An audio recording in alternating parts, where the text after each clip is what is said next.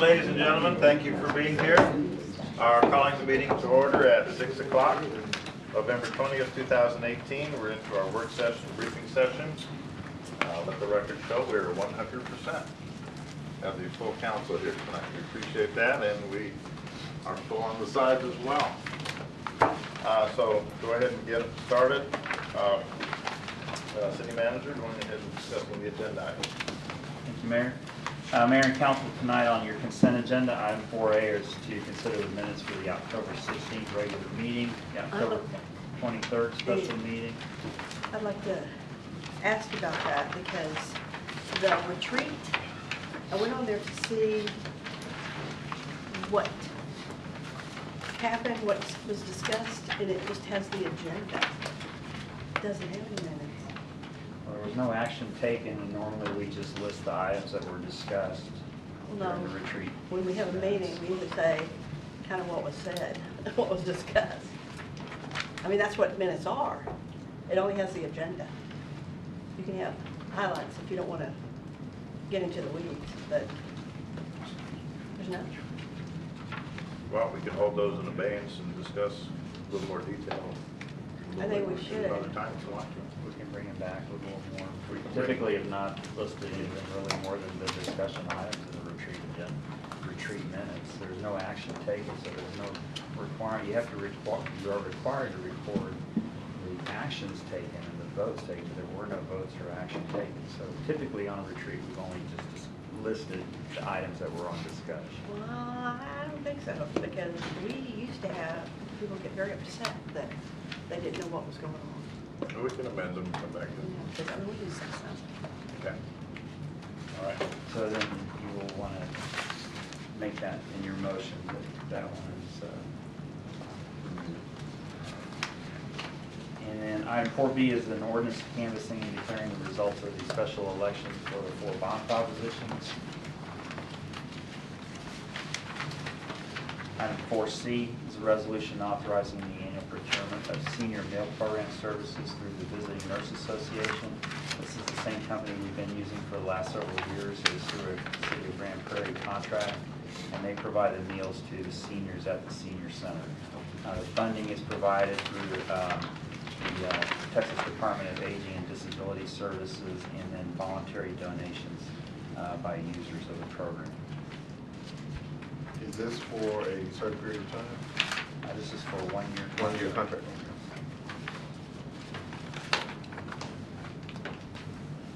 Item 4D is a resolution authorizing a contract with Siemens Mobility for traffic signal maintenance services.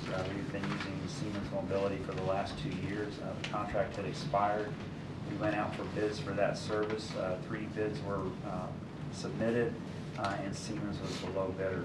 We've had excellent service with them. They provide traffic signaling maintenance over and above what our traffic signal technicians do.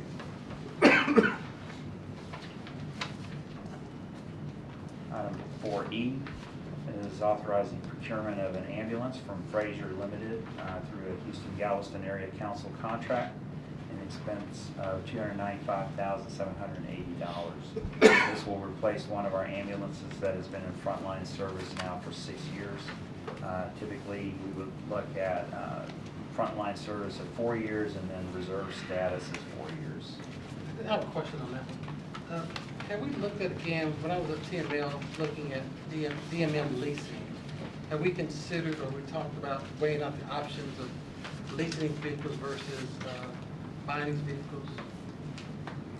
I don't know if we have, I think at some point, you know, Greg, but I believe at one point in time, our fleet services manager is not here, but he has in the past, I think, looked at a leasing option, but I don't know if we've done that lately.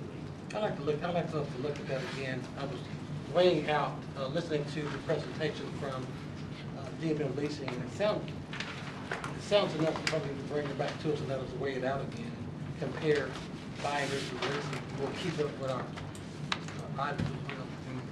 We can take a look at it. My experience is that those cities that do leasing are typically, they don't have the funds available to buy, purchase equipment.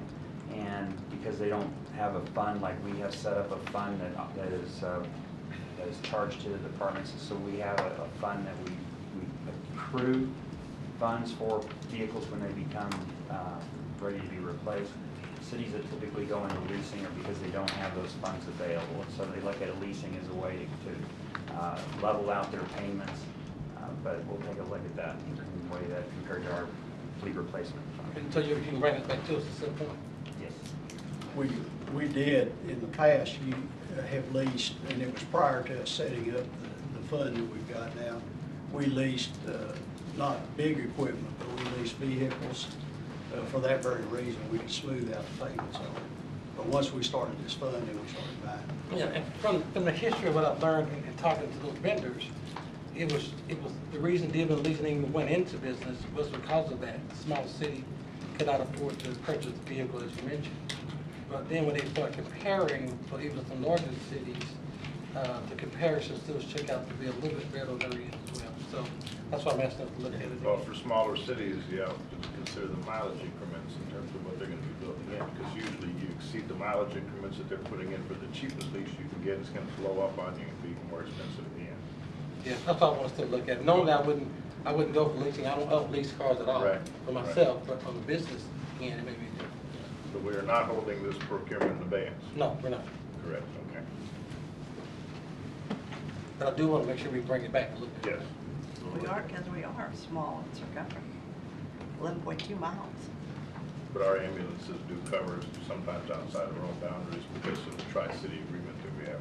I understand. Still is not like Because when they Dallas. travel, Yeah. if they have to take a client to a hospital, it's gonna be, sometimes it could be Methodist Central, could be Methodist Mansfield, could be Methodist Charlton. Item 4F is a resolution authorizing an application from FEMA through the Assistance to Firefighters Grant for funding for 3 thermal imaging cameras. This would replace 2 cameras that we currently have. Those units are 10 years old and they've been discontinued. If we receive this grant, then the City of Duncanville's share would be $2,000 or 10% of the total cost. Item 4G is a resolution authorizing a 2-year bid for janitorial services at the field house to D&A Building Services. This is an estimated 2-year expenditure amount of $139,000. Our current contract had expired this year, and so we went out for bids. We received 4 bids, and D&A Services was determined to be the best value to the city. At 69, again for 2 years of $139,000. And that's just exclusively for the field house. That is just for the field house, correct? And looking at the group that we were using, they were high, They came in very higher. high, so. Other than them being local, what else? do Well, we- their current contract was lower. Yeah, Right. the contract we've been under, I don't know why they came in at a higher bid though, They haven't provided us any price increases in the time frame during the 3 years. during the 3 years that we had, that was how the contract was originally written. So originally, the field house was was going to just extend it, but they were wanting quite a bit of price increase, so we went ahead and put it out for bid. Tell me about the owners. I know this was local company, right? Yes, relatively local. And I believe D&A Building Services was our vendor before the current contractor that we have. And so, Greg, you can probably speak more on that. DNA was prior cleaning service prior to Vanguard. Is it a veteran-owned business or a women-owned business? Where are they located? Dallas. Tell me about the business. Tell you about this. They've been in business 27 years. They had the second bid in terms of price. There was one lower, but the gentleman that was lower was confused on who supplied supplies, and they weren't real strong in porter service. With their prior experience of the building, coupled with their second lowest bid, it made sense to go with that bid. Any veteran-owned companies have been bidding, do we know? No, sir.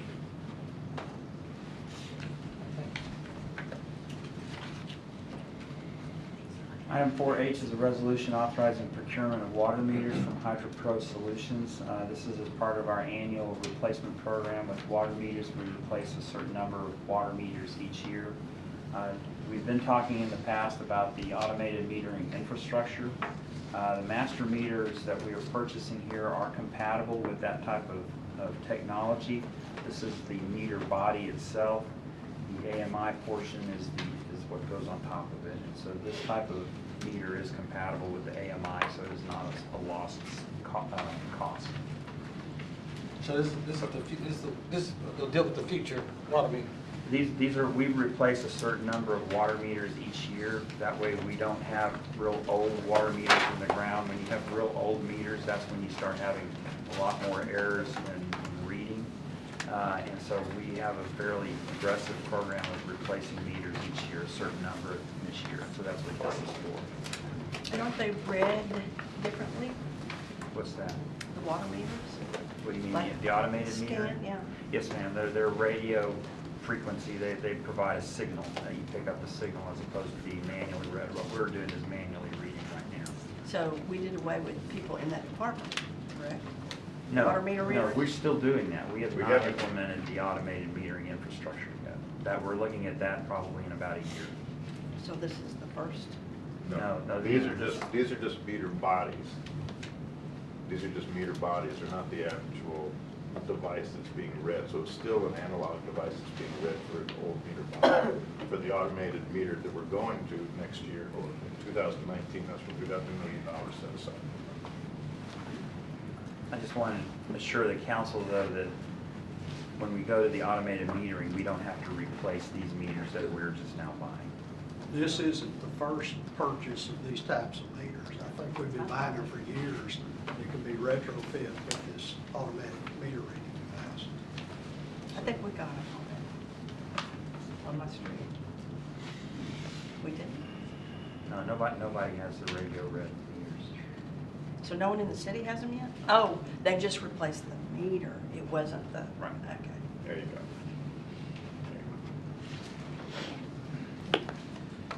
Item 4I is an appointment to the Multicultural Social Engagement Partnership. This is to appoint Tammy Abney.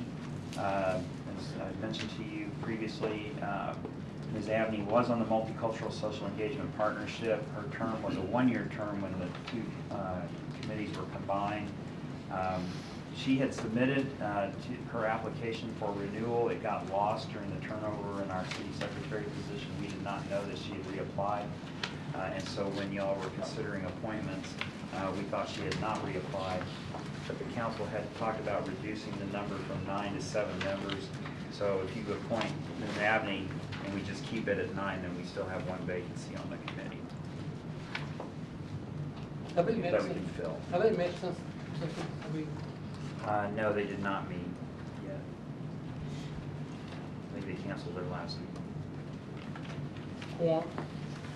No, I don't remember if it was a quorum or if it was just, They just went ahead and decided to go and cancel because of the lack of appointments, so they don't want to wait. All right, thank you. those are all of the items on the consent agenda.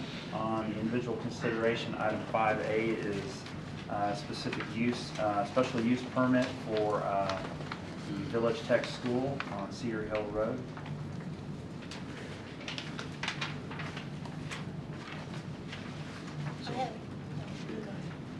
Well, I just want to be clear, this is a zoning change for the entire property, not just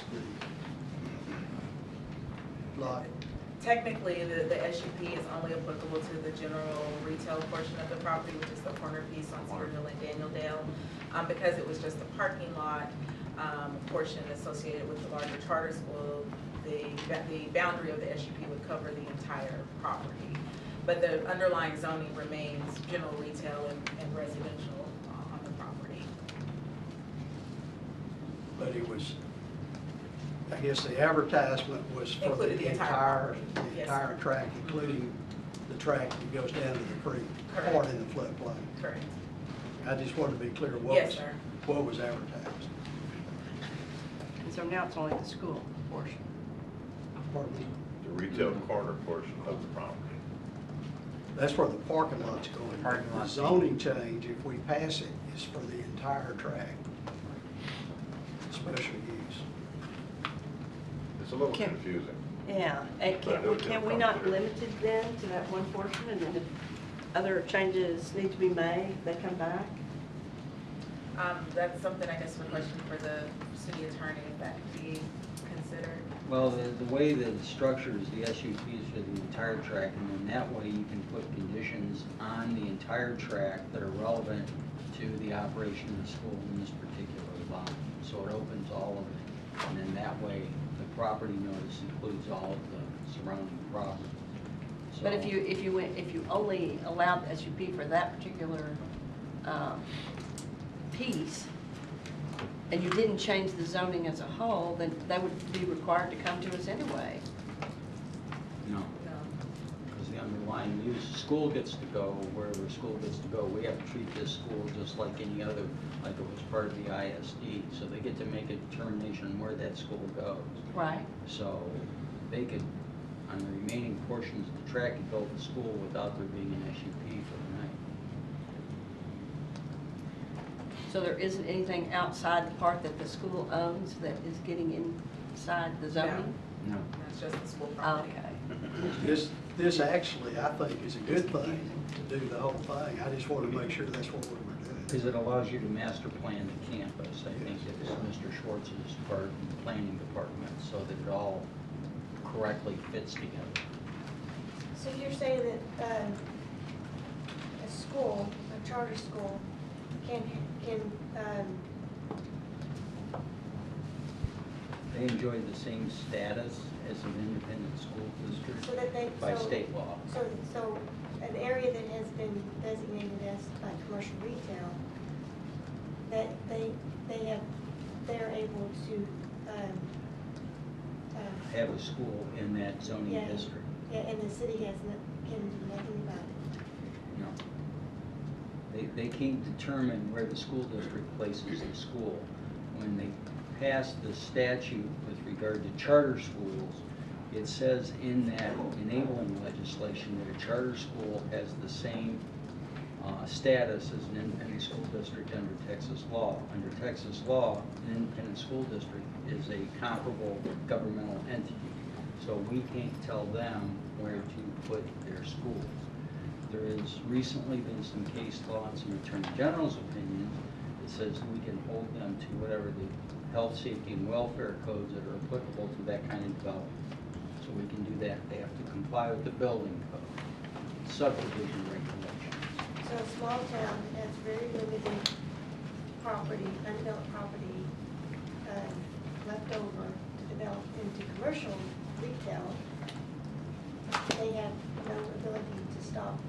Ever since 1964 in the Texas Supreme Court in the Sunset Valley versus Austin Independent School District, that's exactly the issue that was before them. And they said the school district absolutely had the Well, you right to can see the determine school where the district, it's just kind of hard to stomach with it. Well, They yeah, would why have were with you the even RSUP. voting then? Because Yeah. if they don't have to come to us, then, Well, for this particular track, the SUP allows you to implement health, safety, and welfare regulations with regard to subdivision regulations and the planning elements to that.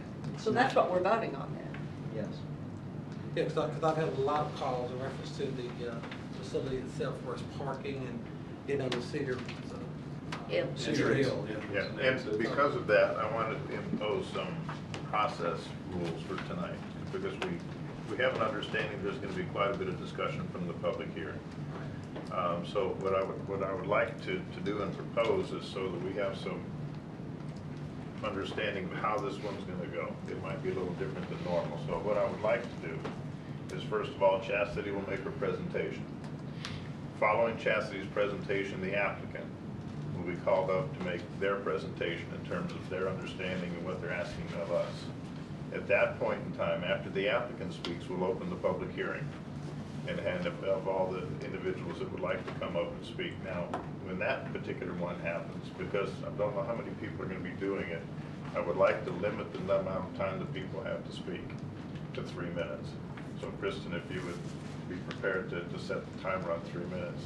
And as well, what I'm going to ask everyone that comes up to the public hearing if what they have to say has already been said, and they agree with either the opposition or they agree with something that's already been said, just please state so. We'll make a note of that and just move on. So otherwise, we could be here for quite some time. But if they have something new to add, they'll have the opportunity to do so. Once the public hearing finishes, I'm going to allow the applicant to come up and make any other comments that they wish to make during the public hearing in terms of the comments that have been made by the citizens themselves. At that point, we'll take a motion to close the public hearing.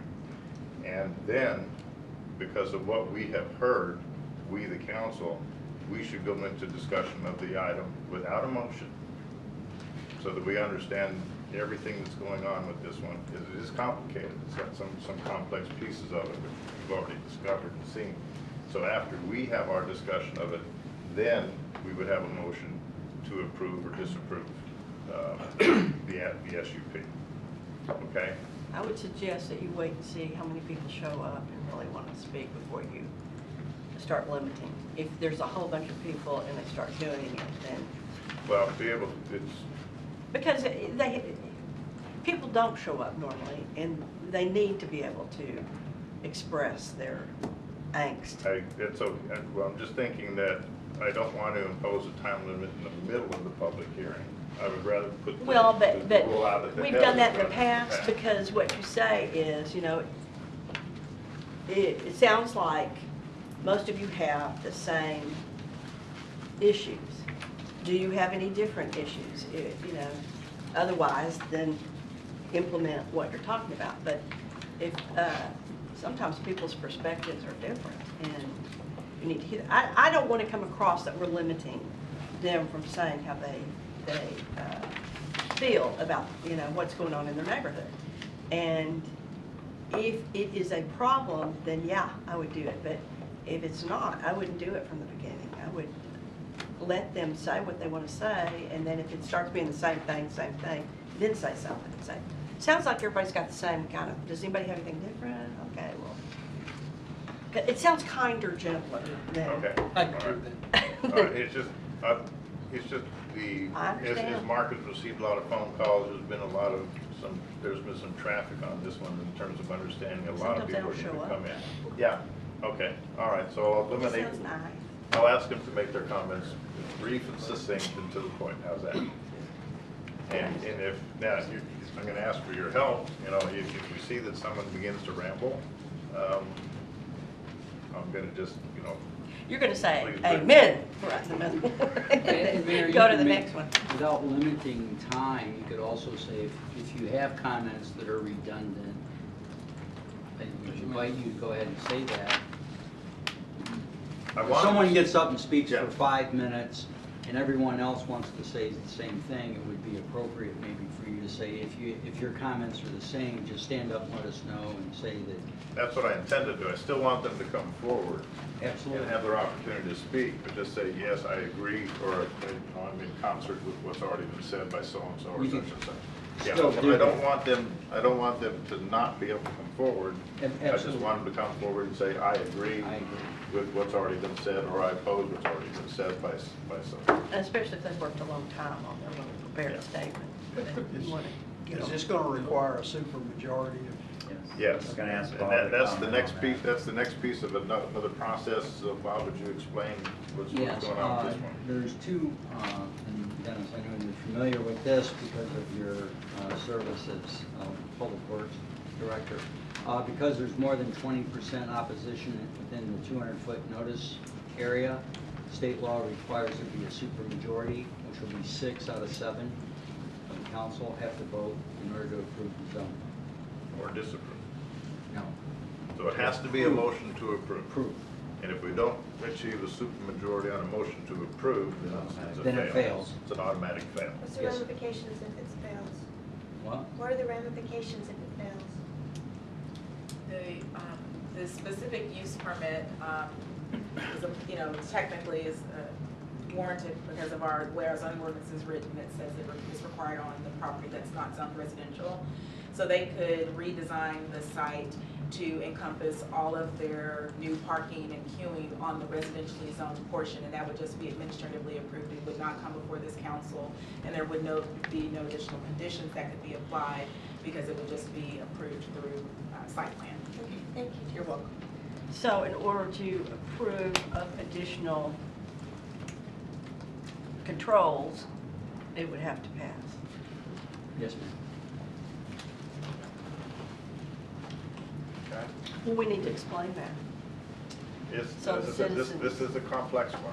so the citizens will understand We that can we're not explain that voting on- against them.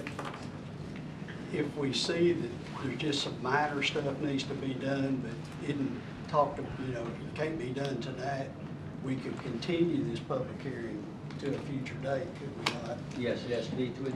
And that way they wouldn't have to pay another fee to come before us. There's two things you could do. You could go ahead and close the public hearing, discuss what those additional tweaks need to be that would garner a sufficient number of votes for it to pass, and then just merely continue the discussion to the future meeting.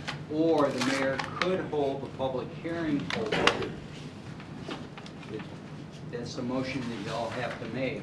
If you close the public hearing before you have conducted that discussion, there may be some administrative things that I would have to get with the mayor to make sure we do.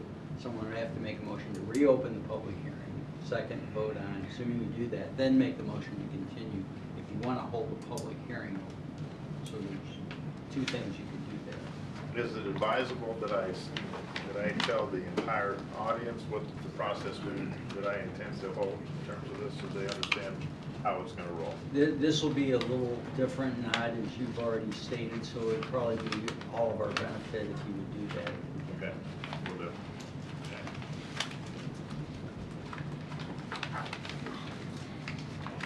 Item 5B is an ordinance. Item 5B is a public hearing and an ordinance for a specific use permit to allow barber school at 1210 South Main Street. This has also been through P&Z, Talks about the what? Planning and Zoning Commission.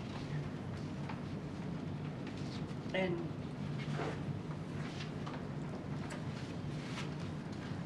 I thought it was kind of odd that it said to help the field house. How's the barber school help the field house?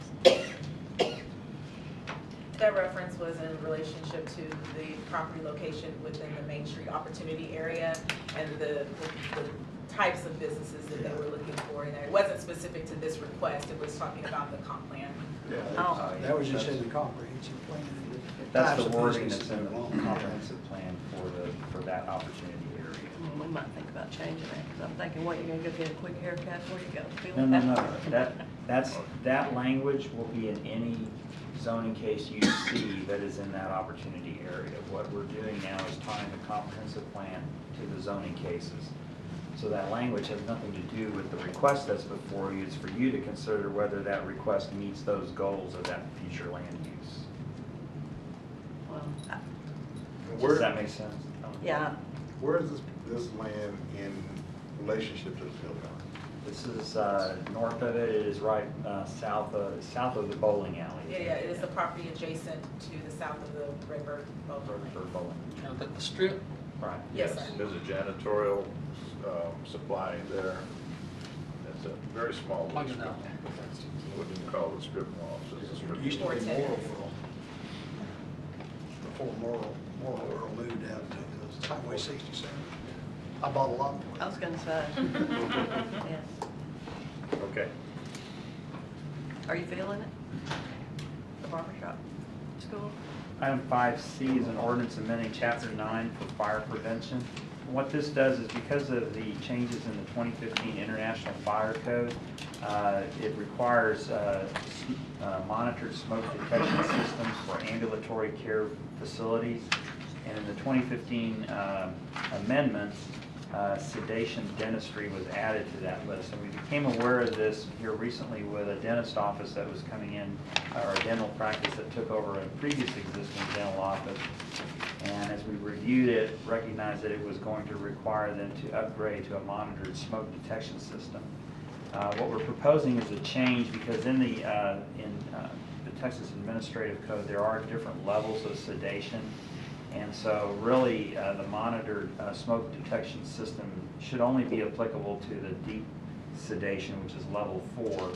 So we're proposing a local amendment to allow the conventional smoke detection systems for levels 1 through 3 and only require the more costly monitored smoke detection system for a level 4 type of sedation. All of the dental practices in Duncanville that we know of are level 3 or below, so this will not impact any of them. If there are any that have level 4, it would only kick in if they are modifying their business by more than 50%. Any new dentistry that comes in that is at level 4 will be required to meet the codes. So we've published all of them level 3? All that we know of are level 3 or below, which means this will positively impact them because it will allow us not to have to require them to go to the higher, more costly. What about the one on 67 and near the field house? Is that level 3 or level 67 near the field house. Henderson. 4? No, not here. You're not talking about the other side. No, right next to the, okay, where the subway's located. On the corner, there's a dental office. That is in on that the in that center there. Yeah, that's it. That's Dallas, isn't it? No, that's where That's the sprinkle. Oh, you're not, I'm not talking about the Yeah, I one, don't I'm know. thinking of That's the existing one with sprinkler the system. the copper system, top. the building sprinkler. What's that I called? would assume Suds, that's building yeah. sprinkle. They would probably meet the requirements already. We don't think, in other words, this change will provide more flexibility for the existing dental offices. And even if they aren't, as long as they're not making modifications, they're going to be grandfathered. Okay, all right, good. I go there. That sounded like Are your you- first. And I just called them about sedation. And tell us why you didn't know your dentist's name, so you can say Dr. Brown's office. Dr. or- Bishop. So next time you go, you can ask them what level of sedation he's giving. By the way, what are you giving me? See, I thought you went to Dr. Pearson and read. I do both of them. She referred me over there too. I got you. Okay, moving on, 5B, please. 5D is a resolution authorizing approval of an economic development performance agreement with Cox Farms Nursery, and this is in up to 70% of the actual cost, not to exceed $22,975 for fire suppression equipment. Cox Farms is expanding across the street to the old nursery there. They have had some development issues, and so this economic development grant will assist them in putting in a dry stack fire hydrant for that property. That is less costly than putting in a new driveway all the way to the back of the property, but they do have to provide fire suppression or capability under the fire codes. Because that property is very difficult to develop as anything other than greenhouses, this is a good example of an economic development grant that is helping a business overcome development cost and make that property, put it at its highest and best use. So this, the DCEDC did approve entering into this grant that is coming before you now. Well, thank you for explaining it that way, 'cause I did have questions on it until you just made that statement, so appreciate it. Item 5E is a resolution approving a 12-month agreement with the Duncanville Chamber of Commerce for hotel occupancy tax grant in the amount of $17,760. And this is the agreement that'll, for the chamber to function as the Duncanville Visitor Center. The last 2 years, we had split out those costs into a separate agreement for the Visitor Center, and that cost covers a proportion of their expenses for utilities, telecommunications, salaries, insurance, lawn mowing, and maintenance and custodial. The amount has increased slightly over last year's cost due to increased cost for cleaning and lawn maintenance and utilities. Okay, I didn't see anywhere in there, it says, regular business hours. I would like to see written in the agreement, the hours that we expect if we're giving money to them, for them to be open. I thought it was 24 hours. Yes, in addition to the actual lobby hours, they also, one of the things that they put in place last year was they put in place a 24-hour kiosk to also provide that additional information in case they were closed for, you know, various reasons during the day. Maybe they had a ribbon cutting or so forth, or maybe it was during the holidays and the lobby wasn't open. So that information is obtainable for walk-in visitors, and it's 24 hours a day. I would like it written in here. Well, the agreement does say And- 24 hours a day, 365 I days. didn't see that. I It's in saw sec- normal It's in visitors section hours. 2 under the general provisions of the agreement. And, so they can get in the door and then Into the foyer. because I've had phone calls before from people saying, you know, they're not open. Now, I don't know if they're trying to get into that particular part. You The know, foyer- just tell the them, I don't foyer know. is The foyer is open 24/7, and so- has all of the information there, their marketing materials, the displays, and special events and sporting events that are coming up. It's all within that lobby area, that foyer area. Kiosks are there as well? Yes, yes. So they can get in Yep. 24 hours. Right, and that is stipulated in the agreement. I don't know if I can agree with breaking out the salaries and all the other facilities that we have to do to part of those dollars. But I'd like to see those dollars go on, it's more advertisement about the business, about Duncanville period. So I It's just don't, supposed to be. I don't see that. I would like to see some of those dollars allocated a different way, such as from social media to advertisement period versus staffing versus mowing the lawn. Well, I this think that's does, part of the general operation.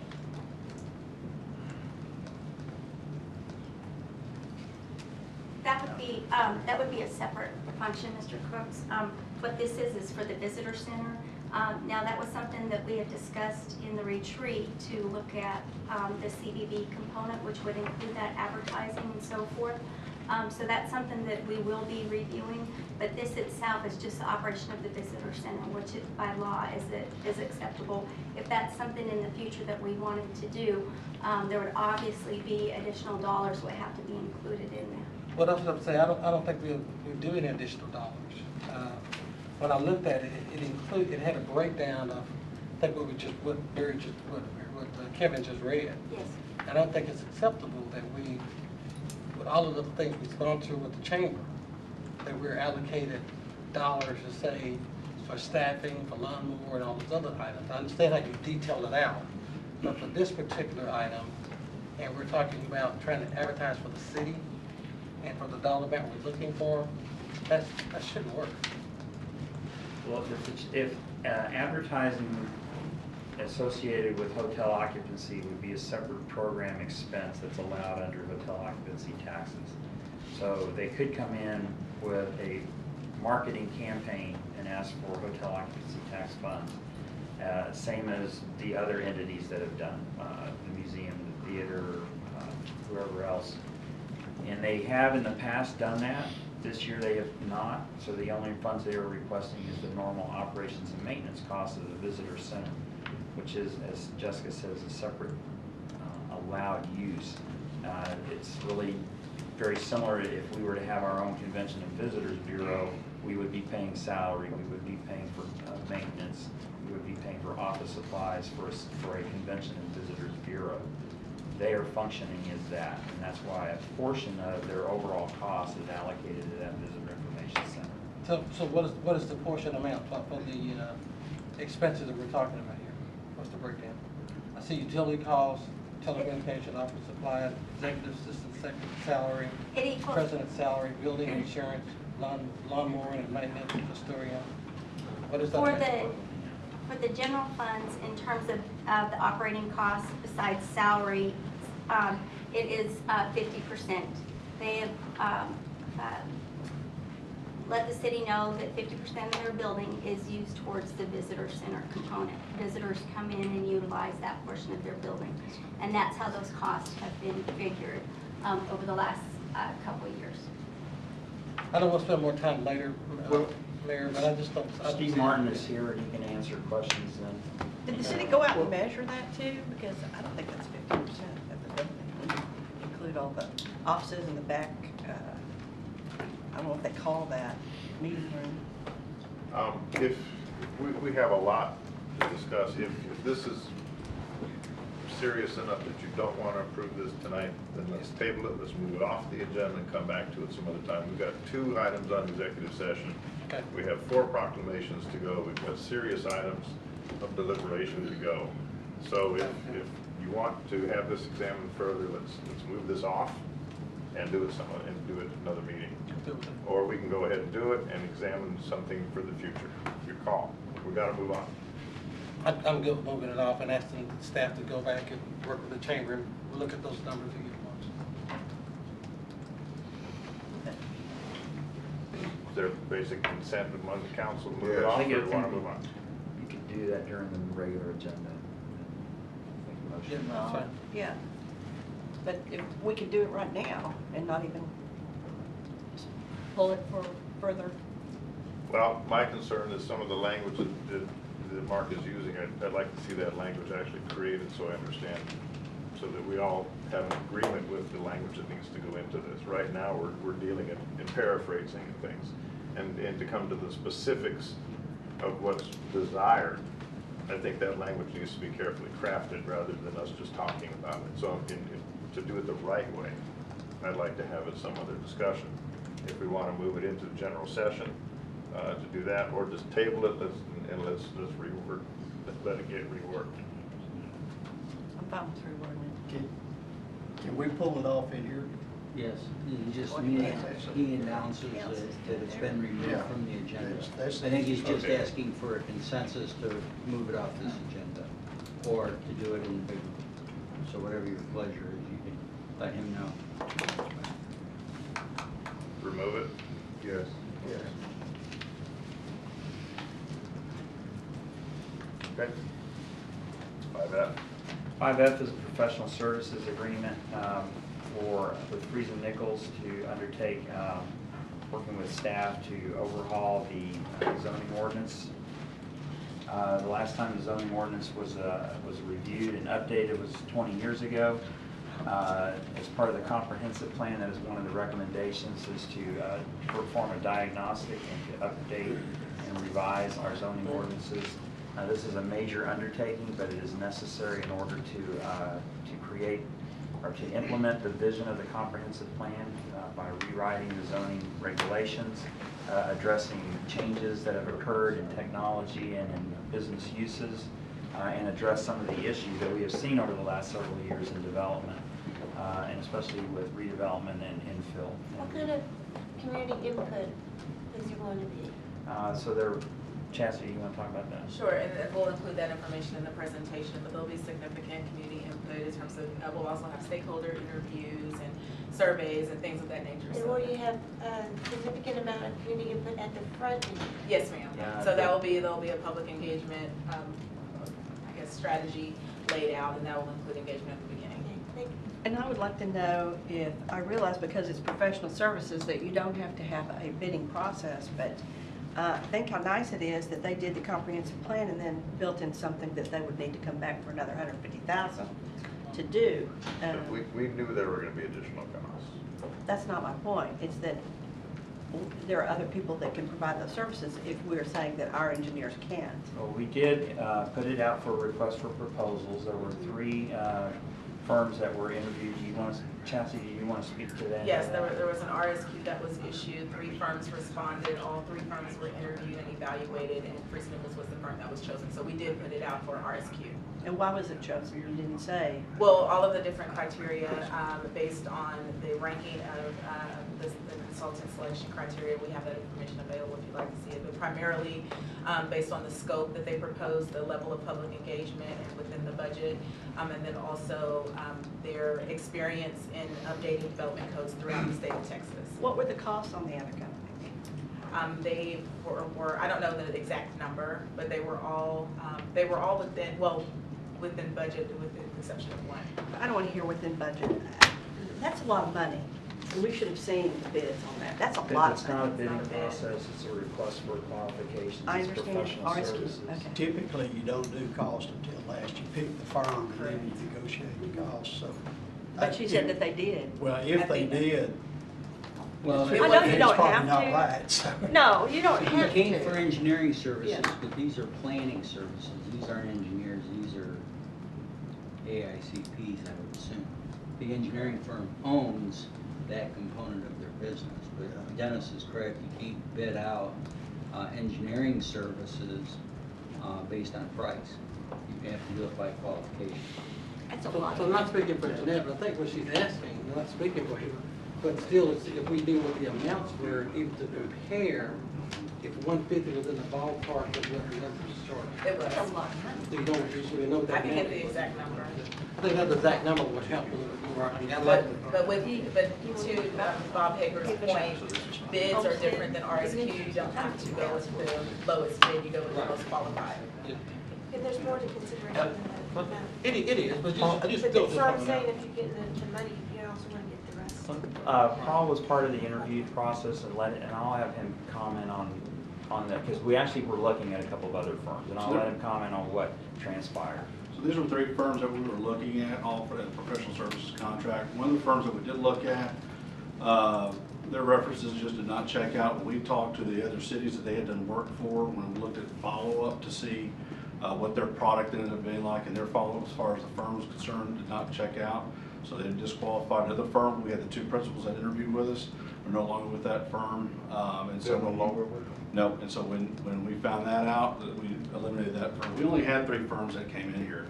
And let me speak to real quick why we're doing this. It's not just really looking at your development code and redevelopment. You're also looking, because when we talk about code enforcement efforts, you're also wanting to strengthen up your ordinances as well. And when you're looking at trying to, when you have existing businesses on the ground that are being allowed to do things, when we get complaints, for example, saying we have a certain situation here, we have an accessory building, whatever, some of those things are allowed.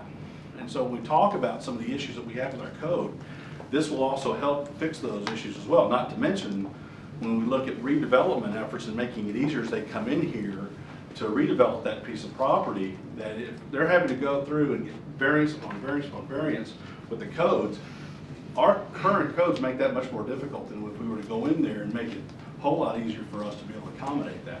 But I do want to stress some of that, again, going back on the code enforcement issues, for example, that really does hinder us, because we get a lot of people going, that's a problem, y'all need to do something about it, but we can't because it's allowed. And so this will allow us to kind of go through and do a really good house cleaning with our ordinances. And granted, it's an expensive process to do that, but we went and interviewed 3 firms and came up with this.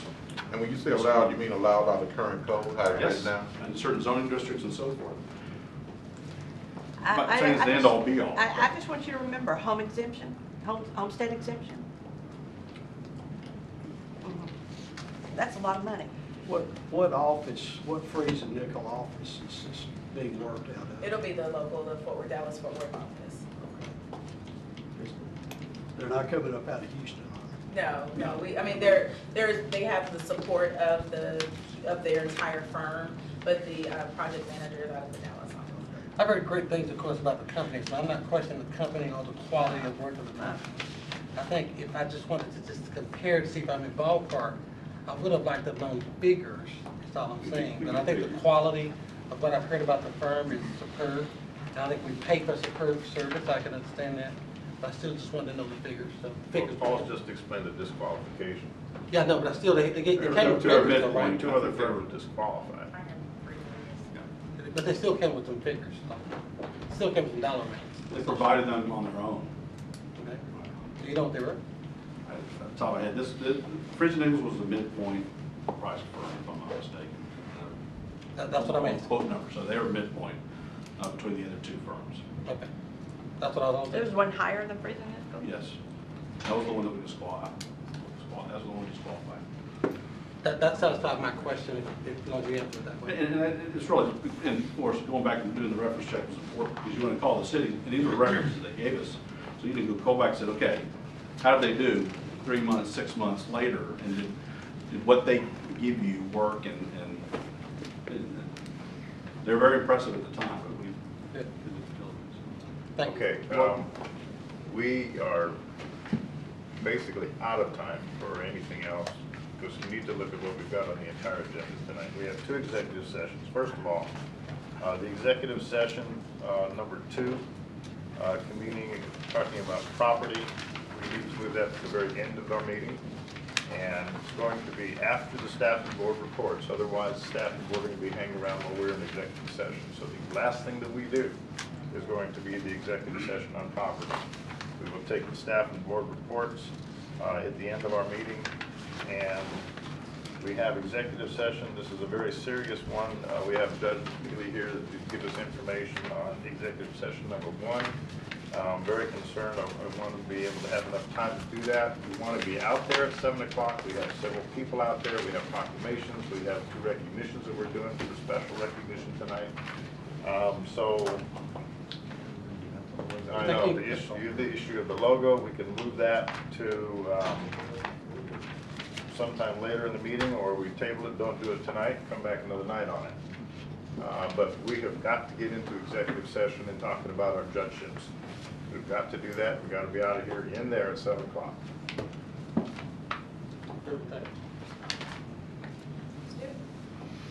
Okay. So we're moving to executive session for one item, right, first? Let's go into executive session immediately. If we have any time left over after executive session to do anything about the logo, we will hear it. If not, we're going to table the logo and do it at another time. Okay? Sorry, consultants. We gotta do what we gotta do. Okay, so we're going to recess our briefing session at 6:53. Going into executive session. Good evening, ladies and gentlemen. Welcome to the City Council meeting, City of Duncanville, November the 20th, 2018. Pardon our coming in a little late. We've got a lot of business that we've needed to discuss. Thank you for your patience and your understanding. Getting underway, we're having the invocation first from Southwest Harvest Church Pastor Lucky Gutierrez. Please stand. Thank you, Pastor. Thank you, Mayor, Councilman, people. Let us bow our heads and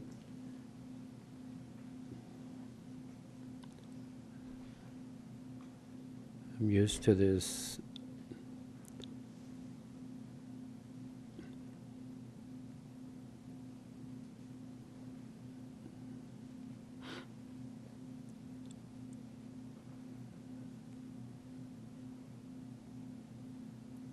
Father God, we love you because you first loved us.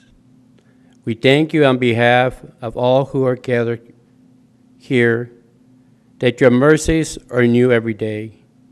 Thank you for waking us up this morning with a new life to show for you, Lord. For this is a new day. We thank you for your blessings and the provisions over our lives.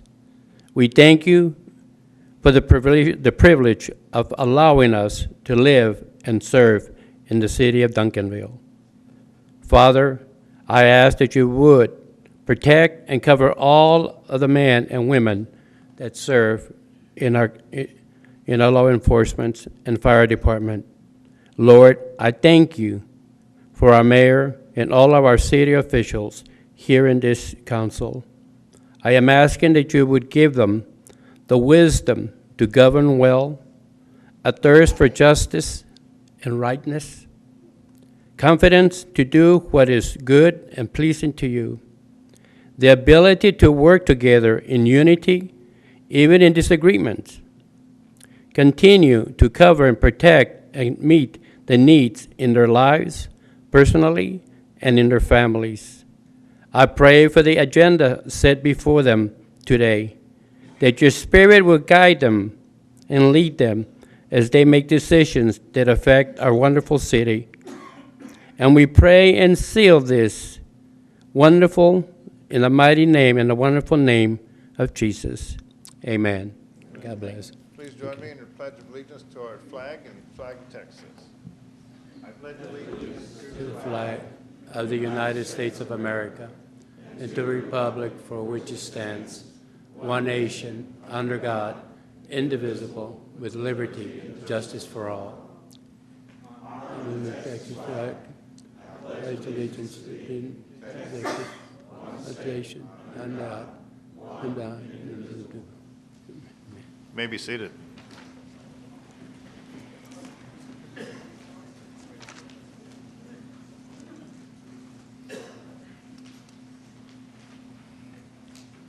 The next item on the agenda is the mayor's report. And first things that I would like to do, I'm looking for two individuals. No, not those two. Kennedy Onek and Sebastian Caballas.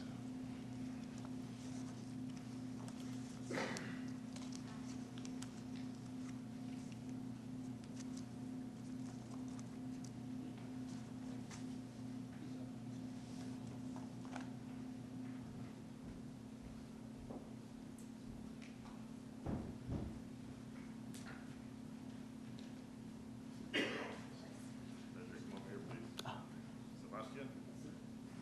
You're right. There we go. Okay. Two wonderful young students, products of Duncanville High School, products of our Duncanville Independent School District. They participated in a national competition this past summer, and in just a few words, why don't you tell us exactly what that is? Probably. There you go. So we had the honor to participate in the National Judicial Conference this past August, which is basically all the top attorney teams in the nation come together for a week of competition arguing the case, which this year was a First Amendment case regarding social media. And through that competition, we were able to finish in second place in the nation. And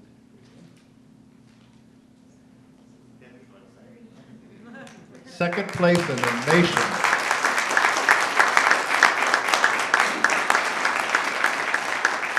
Which no students in the entire region of North Texas have ever accomplished before.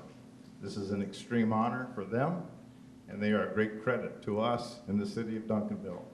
And as a result, I have some certificates and some medallions to present to them.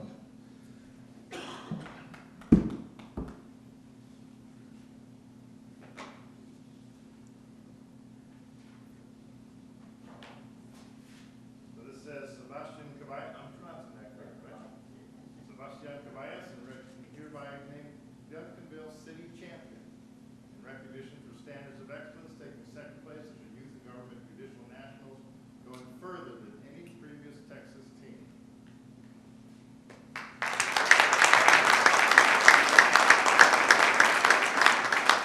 With that, a medallion from the city of Duncanville commemorating this particular event as a city champion.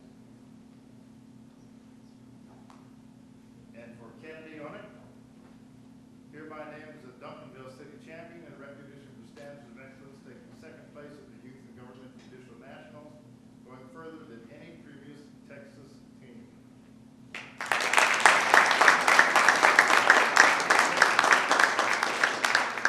Medallion for you as well. Thank you so much, and to your families and all that you do for our city. You represent us well. We're very, very proud of you. Thank you.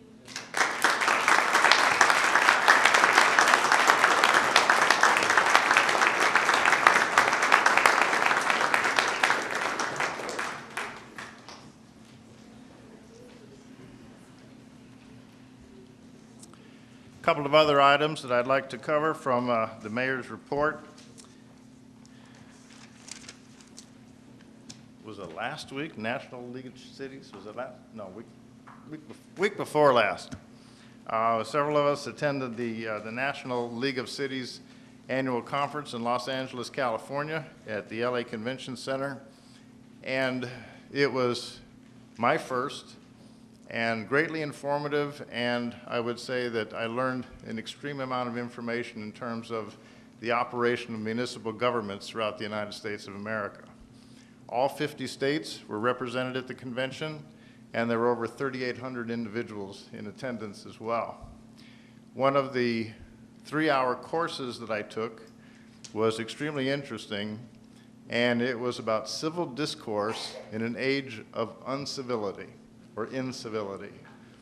The background to that is what's happening in our nation as a result of the incivility of language, presentation, and confrontation that's happening in our nation today. And the underlying cause is the individual that was making this presentation is regrettably, it's the internet, it's social media, that people are willing to be uncivil to each other in media where they would not normally say things to each other in a face-to-face confrontation. And this is not just, it's not just our issue, it's not just the state of Texas, it's the entire nation is undergoing this, and that's why it was made a presentation at the National League of Cities at a national event to bring attention to this, that we as a nation need to get our civility back under control, our professionalism, our demeanor, our behaviors, to respect individuals, to learn how to disagree agreeably and to disagree professionally. So it was a great eye-opening conference for me. One of the things that I did do in consideration for who we are as a city, I did join to become a member of the committee for, it's called First-Tier Suburban Cities. And a first-tier suburban city is defined by the National League of Cities as a city that surrounds a major metroplex or a megaplex or a large city. Becoming a member of that committee is going to enable me to understand the challenges surrounding small cities or cities that border on major cities around the nation. Other members of this committee are from the cities around Denver, cities around Phoenix, cities around Seattle, and cities around Dayton, Ohio. And so I joined it as a first-tier suburban city from the city of Dallas. So I hope that this is going to be very beneficial to the entire city and the council and what I can do to represent us on that. Another item that I would like to make note of, and this has nothing to do with city business, but it's something that each of us as a citizen that uses natural gas needs to know. The price of natural gas has almost doubled in the past 4 months. If you heat your home with natural gas, get prepared. I have an article here that is talking about the increase, the units in terms of how natural gas is produced or procured is in billions of cubic feet per trillion cubic foot, or BTUs. Now what's happening is that this time last year, the price of that particular unit of natural gas was in around $2.50. It closed a couple days ago at $4.20. It's predicted to go to $7. It could go to $8.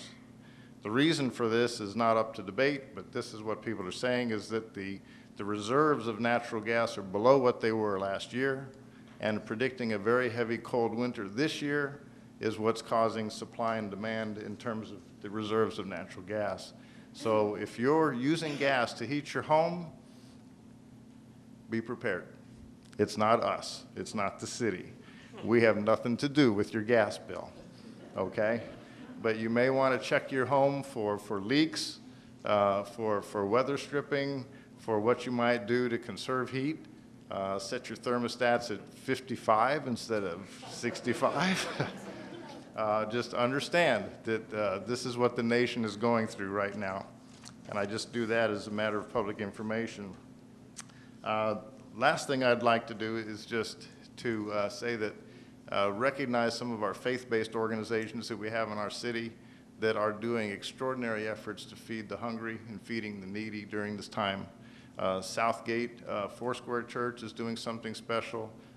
Fairmeadows Church is doing something special. And every Saturday, First United Methodist has a meal that they serve at 5 o'clock on every Saturday. So I want to thank all the faith-based organizations we have in our city for taking care of our needy citizens, opening their doors, and doing all that they can.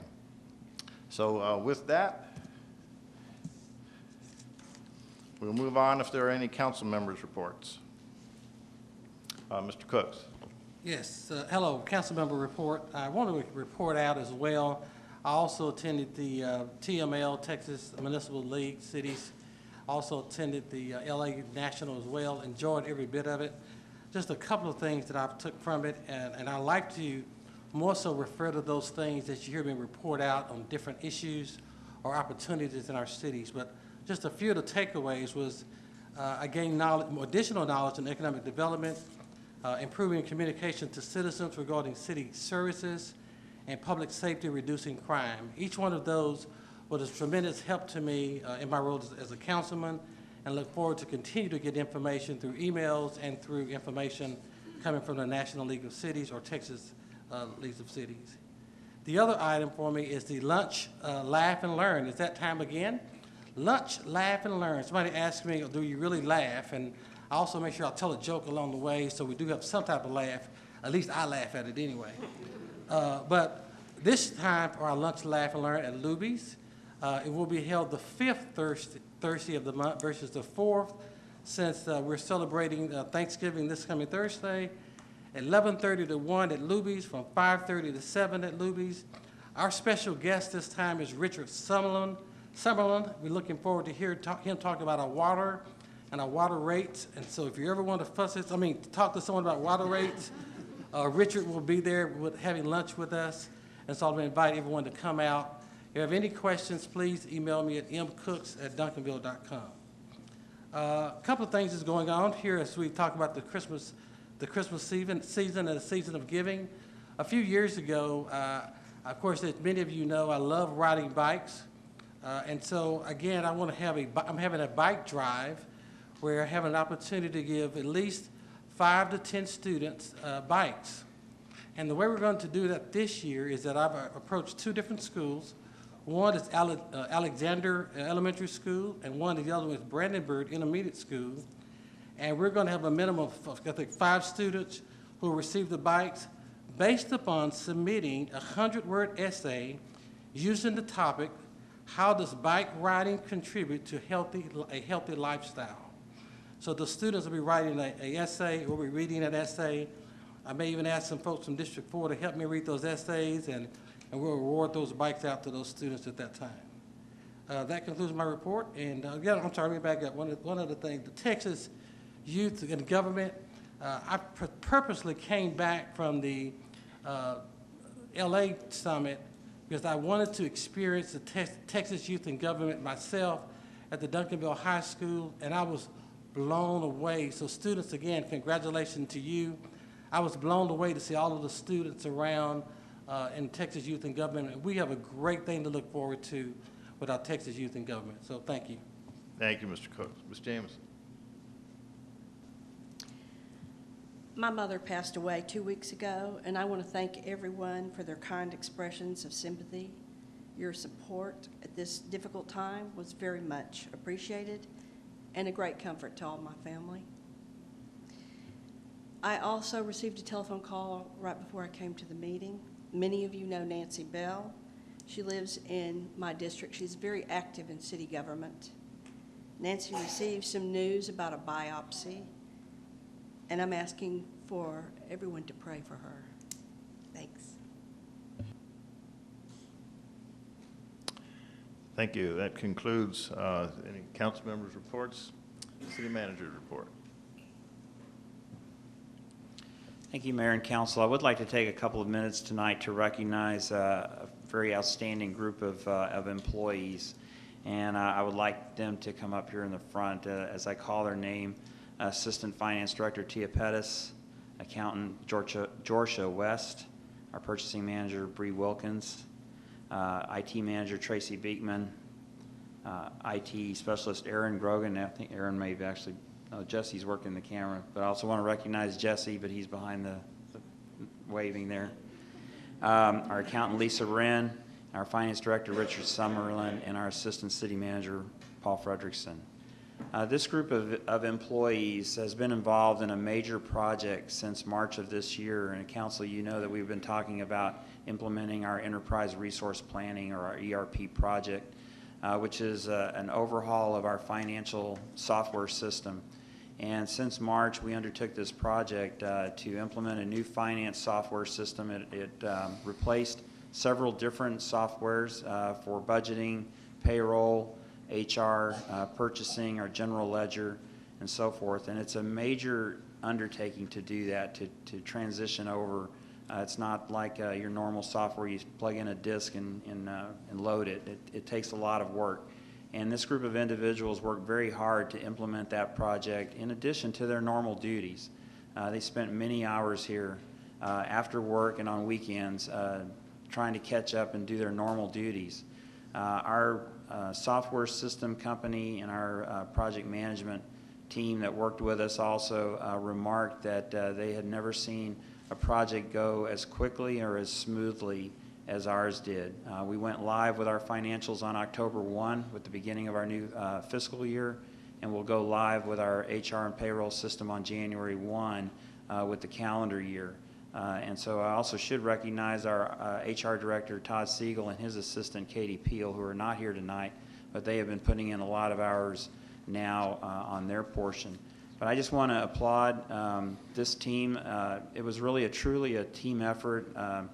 They put in the bulk of the work, but it was also the support of all of our departments in backing them up, giving them the support they needed, getting the data in in a timely manner.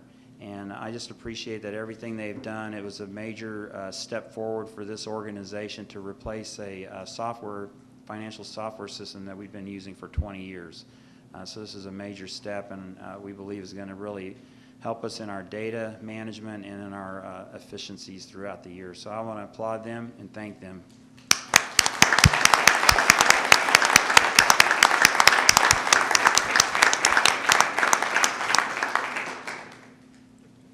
Thank you to all, and my personal thanks. I have been involved in my past life in ERP implementations, and it's no easy task.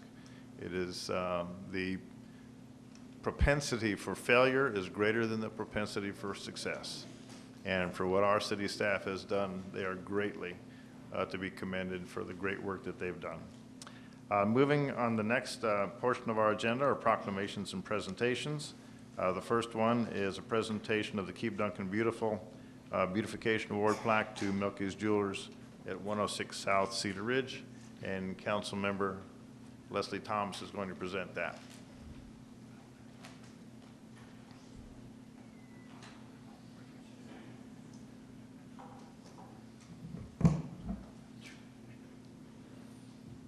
Whereas the City of Duncanville is committed to improving the physical quality of community life, and whereas the Keep Duncanville Beautiful Board was established to promote this commitment, and whereas the mission of the Keep Duncanville Beautiful Board is to empower Duncanville citizens and businesses to take responsibility for enhancing their community environment, and whereas each quarter the Keep Duncanville Beautiful Board recognizes one commercial property within the city for significant improvements to the exterior portion of the property, landscape improvements, and or long-term maintenance of the property that exemplifies high-quality standards, and whereas the Milks Jewelers, located at 106 South Cedar Ridge Drive, has been selected as the Business Beautification Award recipient for November 2018, now therefore Barry L. Gordon, Mayor of the City of Duncanville, do hereby urge all residents to join me in congratulating the Milks Jewelers located at 106 South Cedar Ridge Drive and commending this business for contributing to the beautification of our city.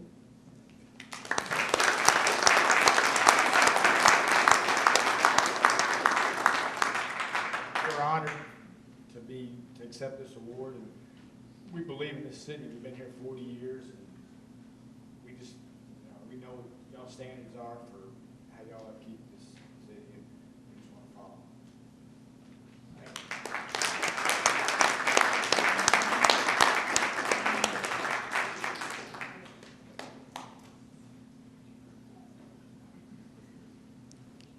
They're getting the picture. Hold on, Bobby.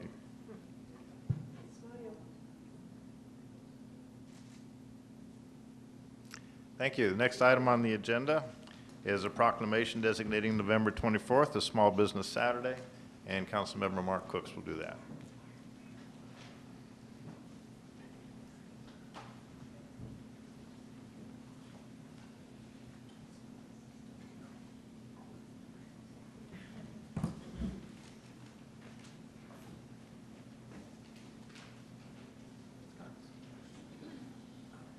Whereas small business is a cornerstone of our free enterprise system, and since the birth of this country has represented opportunities, independence, and the fulfillment of dreams for generations of Americans, and whereas small business owners who work long hours juggling family and careers, responsibility, and serving as community volunteers are integral to our country's prosperity, vibrancy of our community. These entrepreneurs are fundamental to our economy through the opportunity offered by men and women who own and operate small businesses. Many of our citizens are able to pursue their dreams of a better life, and whereas to recognize Small Business Saturday, which is Saturday, November the 24th, a day to celebrate and support small businesses that created jobs, boost the economy, neighborhoods in our community, to encourage shop and local. And whereas the city of Duncanville wishes to recognize small businesses for the important role they play in keeping our local economy strong, now therefore, Barry L. Gordon, Mayor of the City of Duncanville, Texas, do hereby proclaim November 24th, 2018 as Small Business Saturday in the City of Duncanville. We urge all of our citizens,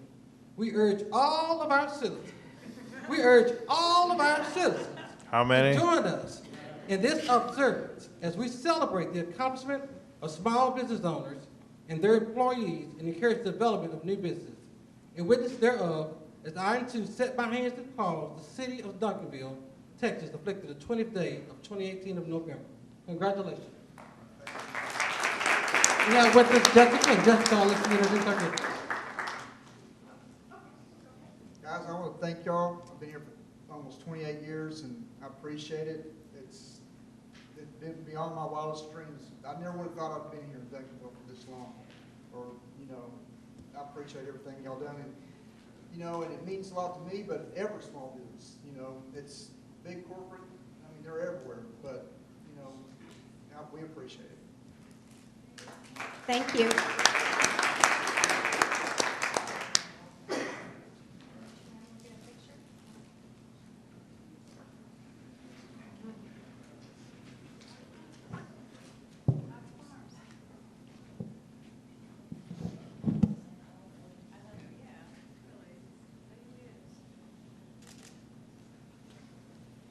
Thank you. And the next item is a proclamation recognizing November 2018 as Native American Heritage Month, and Councilmember Patrick LeBlanc will present that.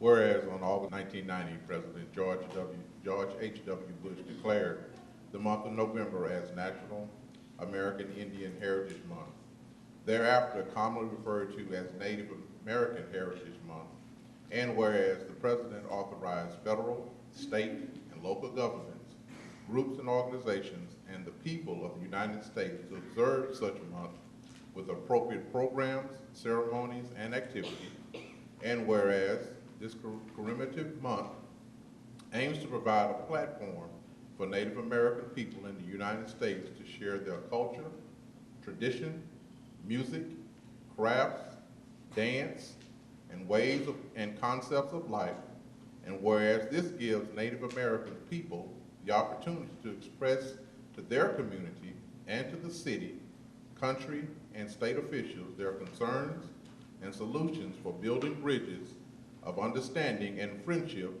in the local area.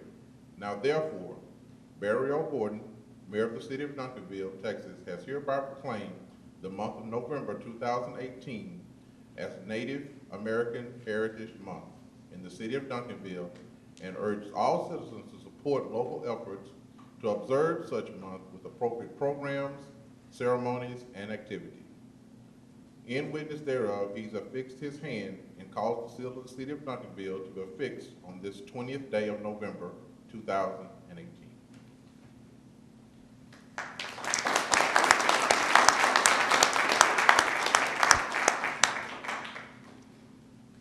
Alito, that's hello in my native language. I am Choctaw from Oklahoma.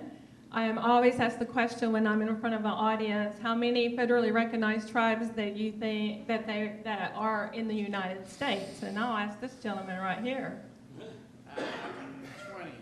20. Well, that is a good guess. Would you like to guess? 1,000. Well, you're right, and you're on the far end, but you're not too hot and you're way too cold, so. I didn't mean it that way, not too hot. There's 574 federally recognized tribes in the United States.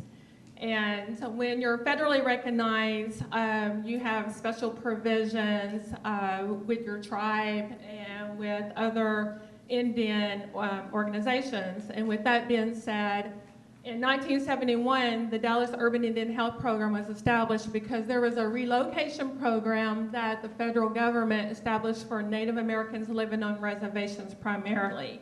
In Oklahoma, it's Indian Territory, so I always include Indian Territory in that subject. So the intent was to give them opportunity for better jobs and education. Well, when there was 34 relocation sites, and Dallas was only one in the state of Texas. There were like 6 in California. But anyway, with that being said, we're located near the medical district. We're a nonprofit organization serving all tribal members. We have several citizens from the Duncanville area that actually receive services at our facility.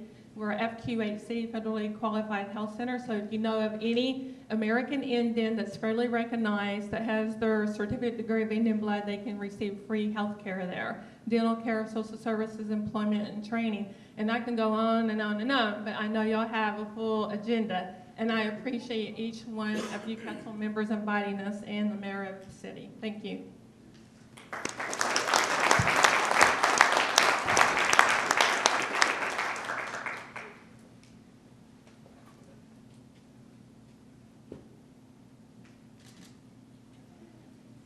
Thank you. Next item on the agenda is to receive the 2008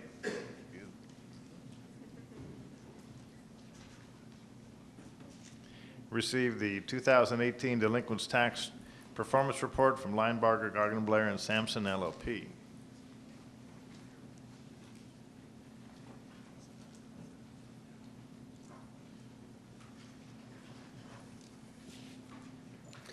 Good evening, Mayor Gordon and council members. My name is Pamela Johnson. I'm a partner with Linebarger, Gargan Blair, and Sampson. And we are going to present to you, of course, your most recent tax collection presentation for the day. But I want to start by just kind of introducing and reminding you of who we are and how long we've been your partners. So for the last 42 years, we have provided collection services in the state of Texas. And through our collection service, we think it's important that we help you fund the essential public services that your citizens need. We've been your partner for the last 19 years. Okay, thank you.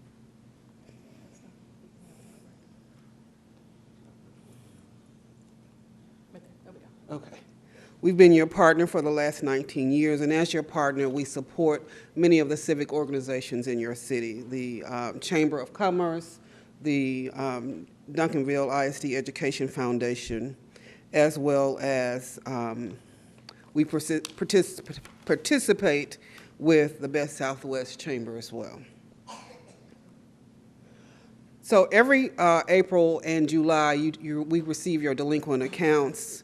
I want to back up just a little bit. In receiving your delinquent accounts this year, we learned that your current year tax rate at the end of this fiscal year, collection rate ended up at 98.54, which is an all-time high for the city of Duncanville. What does that mean to us? That means we get a little bit less dollars to collect, but that's okay because what's important is that you have the funding that you need to fund the essential public services. But every April and July, the turnover comes from from Dallas County Tax Assessor Collector. We take the time to analyze that tax roll in order to provide a customized collection program on your behalf. And in doing that, we first identify the accounts that are considered protected accounts. Those accounts that may be in bankruptcy, or there may be some sort of over 65 or disability deferral on those accounts. And after that, we begin to send a number of mailings on your behalf. We do we will research the address because, of course, if you can't contact the delinquent taxpayer, then we can't collect the dollars. So we do the address research as needed. We contact the taxpayers via telephone, letter, and we also do some other specialized collections like issue bank warrants, and we do site visits. In doing so, in attempting to collect those taxes, we will also negotiate payment arrangements. So we always are talking to the taxpayers to help them figure out how to resolve the delinquent taxes. And that may be a payment arrangement may be one of those options. Of course, if they remain delinquent, our last effort will include filing a lawsuit in order to collect the delinquent taxes.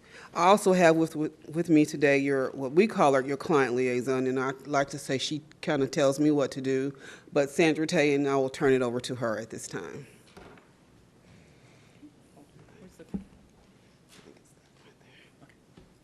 Hi, I'm Sandra Tay. I'm your client liaison. This one?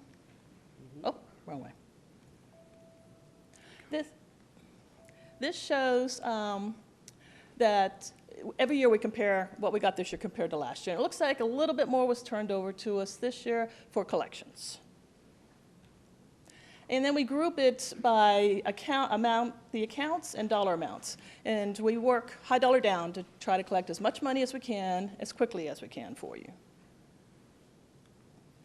And then this is, we collected a little over $581,000 for the city this previous year. And we do that by starting out with notices and collection calls. And I'm the one that actually goes out and does the site visits, talks to your business owners, your property owners, and try to convince them that it's important for them to make this a priority, to get their taxes paid. And we can work out payment arrangements if that's their only option, and we try to work with people.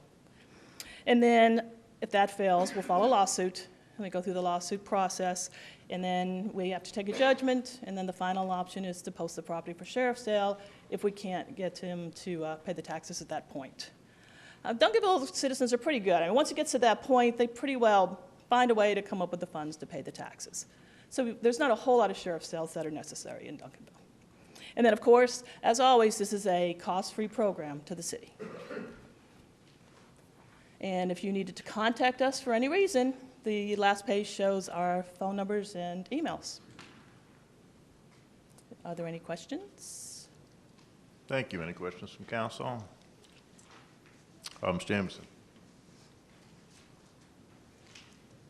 Well, I want to thank you for the job that you do. And also, can anyone call you?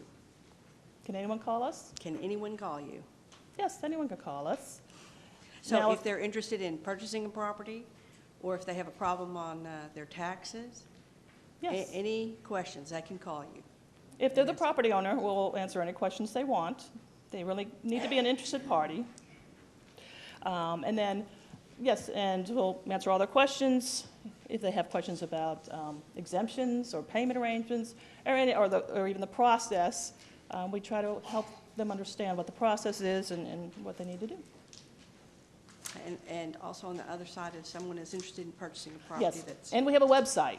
They can always go onto the website every month and see which properties are coming up for sheriff's sale.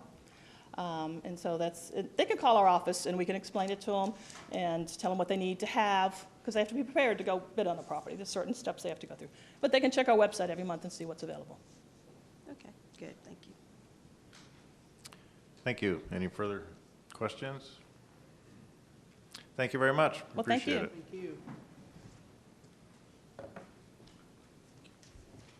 Administratively, for the audience's understanding, if you have the agenda, we have taken care of executive session number 1, but we have deferred executive session number 2 to the very end of our council meeting tonight, so that we could get in here and get started as close to 7 o'clock as possible. So after all the staff presentations are going to be made, that is when the council will take executive session under consideration for executive session number 2, just for your understanding. At this time, moving on to item number 3 on the agenda is citizens' input, and the council will take individuals who'd like to make comments You will be limited to 2 minutes. To make your comments, please state your name and your address. And those individuals that have chosen to speak have submitted cards to me in advance. One individual has submitted a request card on the Village Tech project. That is a public hearing item. So if that individual, R.L. Bernard, if you would prefer to wait, you'll have opportunity to say what you wish during the public hearing instead of taking 2 minutes today, or at this time, if that's what you prefer. You'll have more time to, excuse me, you'll have actually more time to speak during the public hearing than the 2 minutes at the comments. What's the date on that public hearing? Tonight. It's tonight. Yeah, it is item 5A, items for individual consideration. So it's the first major item on our agenda tonight. I'll wait. Okay, okay.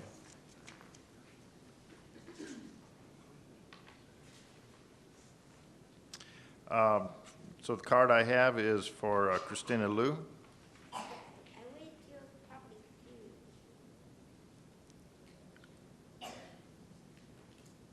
According to the subject on your card, the item that you're wanting to talk about is not a public hearing item.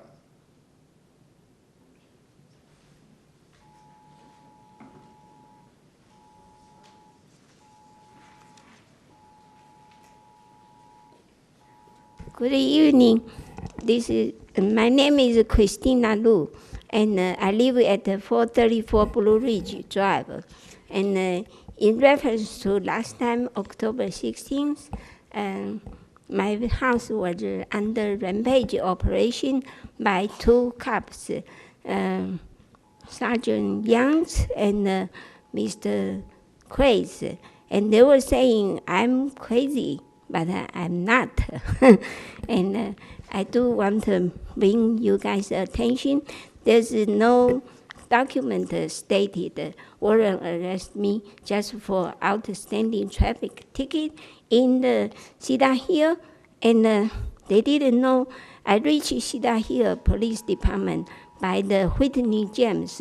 She gave me all the clues how to handle rough life situation. And then by getting to the DeSoto jail, they are friendly, very friendly to me, even give me courtesy ride back home. And there's no document saying search warrant. I'm not a drug addiction person, okay? So my topic is make Duncanville morally beautiful, not just physically, because I feel I'm discriminated, and I have a lot of evidence to prove, and the divine intervention show that I need Leslie Thomas speak for me, because I met him back in 2011. The first time I went to council meeting, stand in front of David Green. Without knowing he was male, I dressed all in green and complained about the code enforcement officer abuse power. Show up one day in advance without informing me, accomplish rampage operation. This time, 2 cops, okay? It's outright robbery, violate human right, and if you want, sorry, time is up. Happy Thanksgiving. Thank you, Ms. Liu. Happy Thanksgiving to you, too. The next individual is Mr. Joe Adams, I believe, if I'm reading the handwriting correctly. I'm sorry, Michael Joe Adams. Yes, sir.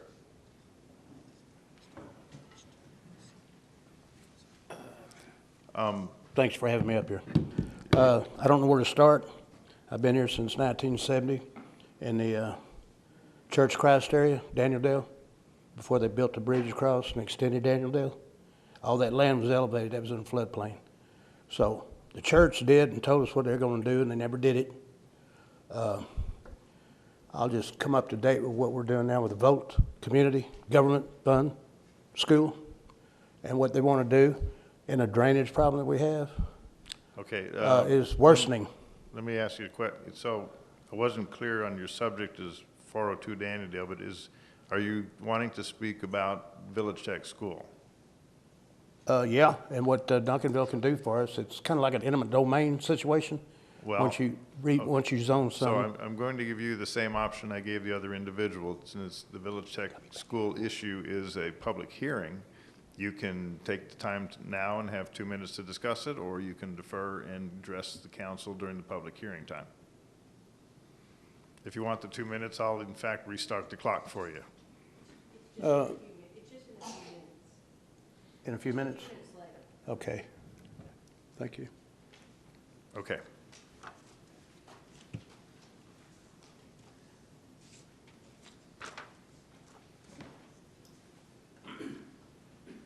Okay, well, that would then close our citizens' input time. Yes, I see those cards, and we have an item coming up on the consent agenda, which is canvassing the bond results. And I see what you would like to speak about, and I think it would be more appropriate if you would, when we get to that point, because I have something to say as well, I will call you up then if it's okay. So moving on to item number 4, the consent agenda.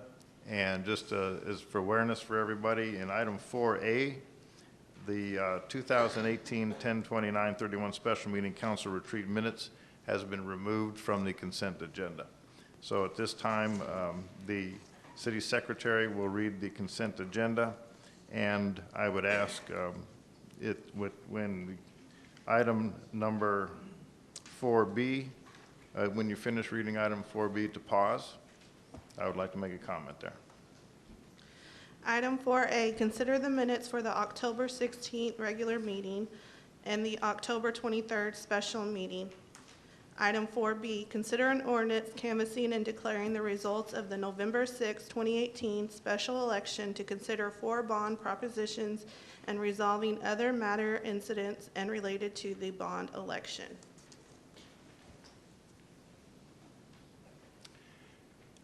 I want to take a moment to express my thanks and the council's thanks on behalf of the entire council to the city for approving the bond election. 54% of the registered voters in the city of Duncanville participated in this election. 31% of the entire city's population participated in this bond election. Those numbers, to my knowledge and research, have never been reached before in terms of participation in this city. It demonstrates the citizenry understanding of what's necessary to propel our city forward, to make it the greatest city we can possibly be. And the infrastructure, the improvements that those monies are going to permit us are going to allow the city to demonstrate to developers that this city is committed to its improvement and what it can do in terms of attracting new businesses to our city and improving our infrastructure as well. The participation of our citizenry during this election is commendable, and for any citizen that is wishing to watch this video at a later time to understand my thanks on behalf of the entire City Council for its participation in allowing us to use these monies that are going to be acquired. And the citizenry has our commitment to be the best stewards possible of these monies. We will do the very best in following through with what the citizens have asked us to do. And for those individuals that served on that committee, for the 19 individuals selected by the individuals on this council, for the work that they did in the short amount of time. They are to be commended, as well as our staff. Our staff did a tremendous amount of work to put forward what's necessary for us to come to this position, to have this $21.6 million available to us to make our city even better and show its commitment to the future. And as I explained earlier, as now I'm a member of the committee of the first tier suburbs of the National League of Cities, it will allow me to be a proponent of what a first tier city up against the metroplex, the megaplex of the city of Dallas is able to do when its citizens foresee and understand what's necessary for its future. I want to thank the committee, give them my profound thanks personally and any thanks to the council members themselves. And at this time, I have deferred the comments that I have cards here from individuals who wanted to speak on that. So I know this is a little out of order, and I hope you'll accept my allowing me to do that. So at this time, I will call forward Gail Slager.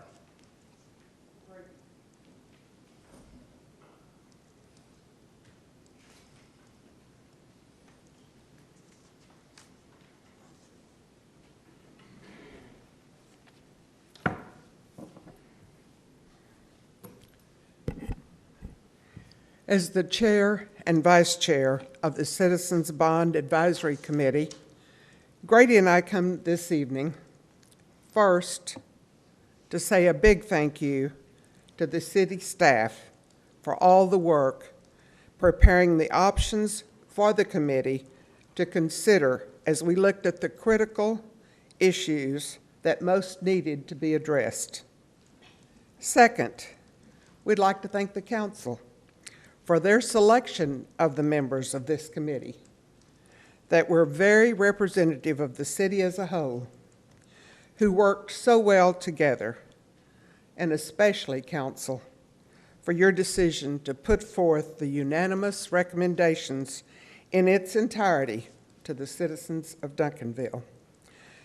Third, we would like to thank the committee that after 3.5 months of intensive study came to a decision on the bond projects. And fourth, we would most like to thank the citizens of Duncanville who voted overwhelmingly in favor of this entire package to improve the quality of life in our great city. Grady? Gail and I agree that in our many years of civic involvement in Duncanville, we've never served on a better committee than this one was. Never. Never. Y'all really made a good group for us to work with. And I would like to ask those folks that are in the audience right now that were on the committee to please stand up. Will you committee members stand up, please?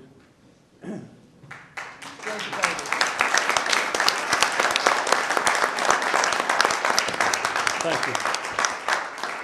Thank you. And I have a card from Mr. Dave Galbraith.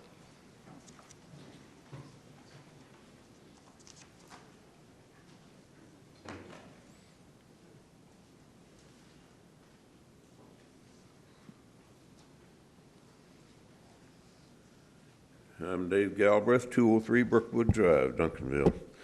Well, Mayor, you just about made my speech for me. Well, then you got 2 minutes. I just wanted to thank you for letting me serve on that committee. And I also want to thank Committee Chairman Grady Smith and Vice Chairman Gail Slager, who managed to bring 19 committee members to unanimous consensus as to the minimal needs of Duncanville, resulting in the committee's report to the recommendations of to the council. And I wondered how, before we met, I wondered if 19 individuals of diverse backgrounds could come to reasonable consensus on the minimal needs of Duncanville, but with the city council's strong support, the citizens voted to complete the community's strong consensus, which is remarkable. Thanks also to the city staff for providing detailed information to the committee and adding to that information as needed by the committee to reach the consensus on scope, specifics, and cost of the 4 bond categories. Let's promise our citizens that council will buy and invest in what we truly need, not rush off to make investments without clarity and confidence in the outcomes. To those in our community who supported a pay-as-we-go approach to funding the comprehensive scope of bond projects, I would simply say I believe that pay-as-we-go is prudent when feasible, especially in our household finances.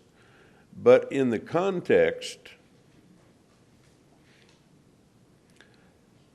of a liftoff to launch the 2017 Comprehensive Plan objectives, time is of the essence. That is, maybe we could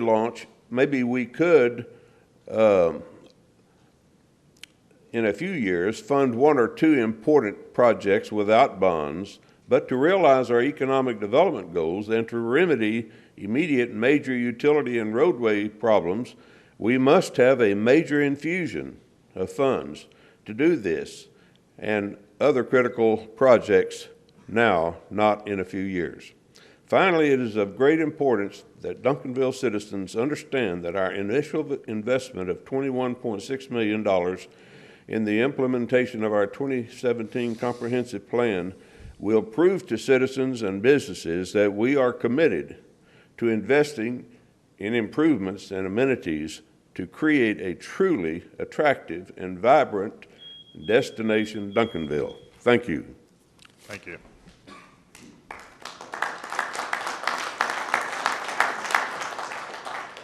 City Secretary, please continue with consented item agenda.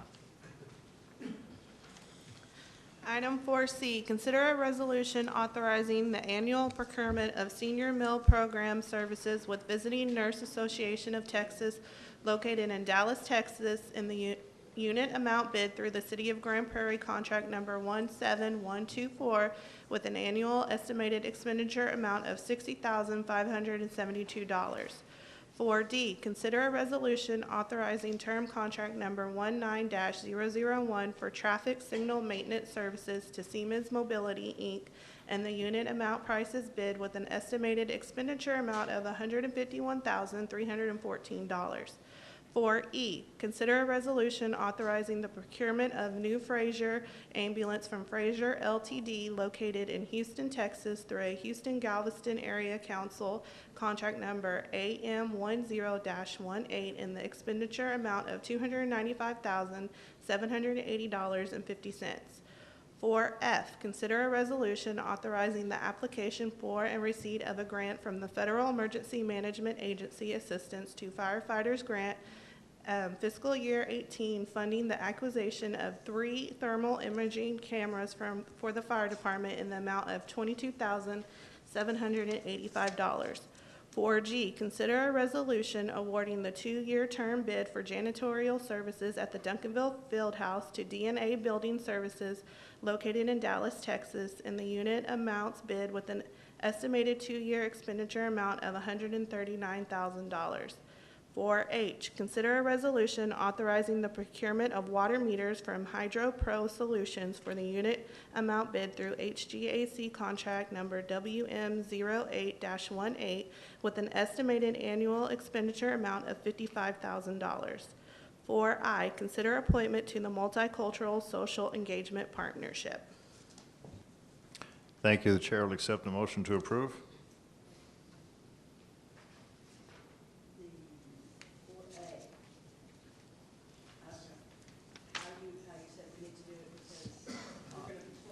The mayor removed that, council member.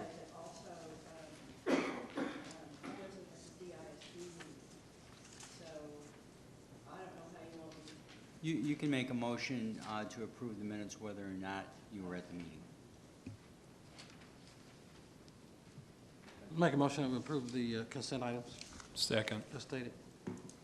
We have a motion to approve and a second. Please vote. Thank you.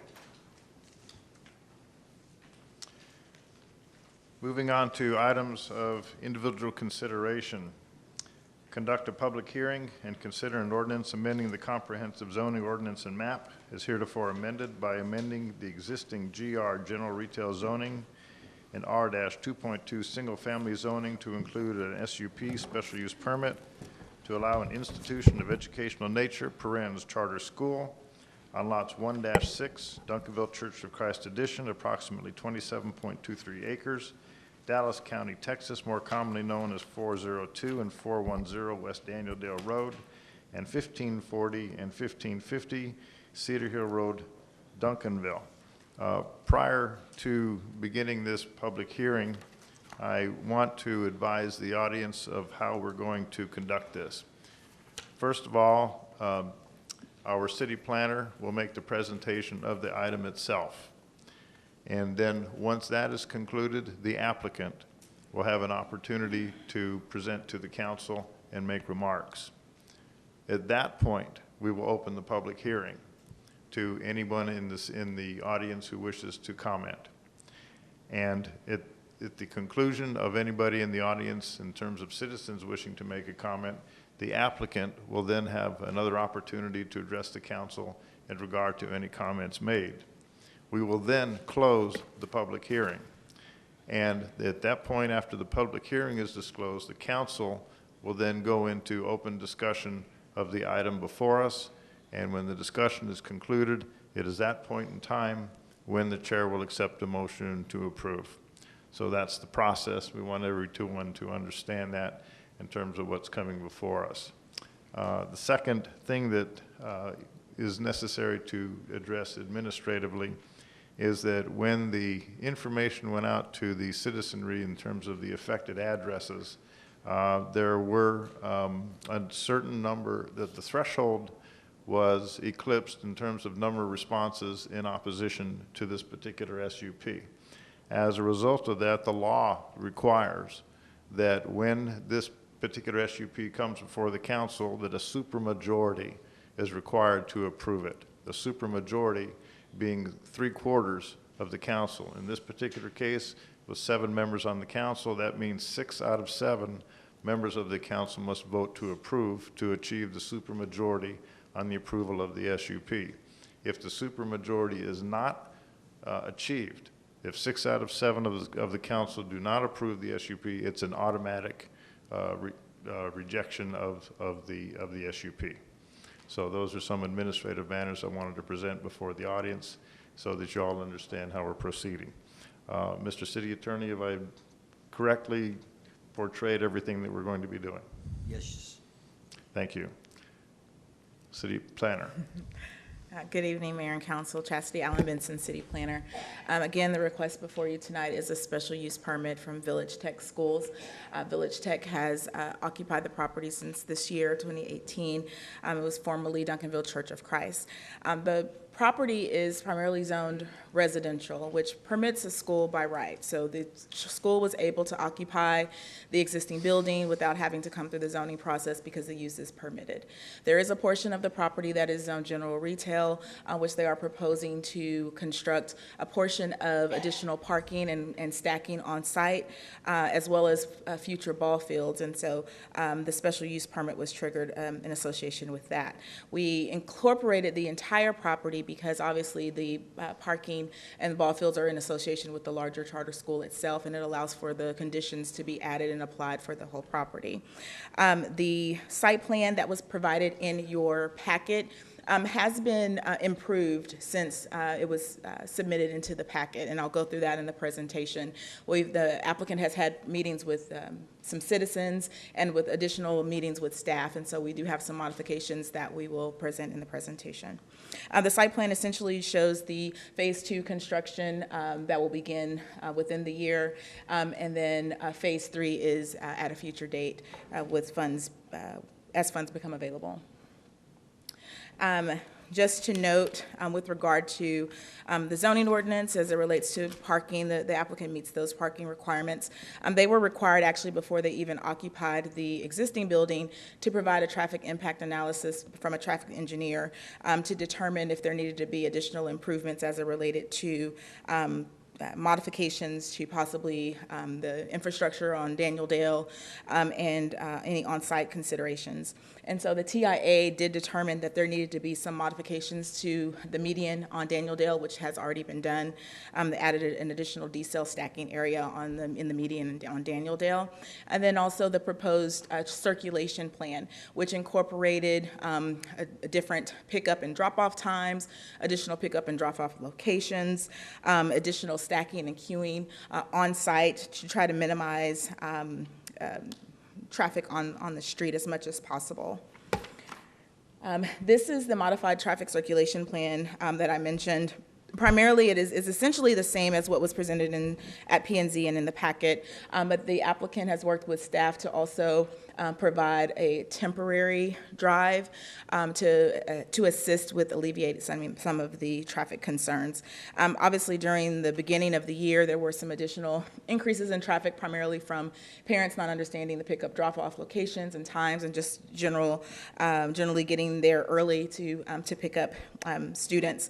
Primarily, they do indicate that most of the traffic typically dissipates within 20 minutes of the pickup or drop-off times, and so that the school is making every effort to try to minimize those issues. I don't believe there's a pointer on this clicker.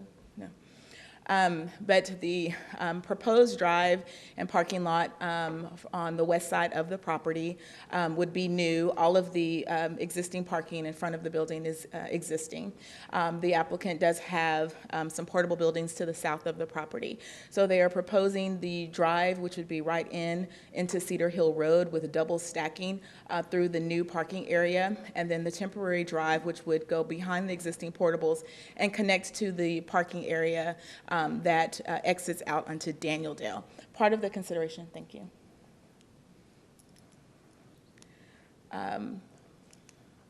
So this is the entrance here, again, right in, double stacking, looping here. There's a temporary drive to the rear, and then coming out and exiting onto Daniel Dale. There's also different colors indicating the different age groups, and so they do a really good job of indicating and providing this information to parents so they know where they can and cannot drop off children. There is an entrance here on, I don't know where it went. I'm all over the place, Star Wars like. There is an entrance here from Daniel Dale with double stacking, and then 2 exits onto Daniel Dale Road. So part of the major consideration that we've heard at the P&Z meeting was concerns related to exiting onto Cedar Hill Road. So the applicant has tried to address that by allowing the entrance only from Cedar Hill Road during pickup and drop-off times, and having them loop around and exit onto Daniel Dale. Phase 3 always anticipated making a connection to exit onto Daniel Dale, but because of the location of the existing portables, that's not an option in terms of the proposed location in Phase 3. And so they are proposing this site plan, the traffic circulation plan, as the option to be considered by the council tonight. So should you all recommend approval, this would be the plan that would be ultimately adopted as part of the ordinance. Again, the SGP allows for the additional parking lot and stacking and queuing, which is trying to address all of the concerns that we've heard related to traffic on the site. Again, it is primarily adjacent to residential, and there is some office development to the north. The property was previously used as a church and a school. The portion of the property on the corner, which is zoned general retail, could today be developed with a general retail use. So retail, gas station, restaurant, those uses are permitted by right. Those would not come before the council or P&Z. They would just be constructed. And so I just wanted to make that note that is the existing zoning on that corner. The future land use plan of the comprehensive plan did indicate public institutional use for the property, just indicating that it would remain in an institutional type of use like a school or a church. This is the proposed area that incorporates the entire campus. This is the aerial. We do not have the floodplain indicated on this map, but there is floodplain on the east side of the property as well as extending here along the south. So there is considerable floodplain on the subject property. This is the zoning map indicating the portion of the property that is zoned general retail. Again, the remainder is residentially zoned. So under our current ordinance, should this SUP not be approved, the use is still permitted. They can continue to operate there. They could modify their site plan to incorporate their new parking and queuing only on the residentially zoned portion, and that would not come before council. That would be just administratively approved through the site plan process. Again, this is the proposed site plan, which shows the existing property, the proposed parking and additional stacking area, which allows for an additional 118 cars to be stacked on site versus on the street, which is a considerable amount. And then, of course, this temporary drive along the rear of the portable buildings. With phase 3, which would be the new construction of this building here, the portable buildings would be gone, and there would be a permanent connection from this existing parking area to connect to this drive to allow for the continued exiting onto Daniel-Dale. So that's the ultimate plan, has always been to allow for that traffic flow to go this direction.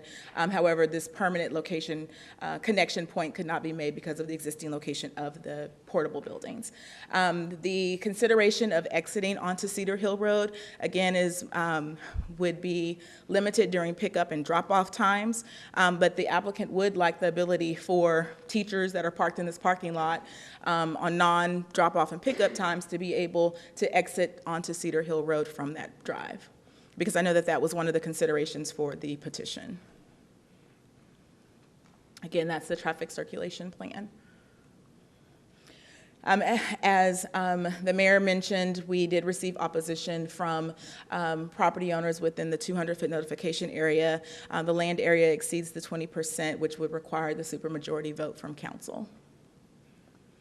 Planning and Zoning Commission did unanimously recommend approval with the conditions that are proposed, including the traffic circulation plan. They did also advise the applicant to continue to work with staff, which is what the applicant has done, which is how we came up with the temporary drive to alleviate some additional considerations. I will also state that in addition to the new building that they're constructing with phase 2, which is here, and the new parking and queuing area, there's considerable drainage and infrastructure improvements with the property. The engineer is present to answer some of those more technical questions, but I know that drainage has been an issue on that site previously, primarily because of there is floodplain on the property, but they are going to be actually improving the drainage situation with the new construction because they are putting in some new drainage infrastructure on site, and so that will help to alleviate some of those issues as well.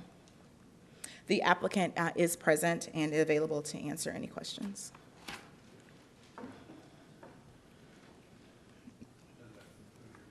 Yes, it does. That concludes your presentation. It does. Okay. The applicant now has an opportunity to speak to council. Please give us your name and address. And title. All right. Good evening. Thank you, Mayor. Thank you, Council. My name is David Williams. I'm the CEO and Superintendent of Village Tech Schools. I'm also a proud resident of Duncanville, 930 Rock Canyon, 75137. And we're proud to be in Duncanville. I'd like to take a moment just to provide some context for who we are as a public charter school, and then speak to the matter at hand with our SUP approval that's on the table for this evening. For us, 7 years ago, started our journey. We were a team of educators that wanted to see public school reimagined. We wanted school to be a place where kids could learn who they were, learn things that last, and learn they belong. This would evolve later into our mission to provide students with great teachers who work together to cultivate character, design real challenges, and establish authentic community. When it comes to character and learning who we are, we want our kids to have an opportunity to develop their passion and their voice through leadership opportunities within our school. When it comes to learning things that last and challenges, we're a design thinking school with an incredible space called The Forge, where students bring their ideas to life. Our current seniors, when they were freshmen, partnered with the Dallas Zoo to raise conservation awareness for endangered species. As a result of that work, our students designed, coded, and built an arcade game that sits in Children's Fair Park Aquarium today. We're really proud of our ability to work in integrated subjects and with the community around us. And our final C of community, we want students to learn they belong. We are a pre-K through 12 school, all on this single site, and that's by design, not on accident. We want our students working with multiple grade levels and ages so that they can be mentors to younger students. In fact, we currently have a musical production going on for The Wizard of Oz, where our kindergarten through second graders are able to perform as munchkins, while our middle school and high school students are directors and actors in the play. In fact, my own daughter has the opportunity to choreograph, and my son, for better or for worse, is the assistant director this year, so help us. But we are excited to see our kids interact at these different ages and work together. Some stats on who we are. We formed 5 years ago. This is our 6th year of operation. We graduated our first senior class last year. We currently have 1,100 students in grades pre-K through 12. Our class sizes are small at 20 to 25. Our grade levels cap at 100 per grade level. We have 113 faculty and staff, and we have a $10 million operating budget. As a public charter school, we don't have access to the kind of facility fundings that local independent school districts do. We are not a taxing entity. We have a charter with the state of Texas. That's a contract that allows us to operate this school and additional schools if we choose. And as a result of that, we are primarily state funded. We're not locally funded in that regard. We have access to a small amount of facilities funding just as a result of the last legislative session. Additionally, over time, we're able to build up our credibility in the credit world and get access to the permanent school fund. And I say that to say that for charter schools, it takes time to work our facilities plans. Our phase 1 was a result of a $20 million finance. Our phase 2 will be the result of an approximately $9 million finance. Those bonds are scheduled to price in December, January, which would allow us to proceed with construction just as soon as possible. I mentioned our senior class last year. We were proud to graduate 73 seniors. 100% of our class graduated. 92% went on to college and military. All of them graduated on the Distinguished Diploma, which is the highest diploma in the state of Texas. They also all completed coherent course sequences in graphic design and engineering. We want our students to be the great creative thinkers and communicators and team players that we know that our businesses need. So, to the matter at hand with our current traffic analysis and drainage. Now, hopefully this evening continues to go well, or I may have to grab Sebastian and Kennedy to get up here and do the talking for me after their great success in nationals. But phase 1 was a purchase of the 28 acres, and then also to renovate the current facility at 47,000 square feet, and that provides space for our 8th graders through 12th graders classroom space. Additionally, we have a room we call the Great Room, which includes our cafeteria. We have a gallery space for student work, and we have our forge space that I mentioned. So 100% of our students actually utilize that facility daily, but our classroom space for grades pre-K through 7 are in modular buildings. That's a temporary solution to a long-term goal. Now we sit looking at phase 2. For phase 2, we're constructing a storm shelter. Municipal code requires that we have a storm shelter that can withstand an F5 tornado for all of the students and staff that would be on our site during such an event if it were to occur. This is an expensive proposition. Our current construction costs are coming in just under $450 a foot. And that's with us being mindful and prudent with our dollars. That's not lavish spending on our part. We're a public charter school. I mentioned that previously. So these are expensive buildings to construct and takes a little bit of time, and there's an extensive approval process as well. And I have Mary O'Brien with WRA Architects. She's our architect on the project. She can answer any more questions that you may have about that as well. And then Seth Kelly with RLK Engineering for any of the engineering questions that might pop up. Additionally, with this, we're including an outdoor stage and then senior studio space for our senior students that will ultimately become a black box theater. So the best design, because of the unique nature of this site, we have a pipeline that runs through the north-central and kind of a northeast-southwest diagonal line, and we're not able to build buildings over that pipeline. Exxon wouldn't appreciate that, nor would the city of Duncanville. And so we're moving our campus buildings to the east, and that's where that phase 2 comes in. You can see it up there. As a result, we're losing parking. And so while we're able to expand some parking on the northern portion of the site, we also need to make this additional parking on the western side. Not only that, it gives us an opportunity for queue space for our traffic. I'm a little biased on this, and the gentleman who is the expert on this is not here tonight, But I think we do something that I haven't seen any other school capable of doing when it comes to moving cars, and that we get students out as safe and as efficient as is possible. Our drop-off times on average for families is 3 to 8 minutes, and that's 600 cars that come through our site from 7:30 to 8:15 in the morning. That's our primary drop-off time. Our 8th through 12th grade drops off at 8:45 in the morning. And we get those cars through anywhere from 3 to 8 minutes to have their students safely exit the vehicle, and then they're on their way to class and their parents are on their way to work or wherever they may be going. For dismissal at the end of the day, once dismissal starts at 3:30, those cars are able to make it through the line in 8 to 15 minutes on average. Now, if there's weather, then that can slow us down a little bit because we've got our staff out there working in rain boots and raincoats. But it's an incredible thing to watch as the cars work their way through and these kids are able to get home safely and efficiently. Our challenge is the stacking. And despite our best efforts to ask parents to arrive at 3:30, that the line actually only takes about 8 to 15 minutes, we'll have parents arrive at 2 o'clock. And so they'll sit for an hour and a half, and when the weather's lovely, it's lovely, but it backs the line up. This parking lot and drive line is going to allow us to stack an additional 113 cars on site. That will no longer, 118, thank you, that will no longer be stuck on either Cedar Hill Road and Daniel Dale Road. And while we'd prefer to not see any stacking, our primary focus is getting the queue off of Cedar Hill Road. We've talked with the police department and the fire department and city staff. They've all been excellent to work with on this. And we want to ensure that we can remove that from Cedar Hill Road because it is a 2-lane road. And if there is an emergency, we want emergency personnel to have full access to that. And I know in the first 2 weeks of our operation, it's a significant challenge. We reached out to our community partners and members and let them know that the first 2 weeks are going to be rough. Just give us a minute. Dismissal in the first 2 weeks takes about an hour to an hour and a half as parents learn the system. We also grew by about 300 students, or we had 300 new families from last year. And so as a result, those families have to understand what the system is, why we do it, because it doesn't make sense on the front end. You don't know why you have to pull all the way down for your kid to get in the car when they're standing right there. It's because we understand what gets the students in and out and on their way. So those first 2 weeks were difficult, but we've improved significantly since then. This opportunity is going to allow us to keep those cars off of Cedar Hill Road and improve the queue even further. Additionally, it was brought to my attention on Friday that there are drainage concerns, but as Chastity spoke to and as Seth can speak to, there is going to be improved drainage on that site with Phase 2, and once we're able to get rolling on that.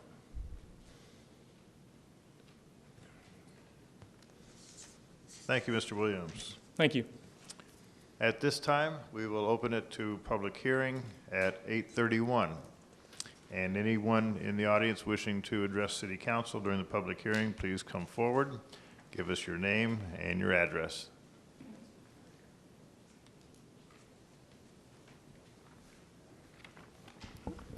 Hannah Olson, 614 Old Country Road. I'm a Village Tech parent, and I also grew up on Lakeview Circle, which in the diagram of the plans, there's this little neighborhood. The only entrance and exit to that neighborhood that I grew up in, and which I still visit every day, is within that 200-foot radius. Not all of those property owners were notified of the proposed rezoning, but they're all very much affected because that is the only entrance and exit to that neighborhood. So if Cedar Hill Road backs up, they're blocked in, as well as the other issues with all of the other houses on Cedar Hill Road. I originally came to speak against the plan as displayed in the packet because I thought it was a very bad plan to have a parking lot with only an entrance and exit onto Cedar Hill Road. However, seeing the presentation of the temporary drive and the plan to have that be a one-way and be able to stack a lot more cars in the drive, I think that this plan would be great and would do a lot to address some of the issues that have been happening. The parents do queue ridiculously early, and it causes major, major issues. Drop-off is no problem, but pick-up, because of that queuing, I know it backs up a lot, and back up on Cedar Hill Road is not good. But provided that the stacking is able to happen in the parking lot, I believe this would be a great improvement and benefit everybody that uses those roads. I would like to say that I am worried that at Cedar Hill Road and the parking lot, with a right in only and a right out only, there might be issues of people making stupid U-turns to get into the parking lot. But yeah, it is what it is. But anyway, I would like to ask council to approve it. Thank you. Thank you. Anyone else?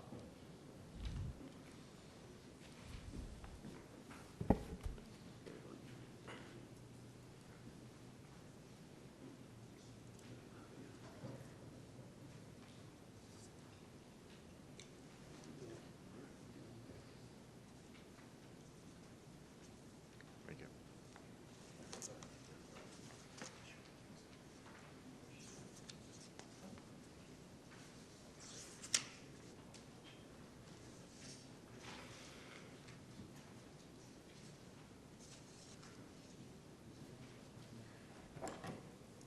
My name is R.L. Barnard. I live at 343 Parkview here in Duncanville.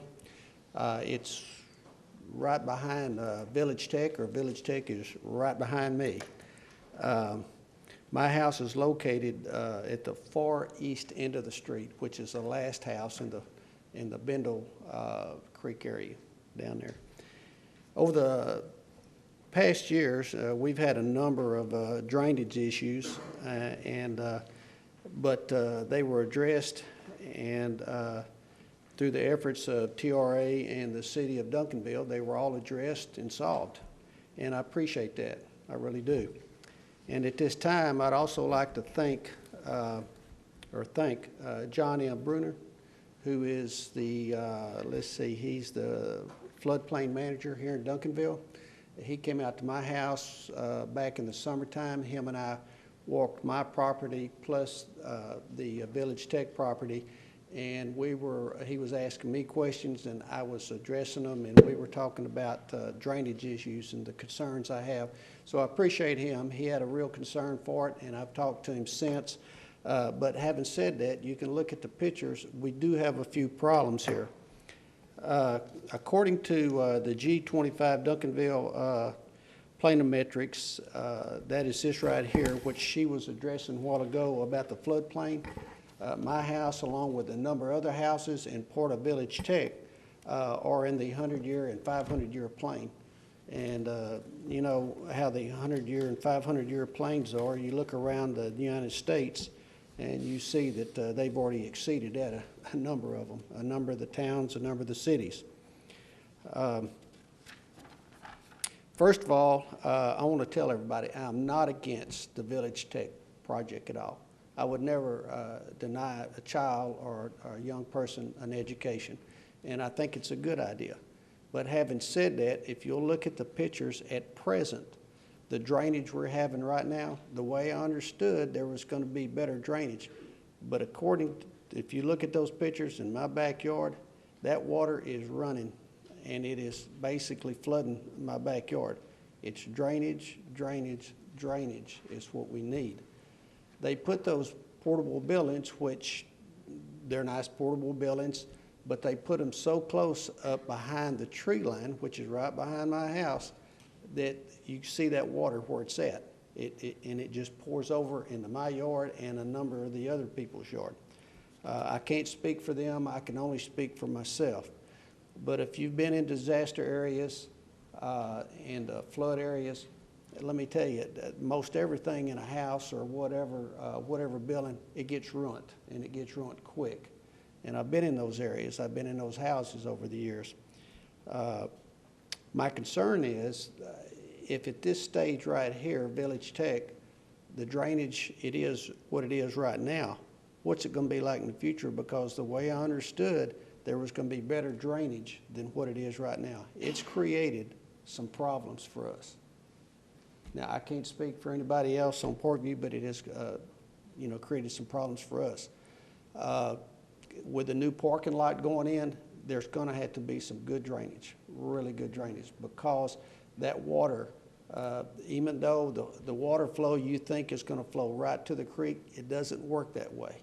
It does not work that way. Believe me, I've been there for 35 years, along with some of the other residents, and if they were to ask us, we might have helped them out. But I'll tell you right now, it does not flow that fast down to the creek. It makes it stop over on our places.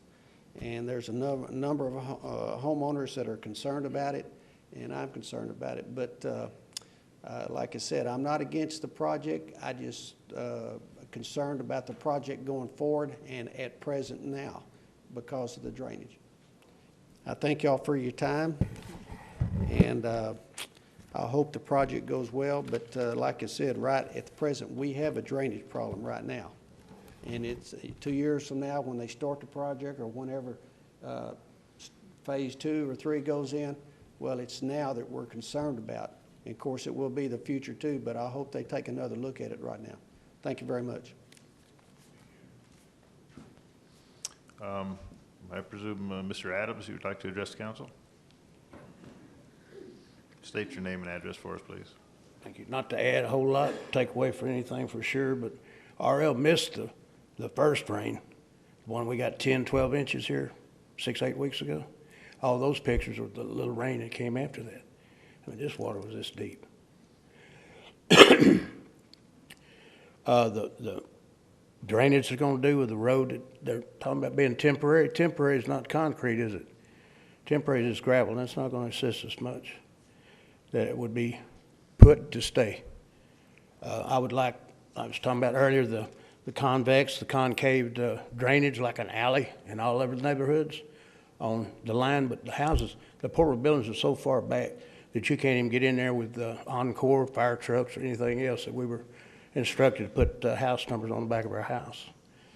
But that parking lot where the road would connect it, if it was concrete, concaved all the way to the creek, it might be different. It might pick up some of that water that's traveling our way. As the years have passed since '71, my property is moving back. And we've done what we could at the church. The parking lot that they want to construct could be put up the other end and let the drainage off to the street. The way it was supposed to be done when the church built theirs, it was supposed to be to the middle of the parking lot. Didn't happen. All down lighting was restricted to 40 feet. It wasn't 2 years later, 10 years later, that they raised it another 8 foot to accommodate. The windows on the back of the church weren't supposed to be upstairs. They were. It's just, I was trying to say the intimate domain that I know is what's done is done. What can you do for us now before it's too late? Because like I said, he missed the big rain, and it was deep. I had it up to my back porch, and it's never been there. But I hope something can be done with it and done quickly. As far as that in and out, we said in at first and out at the other end on the new proposed dropping off, picking up. But in the same essence and conversation, it was already exiting. And it could never, they took in Daniel Dale's 3 lanes, and it can accommodate this on and off. There's red lights already to direct traffic. And when they made the turn in, all the concrete curbing and everything, they dumped it in the no flood zone behind the church or behind the vote. There's 2 piles back there. Why that happened, I don't know, but it's like everything in the past, nothing's been done, but what can you do for us now? It has never been done yet. Our streets have never been paved like the other ones in the neighborhood. We pay just the same taxes. Not one time. And I've noticed the last 3 times the same streets get blacktops paved, and ours never does. So anyway, it's just being in a floodplain and what you live with, and I think we could clearly make the 100 or the 500 year if, like they're building moats for all the other changes been made in flood areas to hold this water until it recedes or goes. It doesn't pass very quickly. It took about 2 days for this water to get off my property each time, even the little rains. But the big rain was something I was paying attention to. Thank you.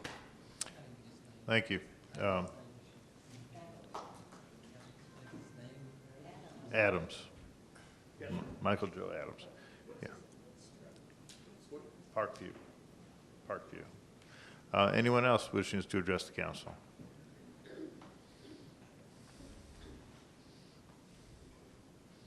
And please give us your name and address as well. Thank you. My name is Margaret Barnard, and I live at 343 Parkview Drive.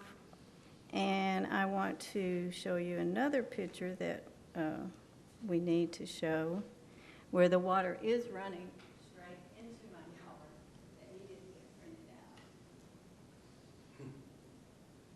out. And after seeing her presentation, I had not planned to speak tonight, but when I saw her presentation, they look real pretty on the plans, but that temporary road, their temporary housing is bounced up right next to the easement.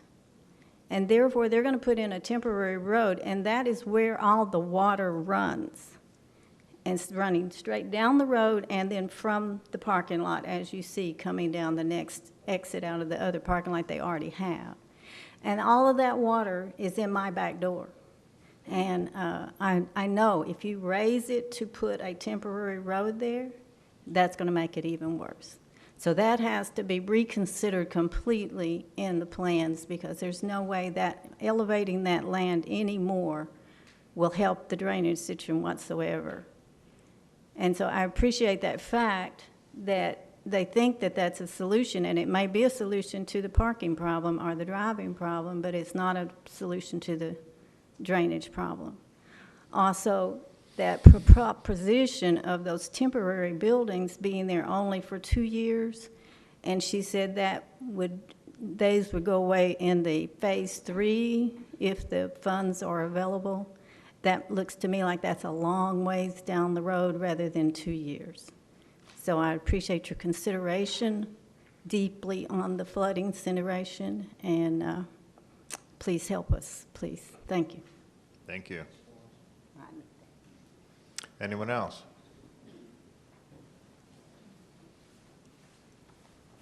Please state your name and address for us, please. Sir? Please state your name and address for us. My name is John Rakestraw, and I live at 502 Villa Creek Drive in Duncanville. And my original concern was the traffic on Cedar Hill Road. It's a one-lane road going in both directions. Duncanville or Danieldale Road is a 3-lane road going in both directions. And so I got very concerned about what the plan was. So Mr. Williams and staff showed me around the school. They showed me what their plan was, and it looked pretty good. We came to the first town hall meeting to discuss this, and I found out that the road was not going to be as we originally talked. That was the long-term plan, if I understood it correctly, but it would be a temporary road that would go both ways. It would come into the school, go to the parking lot, and then come back out on Cedar Hill Road, which the traffic on Cedar Hill Road has always been sort of mild, but now it's very full. I will commend the school. They've done an excellent job in trying to escort or speed the traffic through. I mean, they're really doing a much better job than they did, as Mr. Williams said, when they first started. So that's going extremely well. But my concern is the traffic on Cedar Hill Road.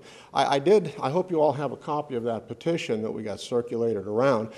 Folks were just willing to sign that so quickly. I had people crying, absolutely crying, because they can't get out of that subdivision that is immediately south of the campus. When the traffic is backed up on Cedar Hill Road, they cannot exit until they've got a break. And I'm afraid that if it's approved with an entrance and an exit onto Cedar Hill Road, that's really going to create a big problem and a lot of accidents. The place that the road was shown on one of the original slides is at a curve. And that curve, because of the trees that are there, make it a blind spot for folks when they want to come out. So even folks coming in from the campus, if they're trying to exit there, whether it's a whole stream of cars or only an occasional car doing it, it is a road hazard for that area on that type of a street. Bigger highway, probably not the problem that it would be. So I appreciate your time in listening to it. The petition, as I have gone around, pretty much stands. One way in, one way out, and it sounds like they've addressed that, and I'm happy about that. But it should be a hard surface road, and I've been to the folks' house And we really talked about them not signing the petition because that would kind of be counterproductive, because if they did sign it, even if they wanted to, it's going to create additional water. They have a serious problem where that water is. I was there, I looked at the river, or the stream, I think it's 5 Mile Creek or Bennett Creek, whatever the name of it is. It is a treacherous thing. You can see debris that's come up on the fence where the water really ripped through that canal. And so any addition to that water is it going to be an engineering nightmare trying to get it off the street and down into the channel. So I appreciate it, folks, and I appreciate it. Thanks. Thank you. Anyone else wishing to address the council? Seeing none, Mr. Williams, you have an opportunity with your engineer and architect to speak to us again and to address any of those issues that have been brought to us by our citizenry. Please state your name and your firm and your address, please. Hello, my name is Seth Kelly. I'm with RLK Engineering, 111 West Main Street in Allen, Texas. We are the civil engineers for this project. Regarding the drainage, as these folks have said, there is floodplain down in the corner of this property, the southeast corner. We have done a drainage study to show that the impacts of the overall impacts of the school will not make the drainage in the creek any worse. As far as the runoff from the school, right now, a lot of the drainage comes from this area. This doesn't work very consistent. Comes from the west, kind of flows down towards the south property line, along the property line, and into these folks' yard. One of the improvements we are going to make when we, with the parking lot, is that the flow coming from west of the parking lot, north of the parking lot, will be intercepted in inlets either in the parking lot or just there at what would be the southwest corner of the parking lot, and all of that flow will be piped to the creek. So roughly half of the flow that gets to these folks' backyard will be piped to the creek, and it will not, that area will not get to their backyard. So the area contributing the flow to their creek will be cut roughly in half, which will definitely help. Regarding the temporary road, the portables were installed pretty close to the trees. Once construction starts and the trees are removed where the temporary road is going to go, we will reassess that area and see if maybe it's appropriate to put in a berm and or perhaps a swale or additional underground drainage to help alleviate the drainage problem that's there now. So if we can get a chance to get in there and start working, the first improvements that will be made are that parking lot on the west side. So once that is in, it will intercept quite a bit of the flow, which will immediately help the drainage situation. And then once we get some equipment on site, we can get some of the trees removed. We can get in there and see what makes more sense, a berm or a swale or some underground drainage to help alleviate the issues. I mean, it is the floodplain. We won't be able to get rid of all the issues. I mean, as the creek backs up and when there's flooding, it's going to back up the creek regardless of whether the school is there or not. So we will do everything we can to help the situation, and we recognize the issues, and we are here to help. And I'd be glad to go over our drainage plans and show you what we are doing with any of the citizens that are here.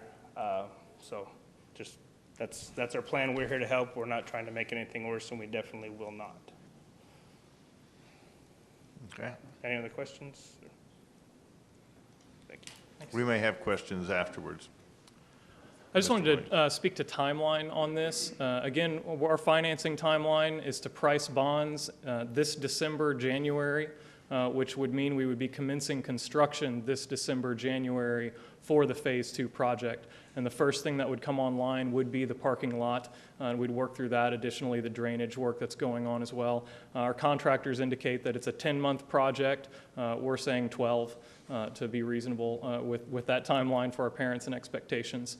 So that's the timeline piece. As for the road being concrete, that temporary drive, based on our conversations with the city engineer, because of its location, I don't know if it's required or recommended. I believe it's required that it be a flex-based drive as opposed to a concrete drive in that position. Thank you.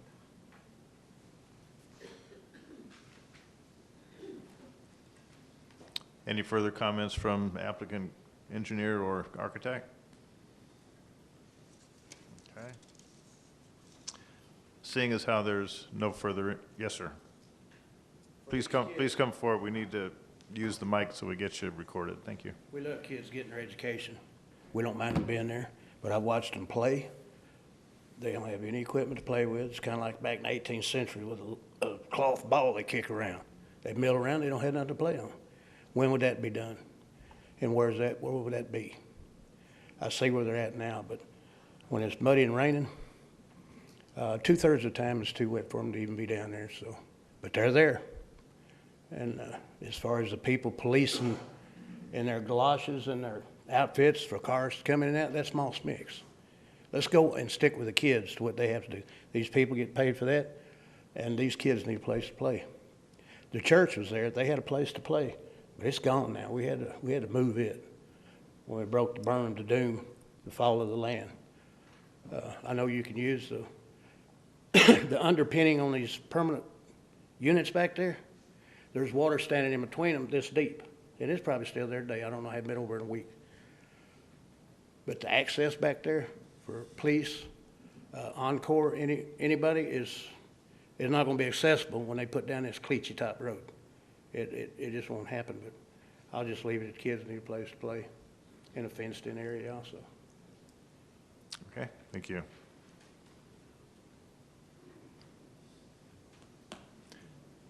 Yes, ma'am.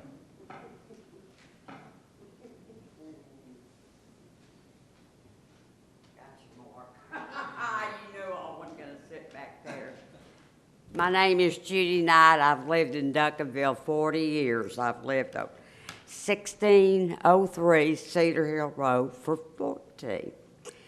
Okay, not only do you have this little narrow street, you've got the Duncanville Independent School District with their long buses, and they try to compete with the individual cars that are lined up from Daniel Dale all the way down. At first, when I saw this, I went, what is going on? It is very crowded. This is not set up for a school that is that large. Either you're going to have bigger drainage, more people to control it, or it cannot happen. Now, why? It doesn't show any of those little barns out there in the back. And if you've got a 1,100 school, how tall is this going to be? How tall? Is it going to be 2-story, 3-story, what? 2-story. You got more people then with the 2-story. So you're going to increase it from 1,100 students to what? 1,400. 1,400. So are they going to have school buses going through, or is it just going to be everybody out there picking up their cars? So that's going to be your problem. And my last concern is, would you please not keep turning around in my driveway? I've got a circular driveway, and if the people out there waiting to get through all this are fed up, and I don't blame them, I didn't know if it was a funeral. I didn't know if it was a funeral leaving from Little Bethel, and I went, what the heck? But y'all have got a problem, and an engineer needs to come out there, because not only that, you got floods out the wazoo. So between the buses, and that's my 2 minutes.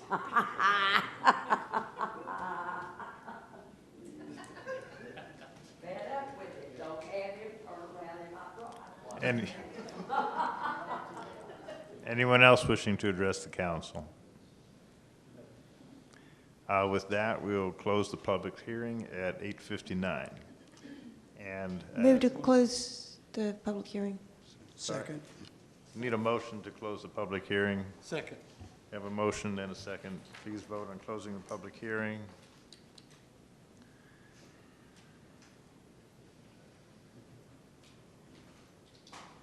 Okay, thank you. Okay, we will now open this item to council discussion. Mr. LeBlanc. Thank you, Mr. Mayor. Have you guys seen these pictures of the flooding? No. Let me get it. And I guess my question is really for, I guess, the architect, and you were talking about, or the engineer, you're talking about the possible drainage and piping from the parking lot to the creek. If this is at the back of the buildings, how can you not consider piping something like this? But I guess it's because of the space with the tree line. You saying you guys are going to wait and see? I can't remember your exact. No, sir. No, sir. One of the issues with the water that ends up in that area is it flows from uphill, and uphill is up above the parking lot and the parking area. So we're going to intercept a good deal of that water before it ever gets to that spot and get it piped to the creek.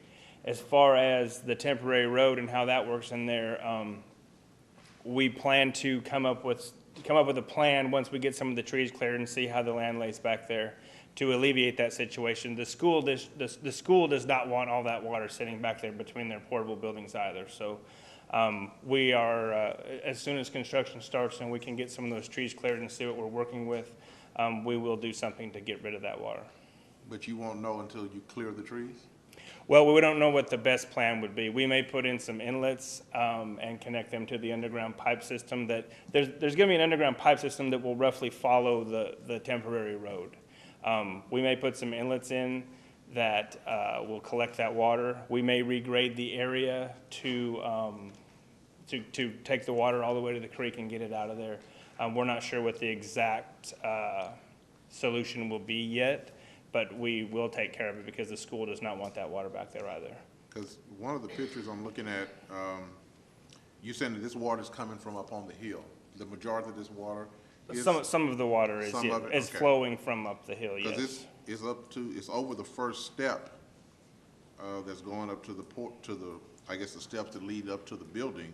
So how do the children even get in the building if the water is on the first step? So we're looking at a few different pictures here. On the first picture, interestingly enough, it's taken directly from our property, which I find interesting. Okay. Well, but on that picture, we have... I'm talking about the second page, where the water is over the steps going up into the second page. Okay.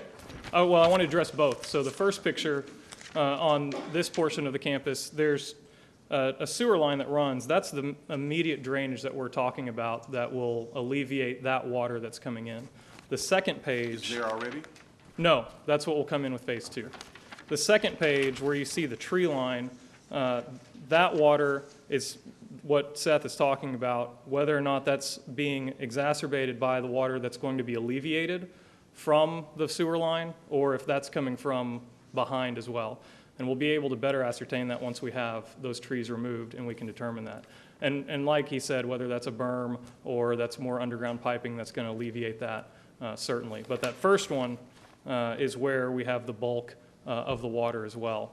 And as far as those steps go, that's an exit only. That's not for student access into the buildings at this time. Okay, so your plans include a road that's going to be where in the back of these buildings. Correct. Now, I guess my concern is just, for these citizens that live on, I guess the street is Parkview, just the impact that this is going to have when we have those major rains like we recently have. So that's why I'm asking the questions that I'm asking. That's all I have. Thank you. Anyone else on council? Mr. Schwartz. I have several questions for several different people. Chastity, I might have missed it in your initial presentation, but I had heard prior to us coming in here tonight that some sidewalks were going to be addressed on this plat. Yes, sir, with Phase 2 construction. They're on this site plan here on Daniel Dale and reflected on the Cedar Hill Road side as well. Okay. Well, I just missed that when you talked about it. I know it wasn't on the plans that we received. Correct. The timing of this, we were also reviewing the civil plan set for Phase 2 as well, and so that was a comment that was made from Public Works. I think a lot of the concerns that, certainly that I've had, could have been addressed if we had seen this plan prior to tonight's meeting. Understood. The direction from P&Z was to allow us to continue to work with the applicant so that we could move forward, and that's what we've been doing with staff. Okay. That's. Mr. Williams, just a quick question. You mentioned that your funding is going to occur around the first of the year.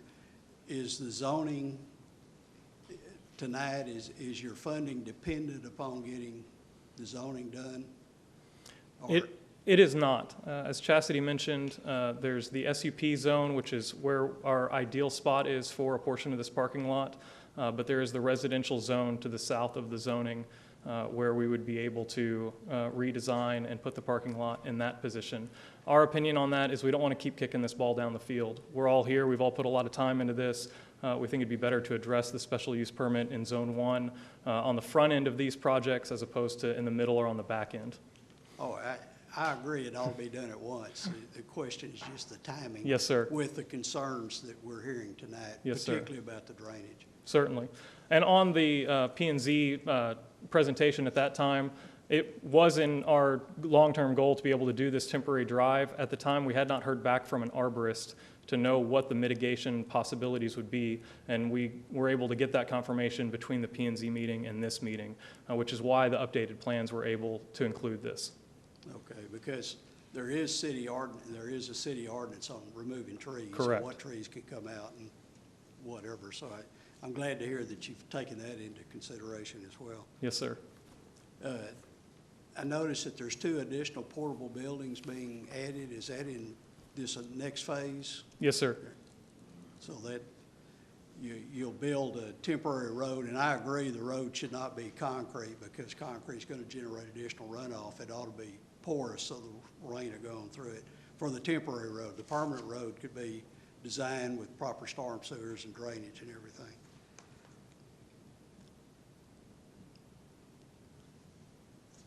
And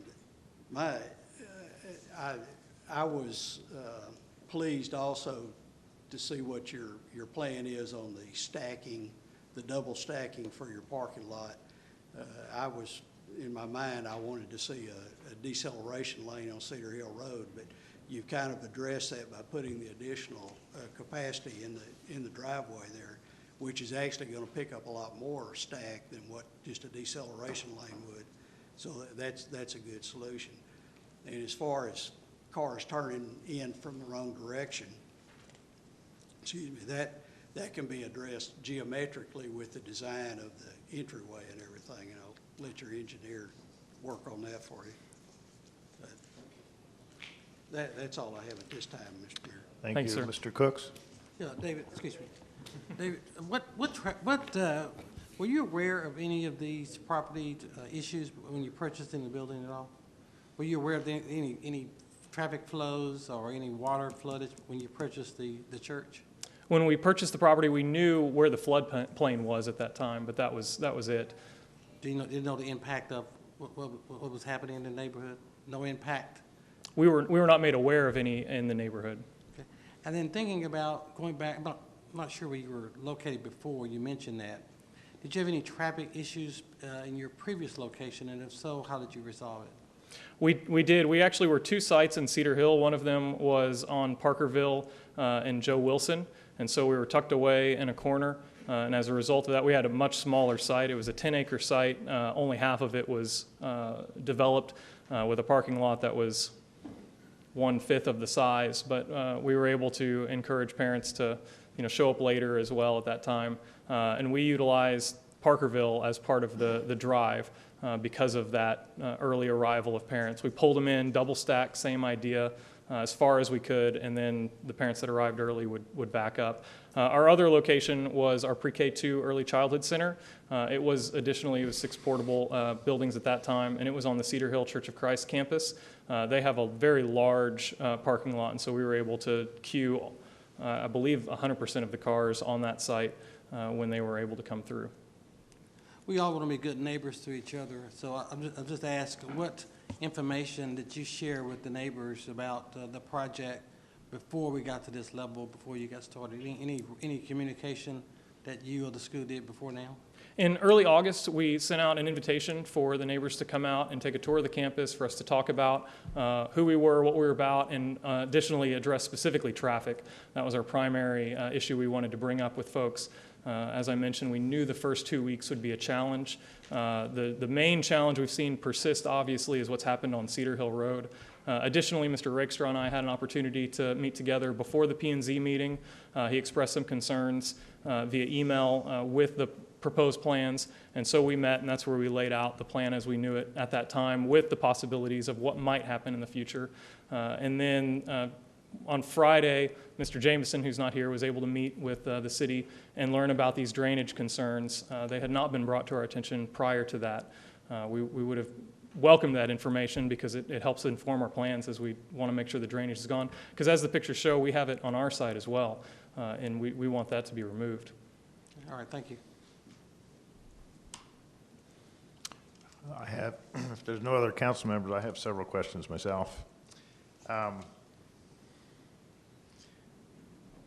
You mentioned that our engineers said that this temporary road needed to be flex-based construction. I'm not familiar with that term. Could somebody educate me on what a flex-based construction material is? Yes, sir. Again, for the record, Greg Rainey, Director of Public Works.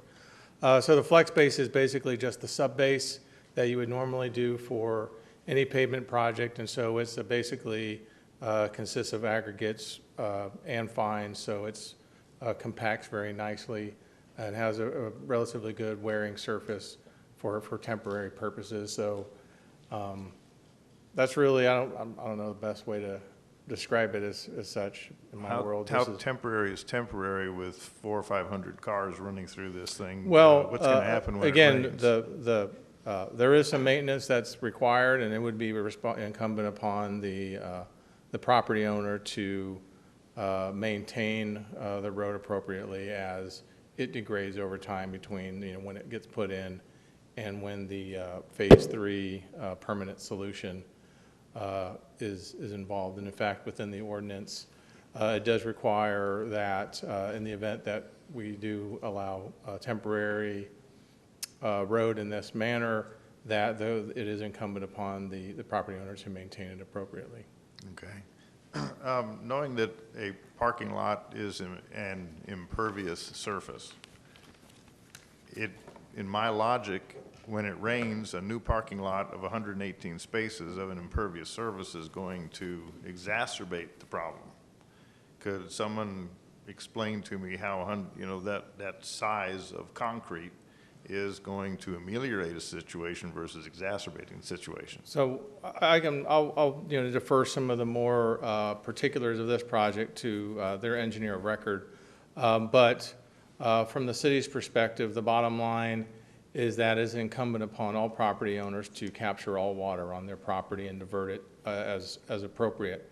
So you're correct, when they bring in a parking lot, they do add additional impervious area, which creates water that they must in turn manage and keep on their property until it's delivered to the drainage.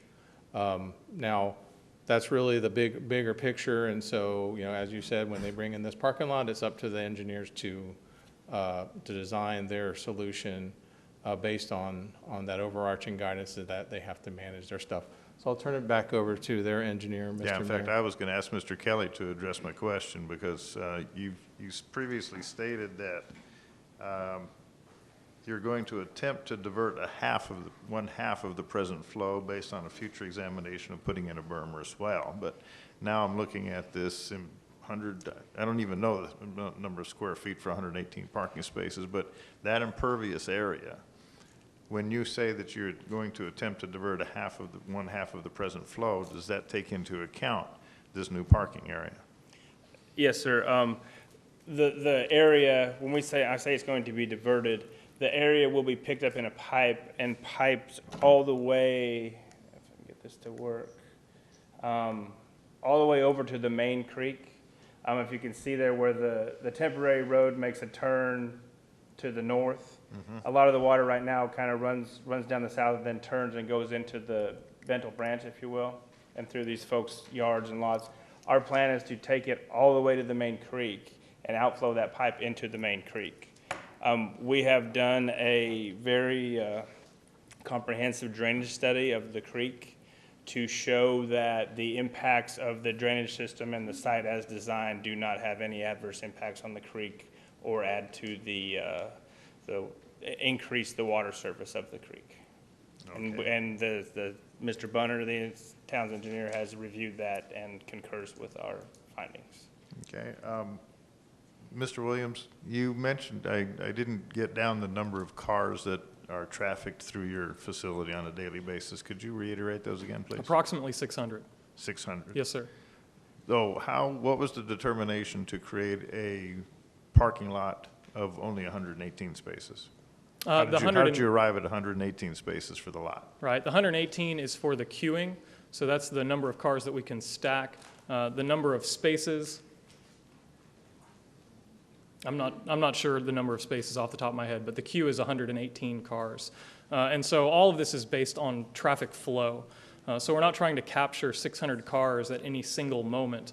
What we want to create is an opportunity for cars to travel through, and while they're traveling through, they're able to clear through without creating that backup. Our primary issue with the backup is our early arrivers. And so this will accommodate those numbers so that they won't be on Cedar Hill Road while they're waiting for dismissal to begin. Once dismissal begins at 3:30, again, we're not trying to accommodate 600 on site at one time. It's just the flow of those cars through the parking lot that we're accommodating.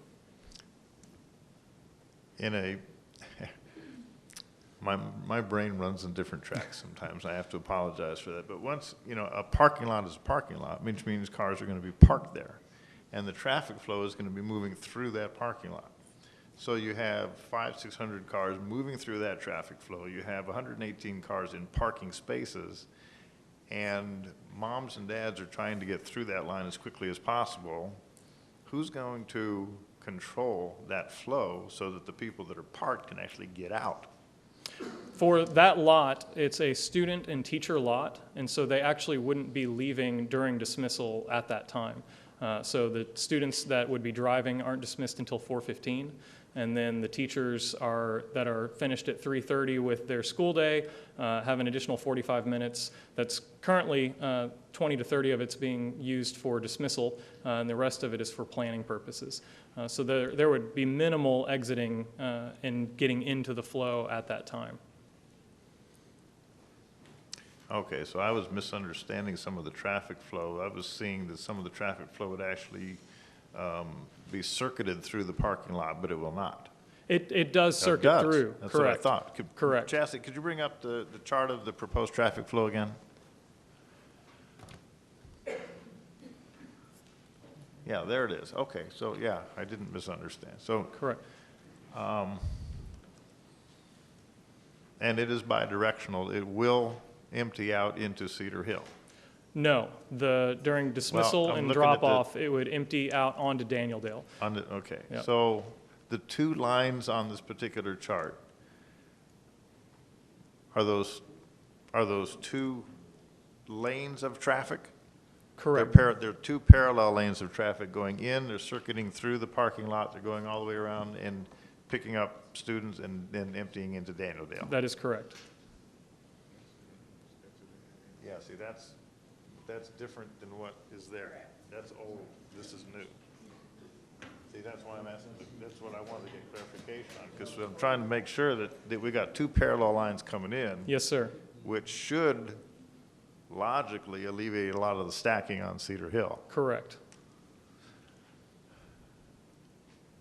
Okay, all right.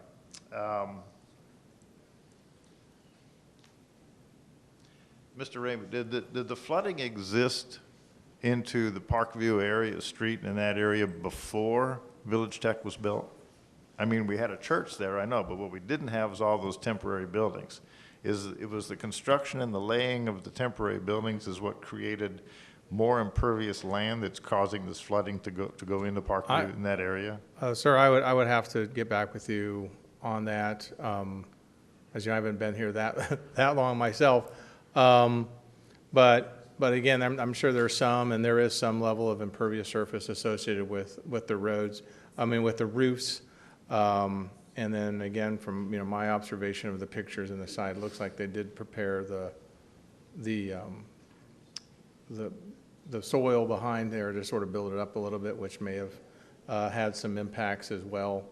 And I talked to I don't remember the gentleman's name with that provided the photos, but again, that is something that we will that is an issue in terms of Mr. Barnard, you're talking about?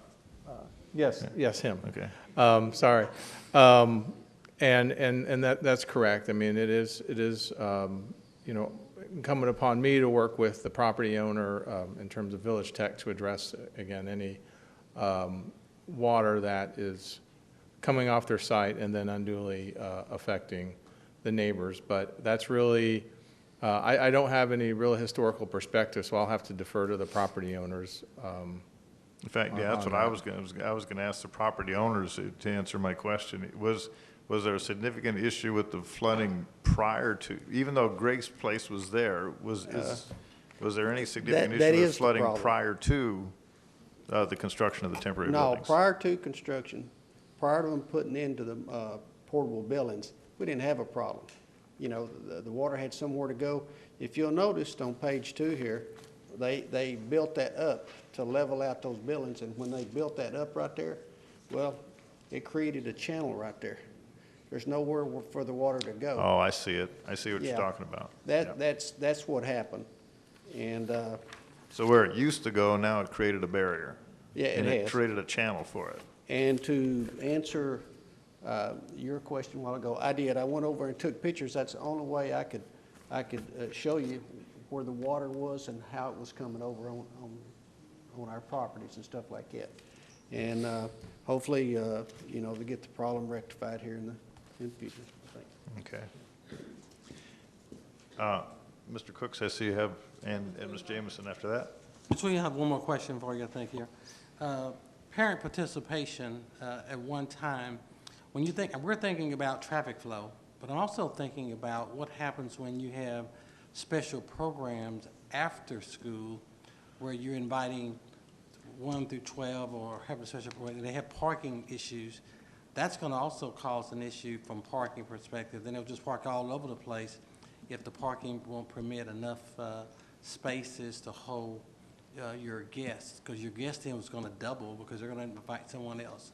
What's your feedback on parking after then? So I'm finished with the traffic flow, thinking about others. So with large-scale events, we would obviously follow the same pattern of directing all traffic out on Daniel Dale Road. We wouldn't want to create the challenge that we're talking about with exiting 100 to 200 cars onto Cedar Hill Road. The only large-scale event that I can think of is actually in 2017, we hosted our exhibition of learning at the Duncanville Church of Christ. We call that event Forge On. And so we had over 3,000 community members, parents throughout the course of the day. And what we did at that time was we utilized that northern grassy lot off of Daniel Dale there, and then additionally the what we called the big field in the west at that time. And so we utilized that parking. And it is challenging. We get a number of folks to volunteer and work the parking so that we can, get people parked safely and move them out as quickly as possible. And we do our best to have it such that we don't have 100% of our students and their guests at the same time. So we're able to rotate things through so that it alleviates that as much as possible. Obviously, it's the kind of problem that we appreciate having, but we also want to make sure that we get people in and out safely. Okay, all right, thank you. Ms. Jameson? Okay, so my understanding is to those people who live in those neighborhoods that before these buildings were brought in, you didn't have the water draining onto your property. It's progressively gotten worse over the years. This is going back to 1971. The water off that parking lot was supposed to drain to the street. That's what we're told. Didn't happen. But then the church had underlying areas of water from the stands. They opened up areas of the Mr. Adams, because this is a public meeting, we have to record everything. If you could just repeat your comments through the mic, please. that water was standing on the parking lot up there, that they opened up areas so that the water would drain. Well, then they had to come back and terrace it, bring in dirt, because it started eroding the property there. So I let them bring it in. They tried to bring in more, but we didn't do that. But then they put trees to keep that from eroding. But let me say this, underpinning all of those trailer houses, portable buildings, is already coming loose. And the temporary sidewalks for the kids to come out, walk down the stairs, or get on that concrete, or get on that gravel, is already eroding. And this has been over the last 2 months. So it'll be a short time in coming before they can use that area. And I'm assuring that they use it for emergency uses, like we would use that area for emergencies. But if it didn't happen, and the water that's coming off top of those buildings, come right over there. As far as I used to get out there and play in the water after the church was built. They elevated it this high and said they could do it, and there wasn't nothing I could do about it. Well, we didn't know it was already done before we were invited to a council meeting. But the water has never been this deep. Like I said, Ariel and them, they missed it the other day. They was out of town. That was a lot of water, ma'am. A lot of water. Here we got 10 inches. I think it all fell right there. It was, I was up watching it. We've had the creek blocked from structures, pylons, railroad ties that came loose, could never build over there. On Parkview was supposed to go straight across, so they said it would never happen, and it won't. But they sold that lot for a house, and all those ties went down there and blocked up our tributaries. And the water came up on Parkview, but it didn't come up. It was able to spread out in the floodplain, and we never got any water in our backyard. None. Any water that I've gotten, it's just a constant, you keep taking away what sucks up the water and displacing somewhere. That parking lot they're talking about, they could put it down to the other end and do it like this if they want to and let it run out on they can still make the road come out of there. When they build it, all that's going to come down there. They've already knocked down the grade. They weren't allowed to bring anything in for those portable houses to put on. And they filled up the middle, and somebody told them, you can't fill it up because there's a drainage. I thought it was water, but they say it's sewage. So the guy comes in there, he does all the tractor work, and while he's doing this, I have pictures of that, he's pushing over on that tree line. There's enough room that they could have moved the portable buildings closer together and had the walkways that they have made out of wood and lasted there temporary. But like I said, those little temporary sidewalks they got, they're not lasting. Okay. And the underpinning is already pulled out from those homes. Mayor So that Gordon? water there's. Mayor Gordon? Well, my next question is to the city attorney then, Well, on I what just the- want to, Yeah. before we get to that, just so you know, public hearing's closed. You're entitled to ask questions. Make sure, or whoever you call at the podium answers your question. Is answering your question. Because Thank it's you. unfair to both, either side. to Thank let you, I someone appreciate respond. that. Thank you. Sorry. Right, what I want to ask the city attorney is, I understand that there are laws that you cannot drain, your property cannot drain on another piece of property. You can't send water onto another piece of property. If you alter the natural drainage of the property, then you as the property owner that's altered that draining may have liability to the downstream. You're not allowed through development to have water runoff that exceeds the water runoff that would be there naturally, and that means without development. Okay, so, It's not your issue, that's a civil issue, correct? Right, but what I want to know is in terms of, and did you understand that? Mm-hmm. You can't, someone Well, they can't changed the lay of drain the on land. you. A property cannot drain on you, cannot. You But he didn't- just said it's a civil issue. So Wow. that means that you'll have to deal with that if it's draining on you from. But the city, to what degree are we complicit if we allow someone to build? We don't have any liability if the development is done in accordance with our subdivision regulation and city ordinances. We don't? We do not have liability if the development is in accordance with our development regulations. As long as Well- it's temporary. Well, if we're giving them the okay, Well, if their drainage plans meet our drainage requirements in terms of detainage or retainage, then we don't have any liability. sounds like it's up to the interpretation of a court whether that's true. Well, I would hope it'd be up to our city engineer, Mr. Ramey. Well, it sounds like if they didn't have the a problem pro- before and now they do, Part that- of the problem is you do not have the drainage plans and have not been reviewed by your city engineer. And therein lies some of the difficulty. Excuse me, Mr. Adams. Excuse me. Point of clarification, there were drainage plans that were submitted with the portable buildings when they were constructed. They were reviewed by Public Works and they were approved.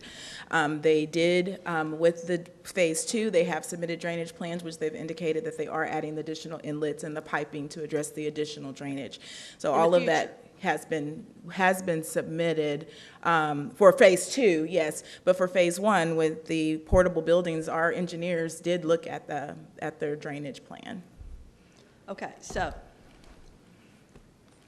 if that's supposed to be in Phase 2, then, and if we pass this, then we have jurisdiction if they don't do it.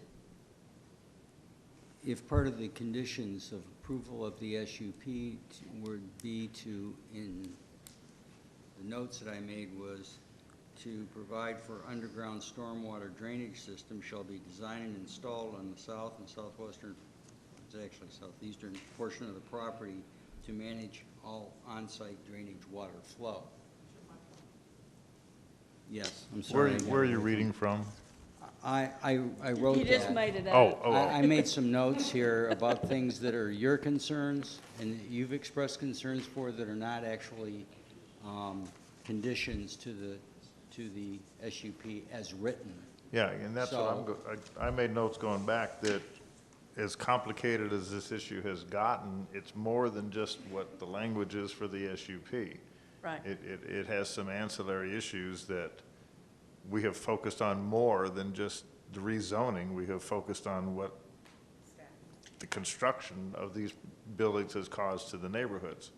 So Is there any way? I'm in a quandary in terms of how to approach this SUP Yeah, as is we there have it any written at way the that we moment. can pull this SUP and discuss a little more? Because before we came out here, we didn't have all this information on all this drainage and all this stuff to be able to talk to you about. You can do two things. You can postpone it to the next meeting or a meeting at your choice. You could approve it with the additional conditions, and then I will bring back the ordinance. I hesitate to try to write conditions at a meeting on the fly. That's what I was thinking. I've got 4 subject matters, 5, that you've addressed. And so if you would approve the zoning subject to the the conditions as provided in your packet, and the 4 conditions, I will bring back the ordinance with those conditions for your final approval. Or we can just wait till the next meeting and I'll add those conditions in. Either way, the net effect is the same because the zoning is not changed until that ordinance is passed, despite what you may do. I have some concern over crafting language on Me the too. fly. I do, I as always serious have, as so. we're addressing this thing. Now, I guess we as a council need to understand that the longer we take to do this, we're really hanging them up, and the next rain we have, the longer we hang this up, the more they're subjected to flooding. So we need to move fast. But we as- didn't as a council. understand all of these Right, issues, so- and we need to know what the ramifications are from Right, so our perspective. So the council's request to staff and the city attorney is to craft this language as quickly as possible, addressing the concerns that we have so that we can move on with this and get it done.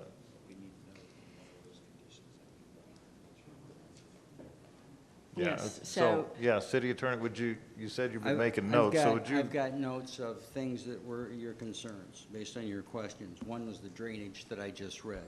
Two was the two additional temporary buildings on Phase 2 only be allowed after Phase 2 construction.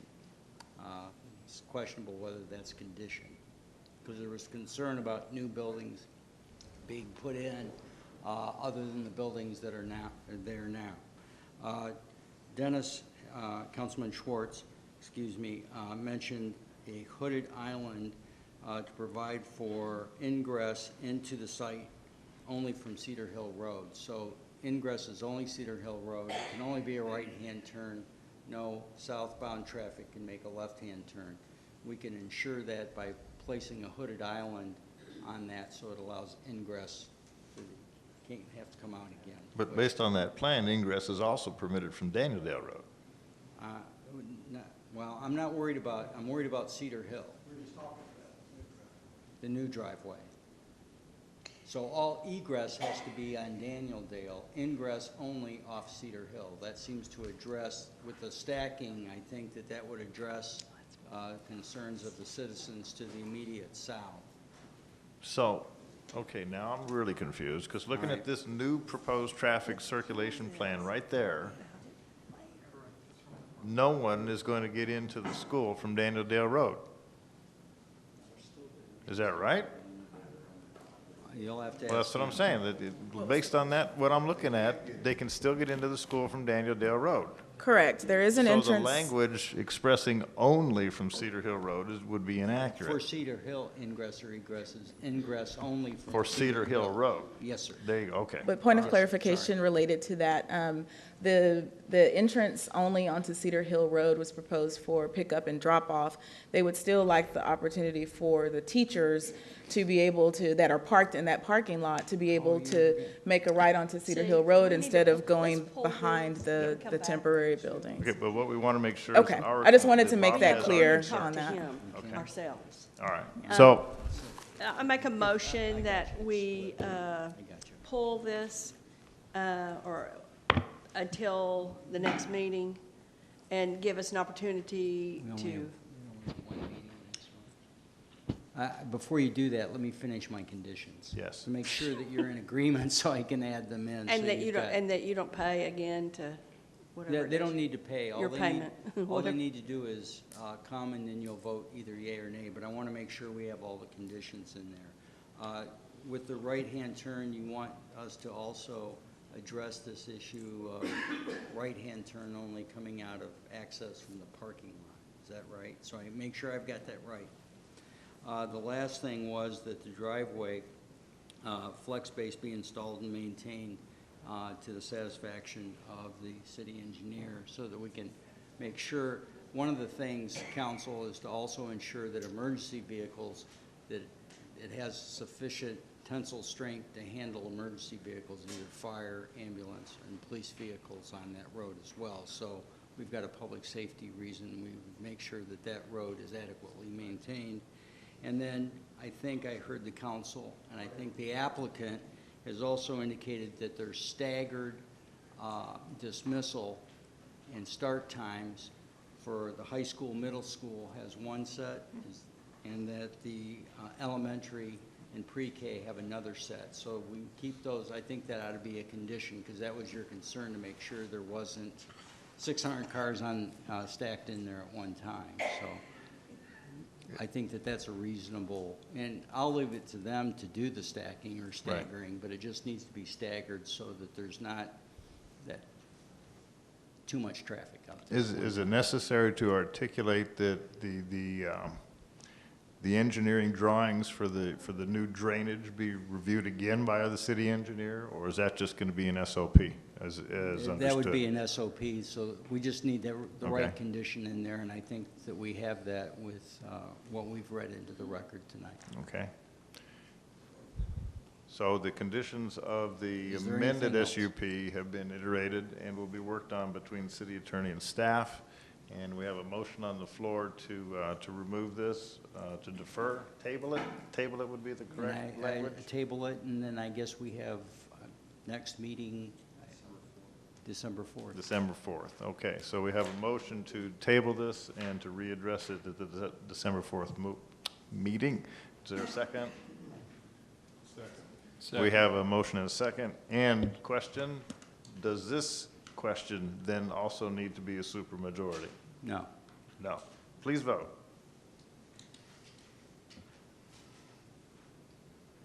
Thank you very much. So it's been approved to table this and readdress it at the December 4th meeting. Thank you. Thank you.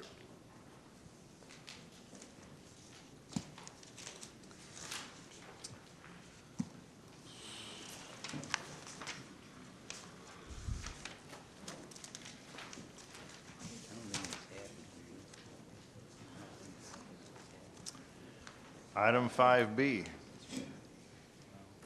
conduct a public hearing and consider an ordinance amending the comprehensive zoning ordinance and map as heretofore amended by the amending existing MU1 mixed-use 1 zoning to include an SUP specific use permit to allow a barber school on a portion of Cathy Addition, revised Lot 3, Block A, approximately 0.5235 acres, more commonly known as 1210 South Main Street, Duncanville, Texas. The request before you is a request to allow for a barber school in a 1,500 square foot suite on 1210 South Main. The property was developed back in 1961 with a multi-tenant building. It's currently occupied with a few other tenants. The applicant is proposing to have a barber school in one of the suites for approximately 10 students with the calendar year from 9 to 12 months of instruction. The hours of operation are Tuesday through Friday, and the hours are listed there. Again, they do morning classes and afternoon classes for about 10 students. They do have walk-in clients that can be accommodated after the students have completed 3 months of instruction. The property is in the mixed-use district, which allows for a barbershop by right. So a barbershop can go there, and from all intents and purposes, the land use impact of a barber school and a barbershop are the same. Clients come, they leave, that kind of thing. So from a land use perspective, the use is compatible with what's being proposed, what's allowed there. The only reason they're coming forward is because our zoning ordinance has a requirement for the cosmetology schools to come through zoning, and a barber school would be similar in use to a cosmetology school. Although it's much smaller in scale, they don't do the full scope of what cosmetology schools typically do. The parking lot there, again, has about 22 parking spaces.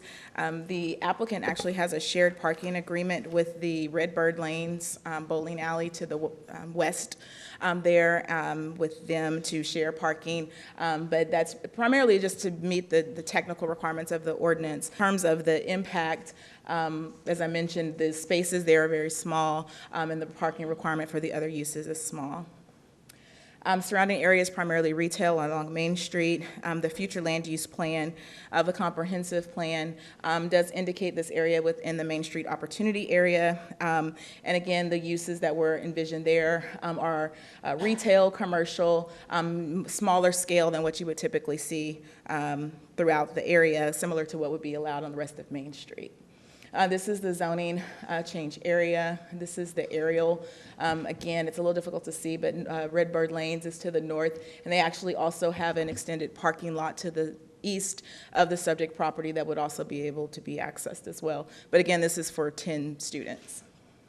This is the existing zoning for the property.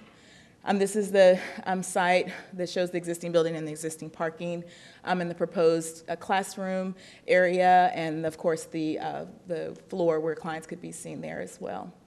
Plan Commission did recommend approval of the request with the conditions that are included. They did recommend a 5-year time limit to to conform with the applicant's lease agreement.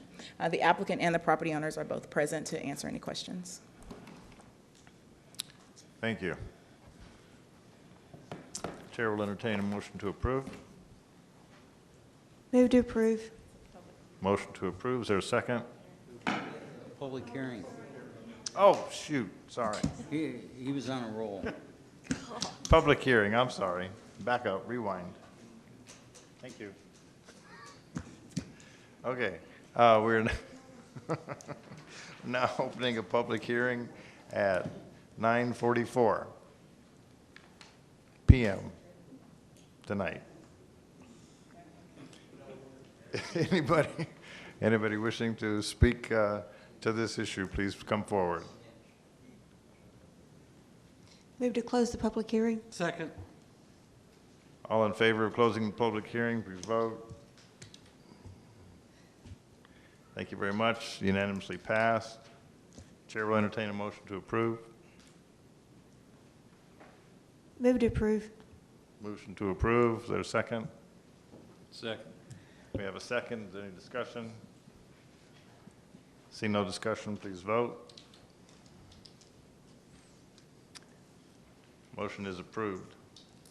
SUP is approved.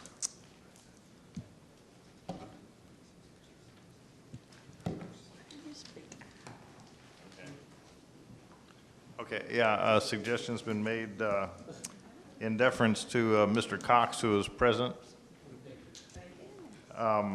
We're going, let's take item 5D so that Mr. Cox can go home. So I need to read it. Okay. Item 5D, consider a resolution of the City Council of the City of Duncanville, Texas, authorizing approval of an economic development performance agreement by the Duncanville Community and Economic Development Corporation, DCEDC, to Cox Farms Nursery, LLC, in an amount up to 70% of the actual cost, not to exceed $22,975 for fire suppression equipment, dry stack fire hydrants, in order to expand their business located at 114 Azalea Lane. Thank you, Honorable Mayor and Council. As the mayor just said, Mark Cox, which is here with us this evening, is the owner of Cox Farms Nursery, LLC, and he has requested assistance from the DCEDC in the form of a reimbursement grant in the amount of $22,975 for fire suppression equipment, otherwise known as dry stack fire hydrants, in order to expand their business located at 114 Azalea Lane. Here's a little bit about the company. As he spoke to earlier, they have been in business in Duncanville for over 20 years, and they take a lot of pride in providing the community with high-quality foods at a reasonable price. This is the location of the greenhouses that are needing to have the fire suppression system. You'll see right there in the middle, that is the greenhouses. You can see there to the left of them that there's a brown road. That's actually the driveway. That's just over 380 feet, and that currently is just essentially a dirt or gravel driveway, and therefore it cannot withstand the weight of the fire trucks. Per our code, the fire trucks do have to be able to access the back of the property in case there was an emergency. Therefore, staff has been working with Mr. Cox for over a year in terms of identifying an economical solution for him to be able to utilize that property, because as it is, utilizing it as the greenhouses is the highest and best use for it. You can see that it does have a remote access to it, and it's really, this would be the highest and best use. So the staff has worked with him and come up with this option to make it more feasible. And the fire department is on board with this, and it has it approved moving forward with this. On August 27th, the DCEDC board did approve a grant to Cox Farms Nursery in the amount of 70% of the actual cost, not to exceed $22,975 for the equipment. The grant will be paid upon the installation and completion of the and the issuance of the City of Duncanville's building inspections, or CO, basically. You can see that Mr. Cox did submit 3 bids, and that is something that is required, that the board does require. You can see there, they range from $32,000 to $57,000. When the DCEDC does recognize or typically do an award, it is the 70% of the lowest of the 3 bids. Now, Mr. Cox does have the choice to choose any one of those companies to provide the service, but the board will still only pay that reimbursement up to the $22,975. The grant terms and conditions, those are included in the agreement that you have in your packet this evening. But just to go over a couple of those, it does have to be a local licensed fire sprinkler company, which all those are. Also, Cox Farms LLC will have the project completed within 6 months of being approved by City Council.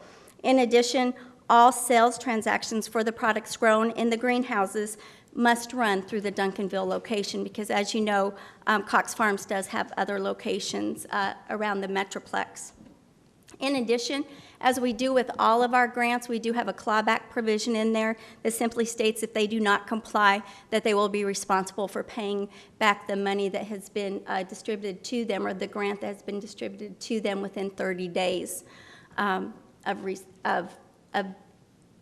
the city determining that the grant regulations were not followed.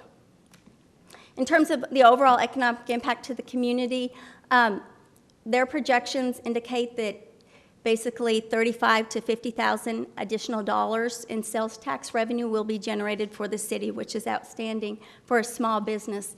In addition, they will hire 7 new employees, and the city will have only a 9-month payback period on this incentive if it's granted. So it's a real win for the entire community because otherwise these greenhouses will potentially sit vacant because they'll not be able to be used. So with that, I'll be happy to answer any questions, and also Mr. Cox is here this evening to answer any questions. Okay, I'm not sure who lit up first, Mr. McBurnett or Ms. Thomas. I'd just like to make a motion to approve. Second. Okay, I have one question. Yes, sir. Going back to the conditions, Yes, sir. if I understood correctly, no matter where Cox Farms locations are located, all sales for those locations, those taxes derive to the city of Duncanville, regardless of the physical location of all Cox Farms facilities? For the transactions that come out of those greenhouses. So the products that are grown in those greenhouses, those sales transactions will run through this office You here in have Duncanville. greenhouses nowhere else? No, he does not. I have, but I'm gonna put one in Farmers Branch. Okay. Yeah. Yeah. The way that goes down, it has to go down is, Want to You step wanna come forward? forward? We need you on the mic. you know, every one of them will be independent. Farmers Branch is gonna be independent from Duncanville. You know, you're only gonna get sales tax from retail sales. That's Duncanville. You know, if there's any wholesale from those, which there will be a little bit of wholesale, it'll go from Duncanville to Farmers Branch, or it could go to, there's guys in, I know throughout the Metroplex, you know, but yeah, I mean, that's the only way that can be done. You know, you don't collect sales from wholesale. Okay. Sales tax, it's Got it. all retail. So, you know, we're already having success with what we're doing on that temporary by the side. This is just gonna enhance, I don't know if y'all have driven by there lately, but it's, looks 100 times better than it did. And guys, I don't even know if y'all, I know several of y'all know me, but we're a draw. We bring people in from everywhere, and this is only gonna help. So, you know, I really didn't want these fire hydrants back there, but I'm being made to do it, so, you know, that's where we're at. Okay. Okay, we have a motion to approve, and we have a second. Please vote. Oh, what? Oh, you have something else, sorry. Yes. I would like to thank you for being in Duncanville. I shopped at your place when I first moved in Duncanville 25 years ago. When I had a baby, it was across the street. And I've shopped at the nursery. And it is a draw. And before Sprouts came in Cedar Hill. People were coming from Cedar Hill and Red Oak to Cox's, and they still come here because it's quality. We've been very fortunate and blessed to be Yeah. down here. I And mean, we've had tremendous support all the years, and I mean, I still have people that moved to Coppell, that moved to East Texas, and they come see the hair dryer, they'll come by and see us. And I've had them tell me, he's like, listen, I come by and see my hair dryer, but if you weren't here, I can get a hair dryer up there. Or not hair dryer, a hair, somebody take care of their hair. I was going to question that But you line know, of we're very comment. fortunate. I mean, we've been blessed by the support we've had and stuff like that, but, you know, I think this is going to help. And I appreciate that, you know, but anyway. Okay, no further discussion. Please vote. Grant is approved. Thank you. Now rewinding, going to item 5C. Consider an ordinance amending Chapter 9 Fire Prevention and Protection, Article 4 International Fire Code, Section 9-51, amendments providing for additional amendments to the International Fire Code, 2015 edition regarding sedation dentistry facilities. Chief. Good evening, Mayor and Council. Greg Chase, Assistant Fire Chief. What we're bringing you tonight is a request to amend the ordinance that you passed last year with the fire code. What it specifically has to do is with sedation dentistry. With 2015 fire code, it has been placed under the group of ambulatory care facilities. What sedation dentistry does is that when you're given medications, everybody okay? Okay. Had me worried there for a minute. What it requires is when you're given medication to relax yourself, what have you, under anesthesia. Sedation dentistry requires an electronically monitored, supervised smoke alarm system. What that means is a third-party outside alarm company is monitoring this system. If you have an alarm in there, it sends that alarm to that company. The company calls the dispatcher. Dispatcher sends us automatically. You don't have to be on site. What the problem is we've identified is there are no levels of sedation defined in the fire code. Under the State Board of Dental Examiners, there are 4 levels of sedation dentistry. And what they are is level 1 is minimal sedation, which is nitrous oxide, basically laughing gas, that category. Level 2 is moderate sedation, which is enteral or the oral, taking a pill route of administration. Level 3 is IV or a shot, which is the parenteral route. Level 4 is when they knock you completely out, general anesthesia. And what we're recommending is that with the way it is now, there's just a big umbrella over sedation dentistry. What we want to do is divide level 1, 2, and 3 with smoke and fire alarms only. Level 4 is the electronically supervised automatic detection system. And what that's going to mean is basically how this came about. One dentist office took over another dentist office, and they were basically performing, but they had to change an ownership with the CO, so they would have had to upgrade to put a monitored system in, which cost about $10,000. But all they need is the smoke detectors, which is required anyway under the fire code. So they are adequately covered. Family business, parent passes down the dentist office to the child that's worked with them for 20 years. Now, the parent is retiring. If they change the ownership, they have to meet the code. And that's what we're trying to avoid, is no change in service, so they don't have to upgrade to that expensive system. And that's what we're requesting. Currently, we've got 27 dentist offices in Duncanville, around that number. We've got 1 oral surgeon in there as well. But we're requesting to adopt the breaking down into the level 1, 2, and 3 for smoke alarms only, and level 4 was with the full alarm system. Okay. Any questions? Mr. McBurdette? I'd like to make a motion to approve. Second. We have a motion to approve and a second. Please vote. Thank you. For the record, item 5E has been removed from the agenda. Moving on to item 5F. Consider approval of a resolution approving the terms and conditions of a professional services agreement in the amount of $150,000 for professional services with Friesen Nichols Incorporated.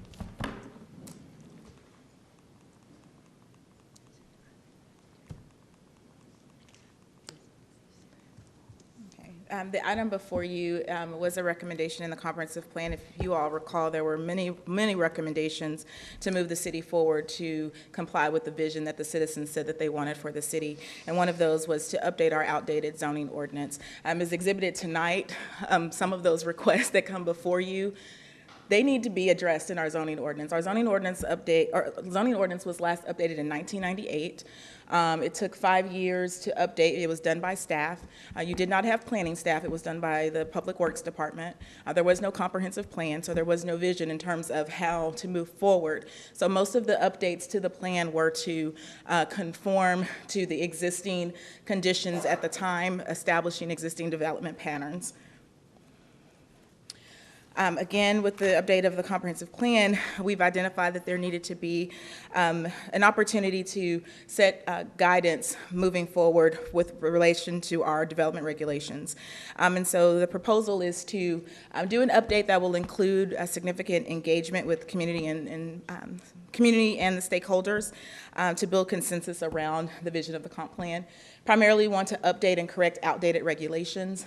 We want including updating them to comply with state law, address redevelopment, and align with the vision established in the comprehensive plan.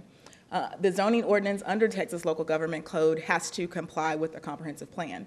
And so that is another reason why it needs to be updated. Additionally, we have a lot of challenges, as Mr. Fredrickson alluded to, during the pre-meeting with code compliance and addressing redevelopment and infill. Our ordinances were written when Duncanville was very different in terms of available land and existing conditions. And so the intent is to try to create an ordinance that makes it easier for redevelopment, but also heightens the overall standards.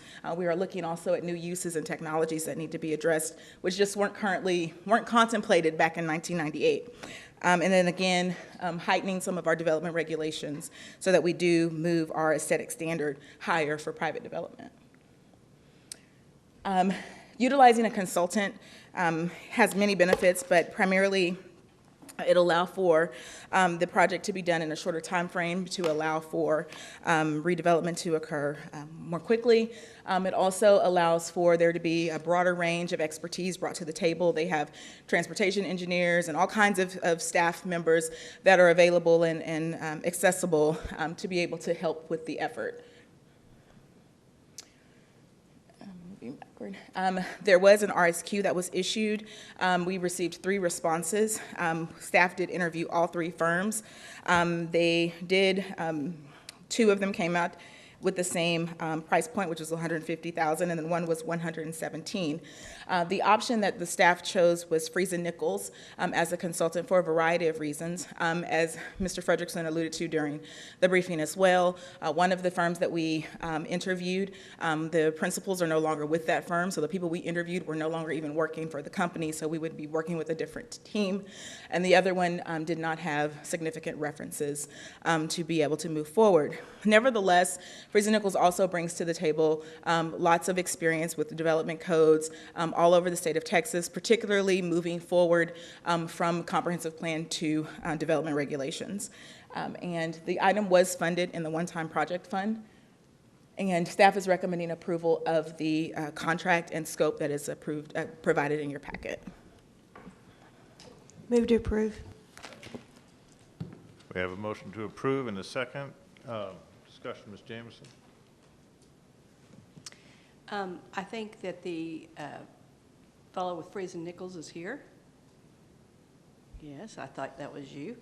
And I just want to address that one of the concerns I had is that you did the comprehensive plan, and then here is this juicy contract that's waiting to have this upgrade that's necessary. And we're having discussions about having homestead exemptions and how we can't afford it. And so I just want to let you know my feelings about, I want to be able to afford that for citizens, homestead exemption. And this is a lot of money. $150,000. So, can you come up here and make me feel better? I can try.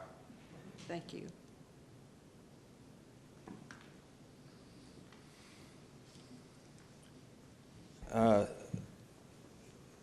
Through the comprehensive planning process, a lot of cities go through extensive engagement with the community, staff, and city council, and planning and zoning, and they create a vision.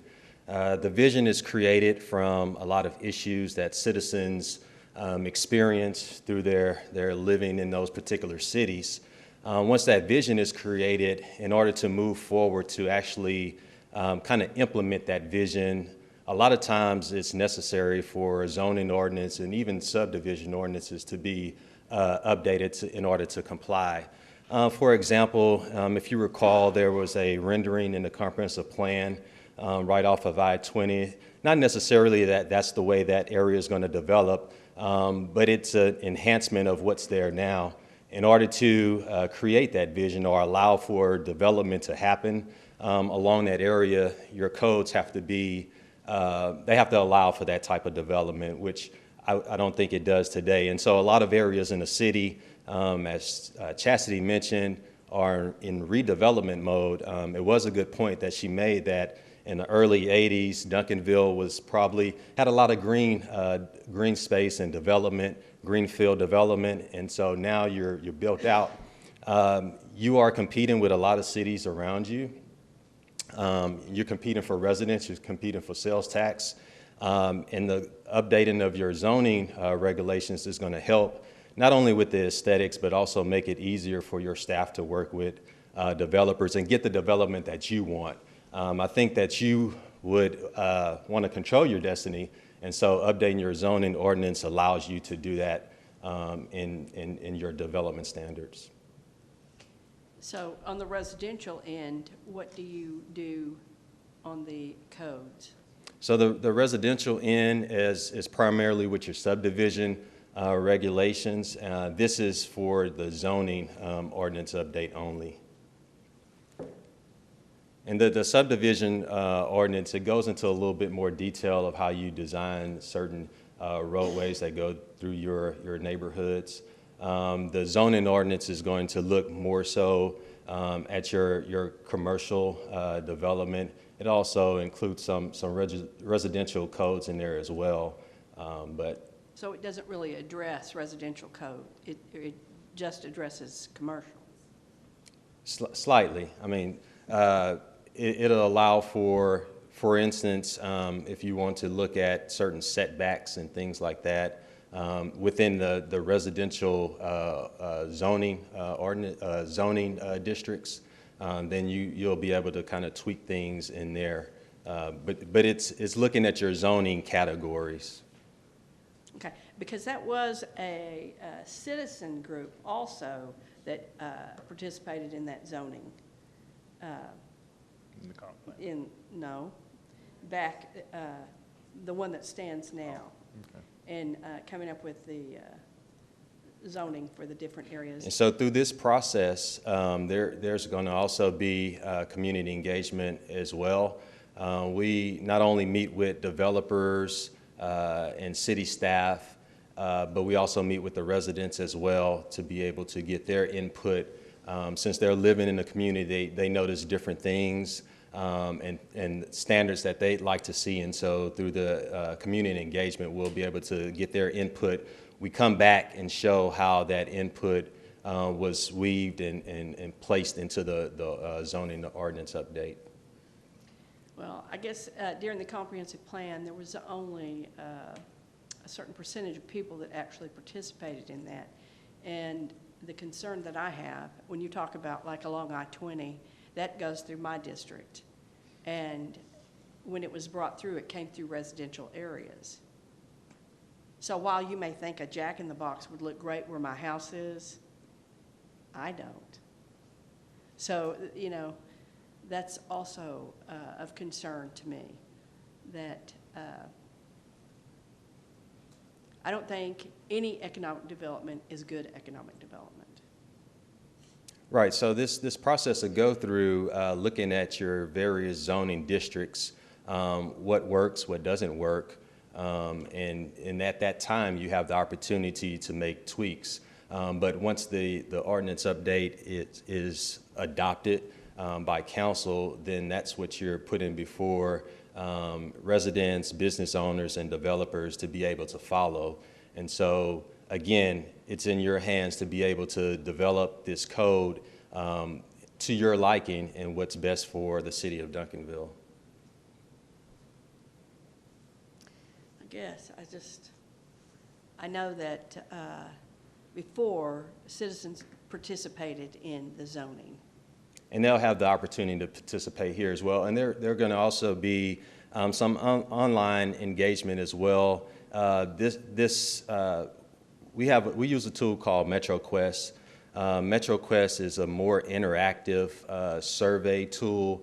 And so you have options of trade-offs that you can put in place, or visual character assessments, and so they'll be able to give their input based on that. So it's a lot more interactive versus just asking a question from the citizens, and so it gives you kind of that real kind of first assessment of what the citizens or the residents prefer or what they're looking for. Okay, thank you. Mr. LeBlanc. Thank you, Mr. Mayor. My question is, and I do totally agree that it is time for the codes and the zoning to be updated. But my question is, when doing the comprehensive plan, why wasn't it a part of when you did the comprehensive plan? You had these different zones. This is a priority. We can do this over here, Camp Wisdom, all this stuff. Why wasn't the need to address the current zones a part of that plan? So some cities decide to do a comprehensive plan and then have their zoning ordinance all in part of one package. It's really up to the client as the best way to address it. The comprehensive plan is a high-level document. It creates the vision. When you look at the codes and you look at the detailing of the language in there, it's kind of a different assignment. And so it was our choice not to include it? Is that what you're saying? Yeah. At the time, we chose to start with our comprehensive plan to establish the vision. There's different laws that apply to comprehensive plans that apply to zoning ordinances, so they can't be the same document. To clarify that, they can never be the same document by law. They have to be separate documents, and so we would have had possibly the opportunity to approach those processes like immediately back to back, but that we are going considerably soon after adoption. We just adopted in 2017 and moving forward with a zoning ordinance update shortly after, and so that's how we decided to proceed with regard to the processes, but they were never going to be one document. Okay, but could they have gone simultaneously? Not really, because you need to establish the vision plan. and the future land use plan, and then your ordinance is updated to follow that plan. Okay, Mr. Hugman. Mayor and Council, I know some of you were not on the council at the time we started this comprehensive planning effort, because that was probably 2 years ago or 2016. But we were clear at the time that we needed to do this. This was going to be a separate step, that we were going to undertake this step after we got the comprehensive plan done. We reiterated that several times as we went through budget, and when we allocated this funding and the one-time project fund in 2018. This was not part of the 2019 budget. This was the 2018 budget where it was allocated. But we talked then again about the need to do the zoning ordinance update. Now that the comprehensive plan was done, now we needed to address the specifics and making that vision happen. So this has been discussed for some time, that this step was coming, and this is where we're at now. It has taken us a little longer to get this to this point than we wanted to, but we began in April with the RFQs. But this is a very necessary step to achieve the vision. And while it seems like the cost is a significant amount, when you look at the amount of staff time and the amount of time that is going to be involved in pulling all of this and looking at all of these different ordinances and pieces, it is a lot of work. And it's to our best interest to get this done in a very timely manner, because otherwise we risk unwanted development coming in while we are still under the current zoning ordinances.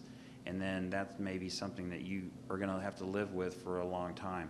So we want to get the vision in place in our ordinances and the regulations as soon as possible, with the intent of redeveloping Duncanville and increasing our values and increasing sales tax, increasing those revenues that then help you to be able to do relief and give relief to homeowners. Okay, Mr. Cooks? Give me your last name again. Como. Como. Ms. Como, I've heard great things about your company, so thank you and congratulations to that. You, of course, as you helped develop that comprehensive plan that the city came up with, from reading that comprehensive plan, can you tell me what you think from that we want to be as a city? What Duncanville wants to be as a city? Yeah, from reading that comprehensive plan, tell me what you think from reading that, what vision from looking at that document that you want to be as a city, where are we trying to go?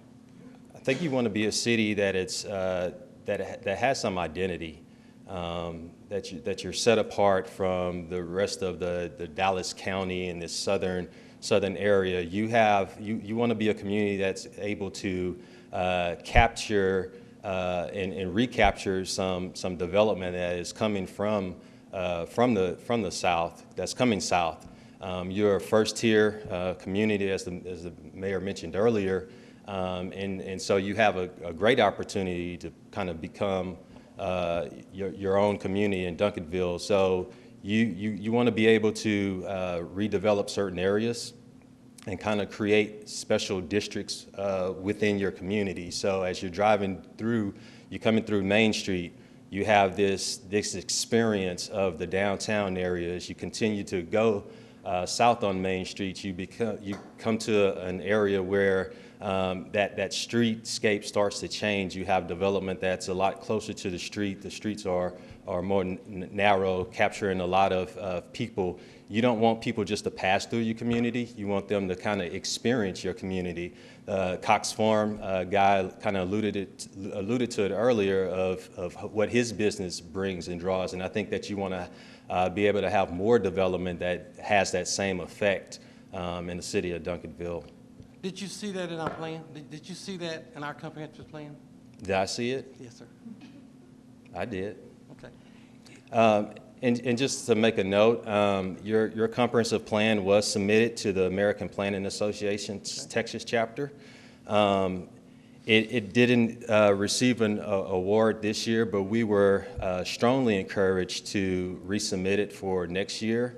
And there was some reasons behind that. They just had a lot of applicants from the North Texas area, so kind of wanted to spread the wealth. But we feel strongly that your comprehensive plan will receive some recognition next year at the Texas APA conference in Waco. So do you really think that was the reason? Yeah, I think you think that was really the reason why we didn't receive the recognition?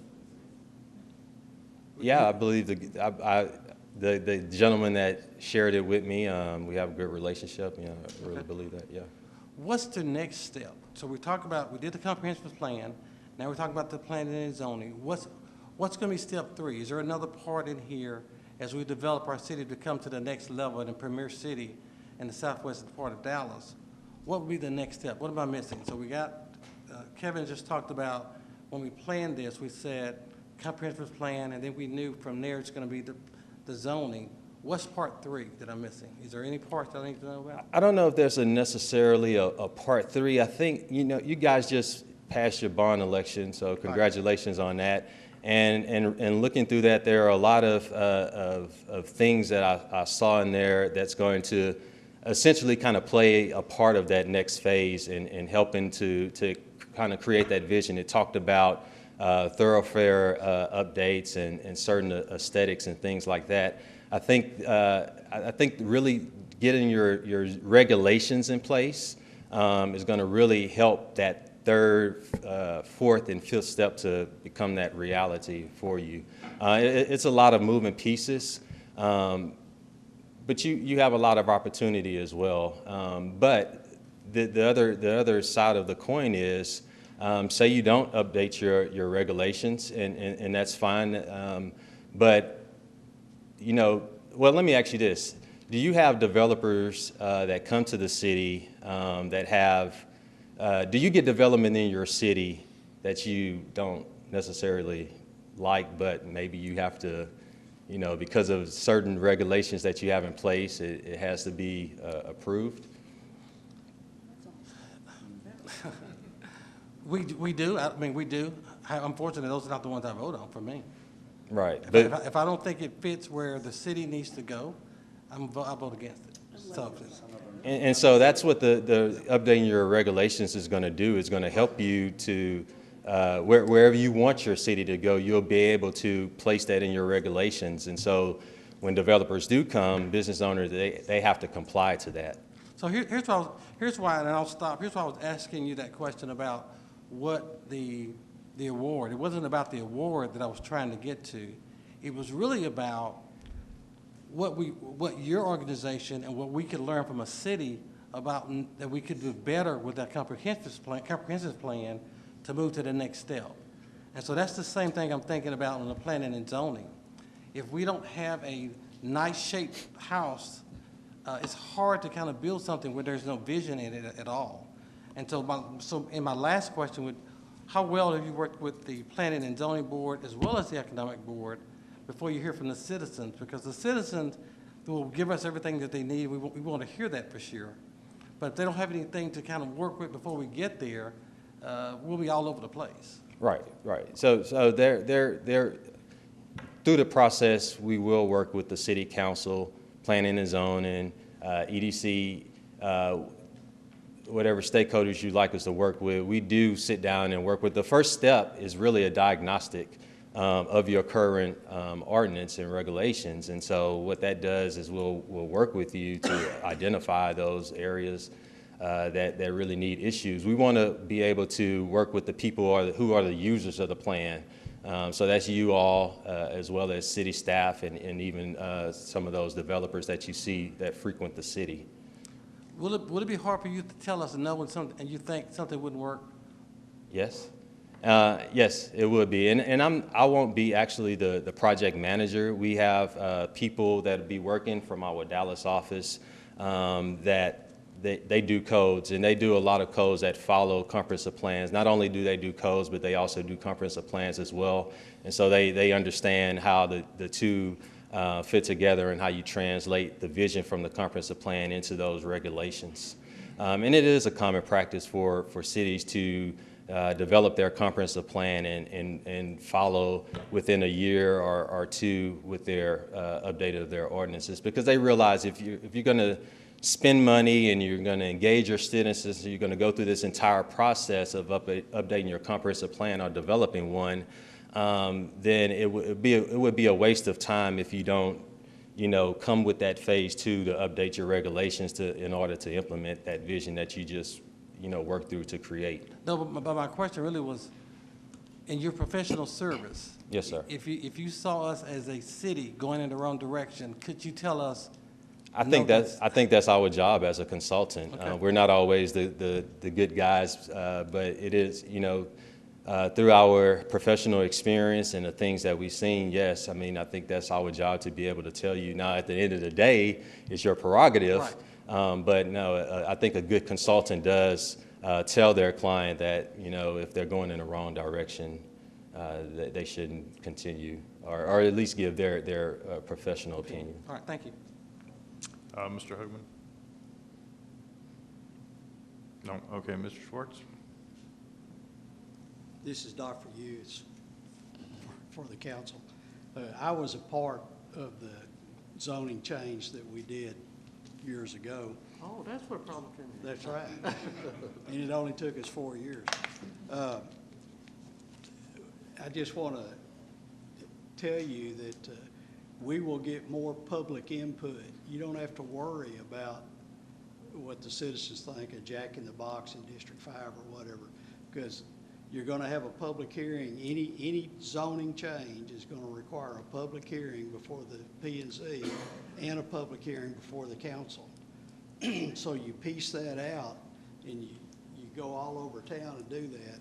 We're going to have a lot of these late night meetings associated with this. So I just wanted to alleviate any fears that there will be public input at these things. Okay, we have a motion on the floor to approve, and we have a second. If there's no more discussion, please vote. Thank you. Thank you, sir. Next item on the agenda is any necessary action as a result of the executive session. And from terms of executive session number 1 that we referred to, there is no necessary action as a result of that.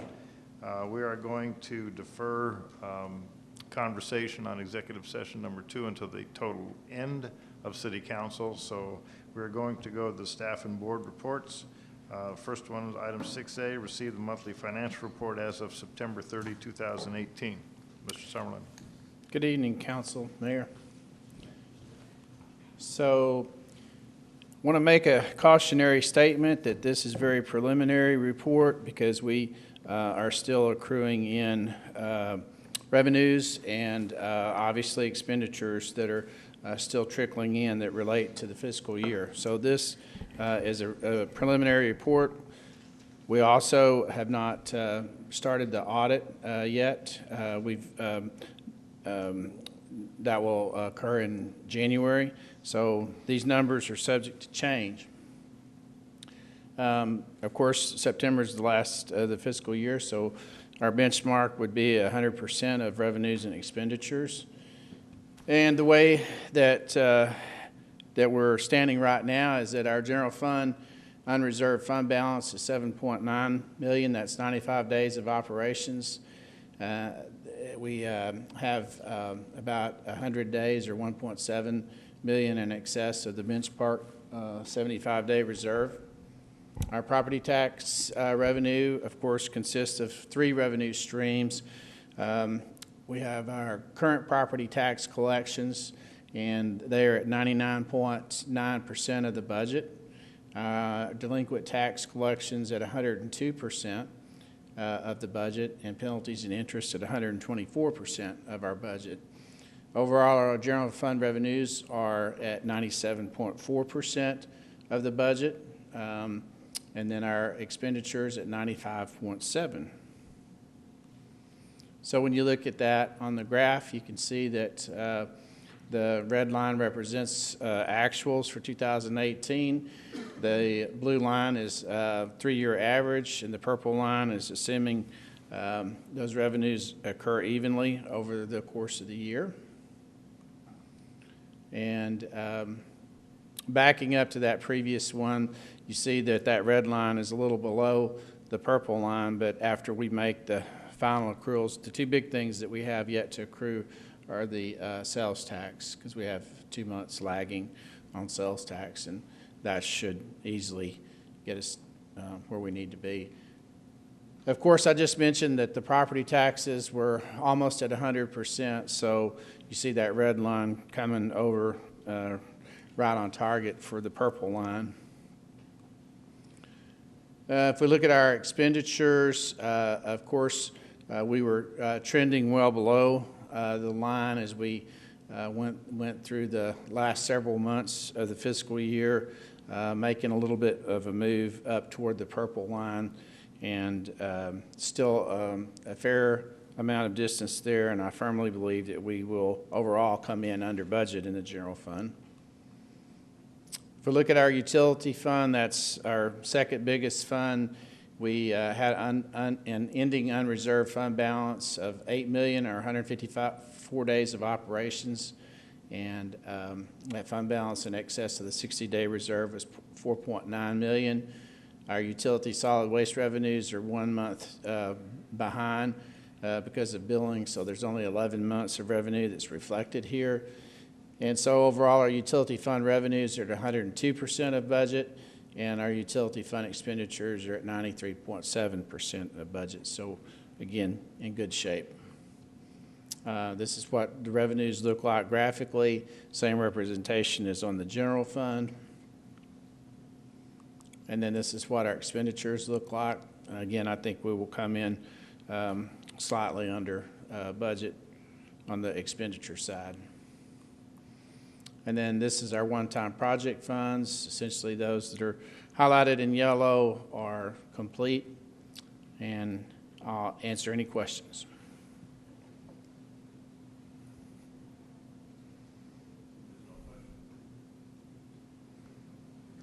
Seeing there are no questions, thank you very much. You're welcome. Moving on to item 6B, receive Parks and Recreation Quarterly Report.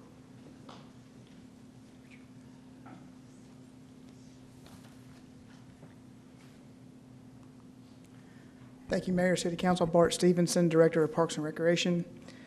When I was before you last quarter, I was reminded the next day that I failed to mention that we had a new hire as an executive assistant in the Parks and Recreation Department. And I stand before you tonight saying that we now have an opening for our executive assistant position in Parks and Recreation. So I'm not sure if the two are related, but I do want to say publicly that I want to thank Kristen for her efforts and support during her time with our department. It was a great promotion for you, and I wish you all the best at the city secretary position. So yes, that is the one position we have open at this time. We have not had any new hires other than at this time in this quarter. We do have a finalist identified for this position, and hopefully the person will be on board very soon.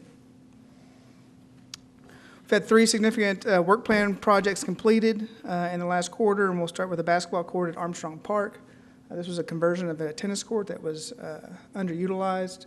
I know I drove by today at lunch, and I saw a family. It was appeared to be a mother and father and young son. And then I drove by this evening before coming to the meeting, and there were about 12 youths playing basketball. So it is getting a lot of use now, so that's good to see. We also improved the parking lot that it's adjacent to the tennis court and basketball court at Armstrong Park. Looks really good. That's a project that we work with our Public Works Department with the mill and overlay. And I know you guys are also aware of the neighborhood event trailer. We've talked about this several times. It is now available. We've unveiled it at the National Night Out event on October 3rd.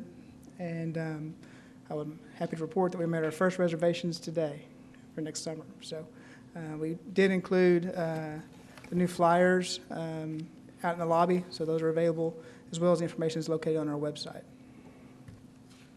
We have a couple of work plan projects still in progress. The Kidsville and Splashback concept plan that will be going before the park board again at their next meeting in December. We'll plan a community input meeting for what we believe will be the conceptual final plan, and then we'll come before you at a briefing session in January or February when we can get on your schedule. The Harrington Park entrance gates, the utility work has already begun, and we anticipate those gates to be completed in mid-December. Can I ask a question? Yes. What do those gates look like? They're going to be wrought iron. Okay, they're not chain link. No. Thanks. A couple of non-work plan projects we've done throughout the city. From our facilities department, we've replaced the divider panels in our meeting rooms at the library. If you had seen those recently, you know that they needed them. So that was a great win for the library and recreation center. We also replaced the cubicles in the human resources area as well as at the service center. From our Keep Duncanville Beautiful board, they hosted the annual Arbor Day celebration on November 3rd. We planted a tree in Armstrong Park, and they gave away several hundred saplings to walking residents as they came by. The Senior Center hosted a couple of significant events in November. First was their meet and greet gala. There was an opportunity for them to share with the community the activities and programs that are available to the citizens at the Senior Center. It was a big success with over 150 people in attendance, and it was a really nice event. And then just last Friday, they hosted their annual Thanksgiving luncheon.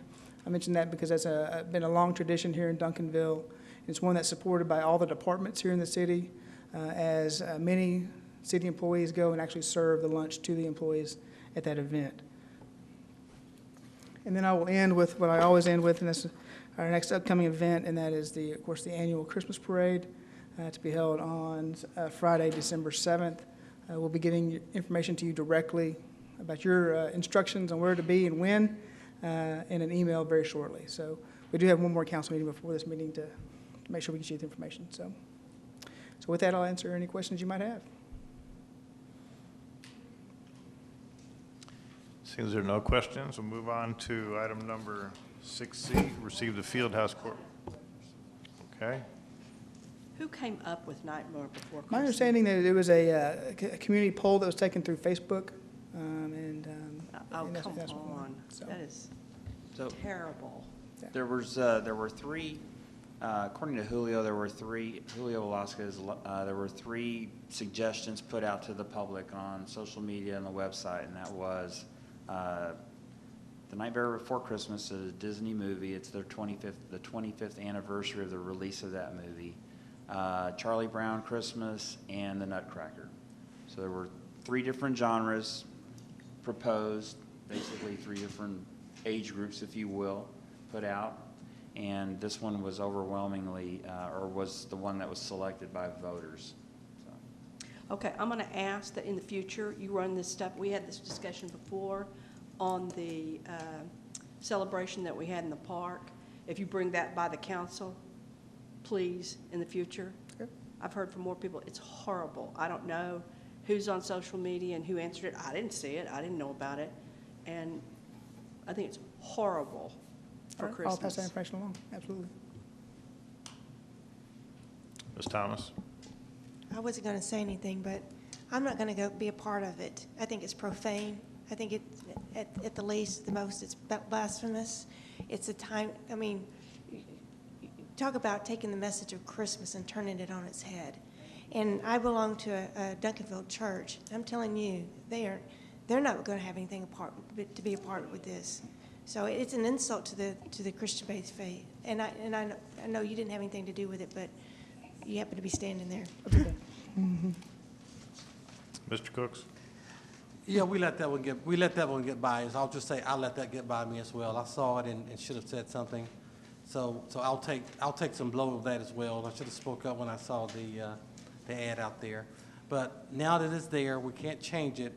We can't change the theme, but what can we do about it now to soften that up? Any thoughts on it? Because you've heard from many of us, and is there anything else we can do to kind of soften it up to help? I'll have to think about that. I'll certainly get with Julio and the staff and see if we can come up with some ideas. The rest of the event really is very traditional in that the choirs will be will be present from the schools to sing, and we'll have the tree lighting with the mayor there, and so everything else really is the same other than the theme. See if you can find some choruses to maybe come sing or something, something that'll lighten it up. I let it get by me. I should have said that. Said something as well. All right, thank you. Thanks. I was not in favor of the thing as well. It's kind of consensus. Unfortunately, it's going. The only change that we were able to make is in the graphic. The graphic was terrible that was portraying this, and that was modified to only what you see there in terms of just having text. But there was a graphic that was not at all representative of what Christmas ought to be.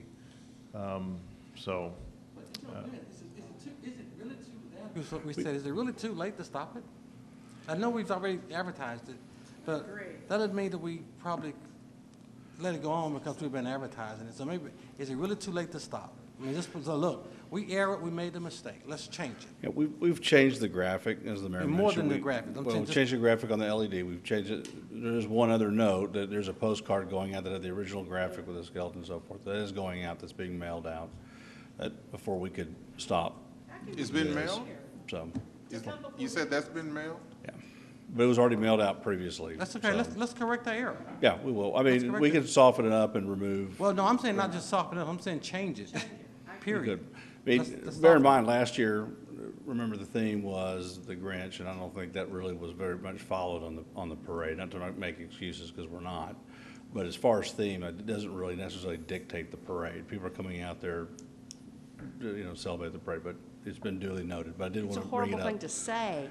Right, but I am mentioning the issue of the postcard that did go out. but we can remove graphics or change graphics and just make them very, very much. Can we just take it off the marquee? It's that We can. we're having a Christmas parade December 7th and have no theme can- whatsoever Yes, on the graphic. we'll do that. It's in whatever's on social media, just advertise it as a Christmas parade on December 7th with no theme. Yep.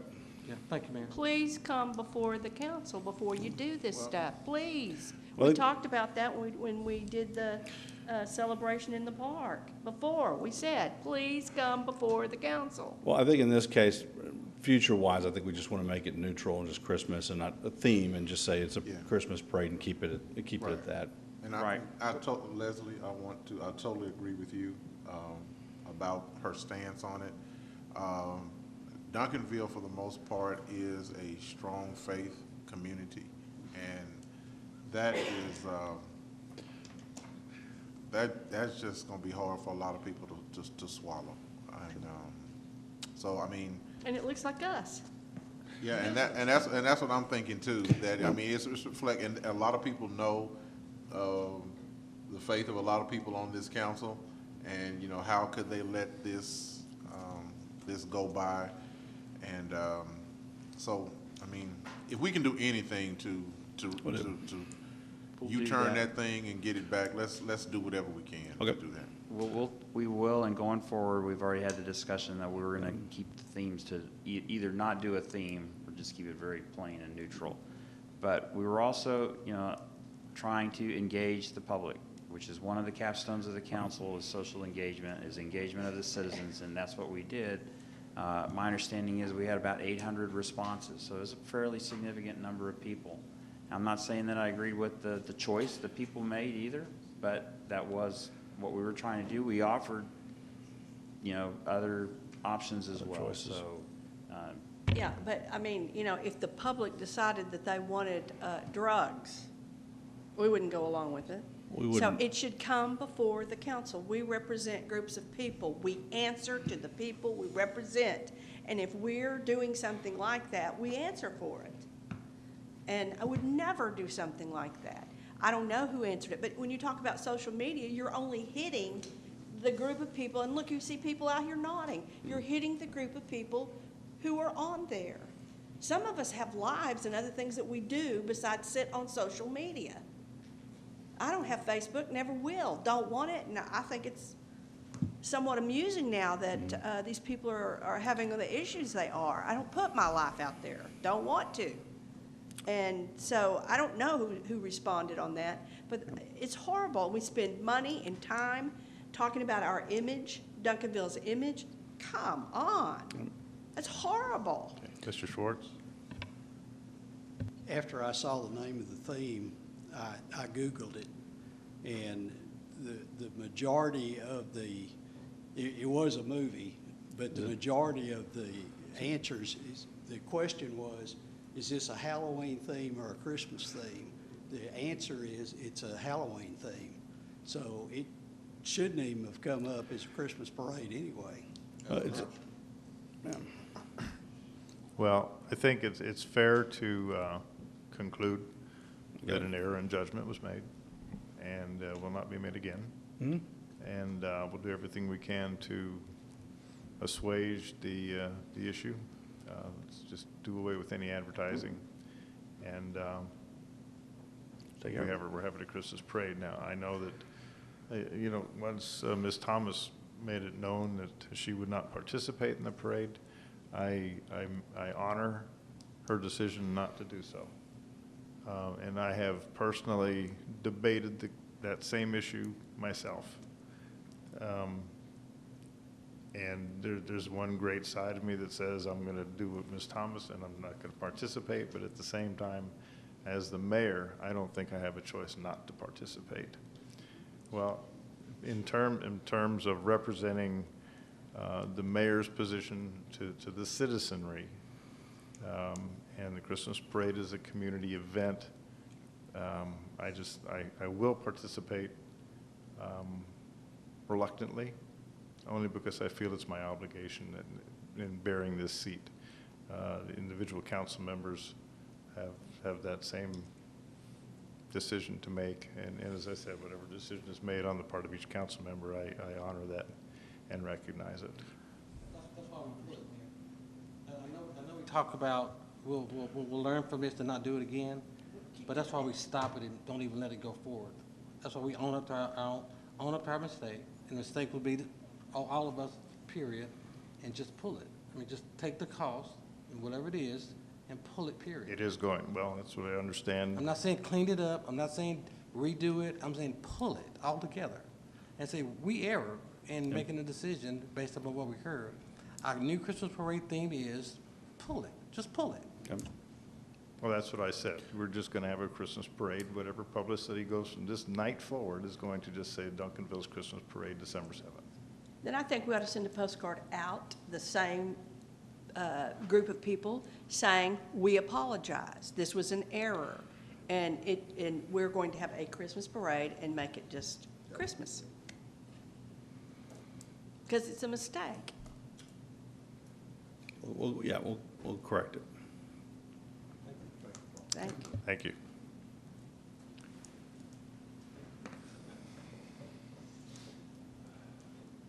Fieldhouse Quarterly Report.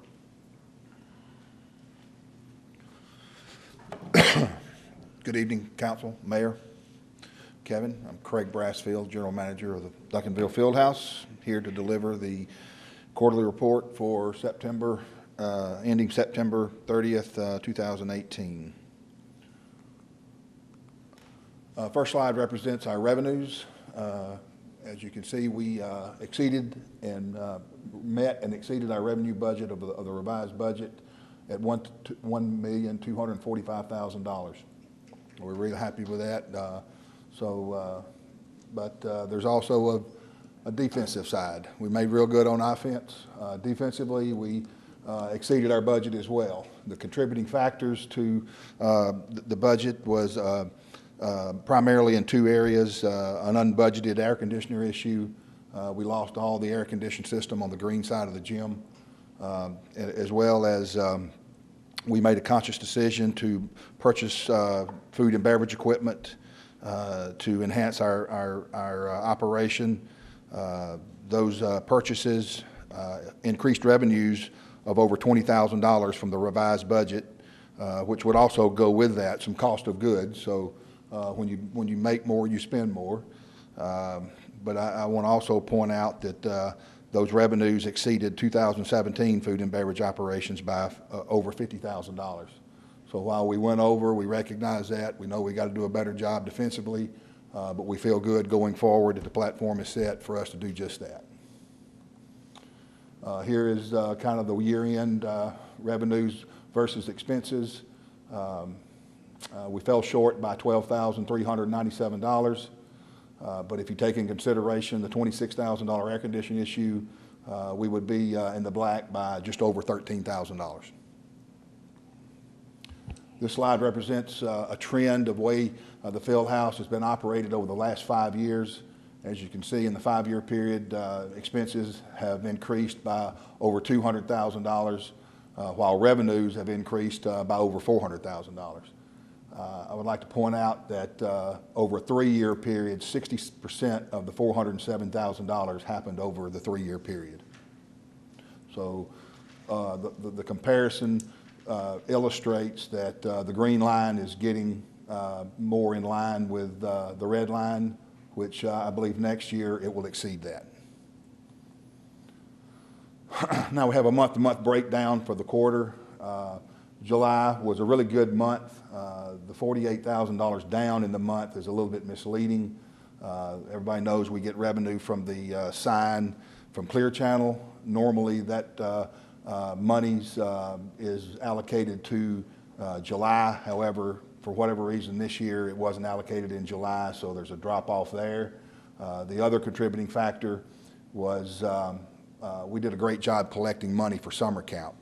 In past years, summer camp monies were collected in the month of July. This year, we did a really good job collecting early May and June, where those numbers were up. July kind of took a hit. As far as August, we were 46,000 up, which I'll point out too. The 18,000 that should have been in July was in August. So we're up over last year's August numbers significantly, but 18,000 of it was part of the sign, Clear Channel sign. September was a really good month for us. We finished strong and was $52,000 more in the month of September than the year before. And the events illustrated were, as I should have pointed out in the other ones, but you can see that basketball is king, and we do a lot of basketball events, and martial arts was real good in the month of September as well. Our traffic for the quarter was 124,000 fans through the gates, through the doors, which is an increase of 22,000 over same time of last year. And then I'll also point out for the physical year, we were just over 450,000 people through the doors at the field house. This is our sponsorship slide. Sponsorships are doing really well. I want to commend our marketing guy, Alex Hamby, for his efforts. The 3 new sponsors were primarily his doings. That's Dick's Sporting Goods, Costco, and Farmers Insurance. Kind of a projective of what's happening on the books right now. There's really no weekends available. We're booked solid. There may be a random Sunday through the year, but for the most part, we have 48 basketball tournaments, 10 basketball leagues, 9 camps, 4 volleyball tournaments, and 9 martial art events. Our programs are taking off, especially dance and fitness. We're doing extremely well in those areas, and we feel like there's more programs coming in the future. With that, I'll try to answer any questions. Ms. Thomas?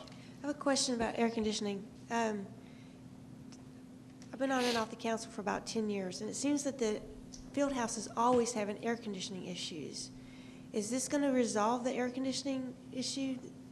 We budget for maintenance of air conditioning. There's no way to foresee that you're going to lose 3 compressors on one side that would shut the whole gym down. I thought we had new air conditioning put in. That was last year on the blue side. On the blue So side. over the last 2 years, the same thing has happened. So how long do you expect the air conditioning to last?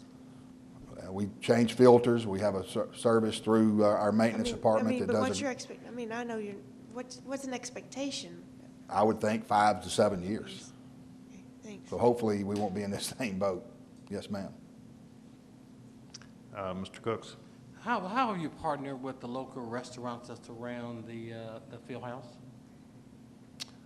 We're not, couldn't say there's very little partnership. We have a deal with Dickey's. We're introducing a partnership with another restaurant, Doby's, that has made it a pitch to join us. But as far as engaging with restaurants other than sponsorship, we're not really engaged. And I'd be glad to hear any suggestions you might have. Maybe I should redirect that question. How can you engage the restaurants around the Duncanville area with the number of people, attendants that you have coming through the field house? Well, I think let me rephrase my comment. We have a packet that goes out through our economic development department that we enlighten folks that there are restaurants in the area. But selfishly, I want those people eating in our restaurant, in our grill. Obviously, they're not all going to do that, so all we can do is educate, and that's done through the process, through the tournaments when they come in, through our economic development packet that goes to the camp directors or tournament directors. Yeah, I really would like to see us work a little bit better overall, hitting the overall city, and really not just saying that we're doing it, but having a way to support that this is happening throughout the city with that type of attendance coming in. Because we brag about the attendance, but it has to be a 3-legged stool where we're hitting a home run with it all the way through. So yes, sir. That's my comment to you. Mr. LeBlanc? Of those 453,000, you said people that, are you accounting for the people that go in, go out, go in, go out? I left something in my car, I go back out there. We don't have turnstiles. It is a traffic counter, so 453, we figure on a 10%. It also counts the staff and the players on the court. I don't want to mislead anyone, but the 453 doesn't recognize faces, so it does count twice. or 3 times or 4? Whatever, yes, sir. There's no way to regulate. I don't have a turnstile. Okay. Thank you. Yes, sir. Good night. Okay, the way we are operating this evening, we're going to recess city council and go into executive session number 2. And we will go into executive session number 2 in the briefing room. We will recess city council at 10:53. And for citizens available, we will adjourn city council after executive session in the briefing room.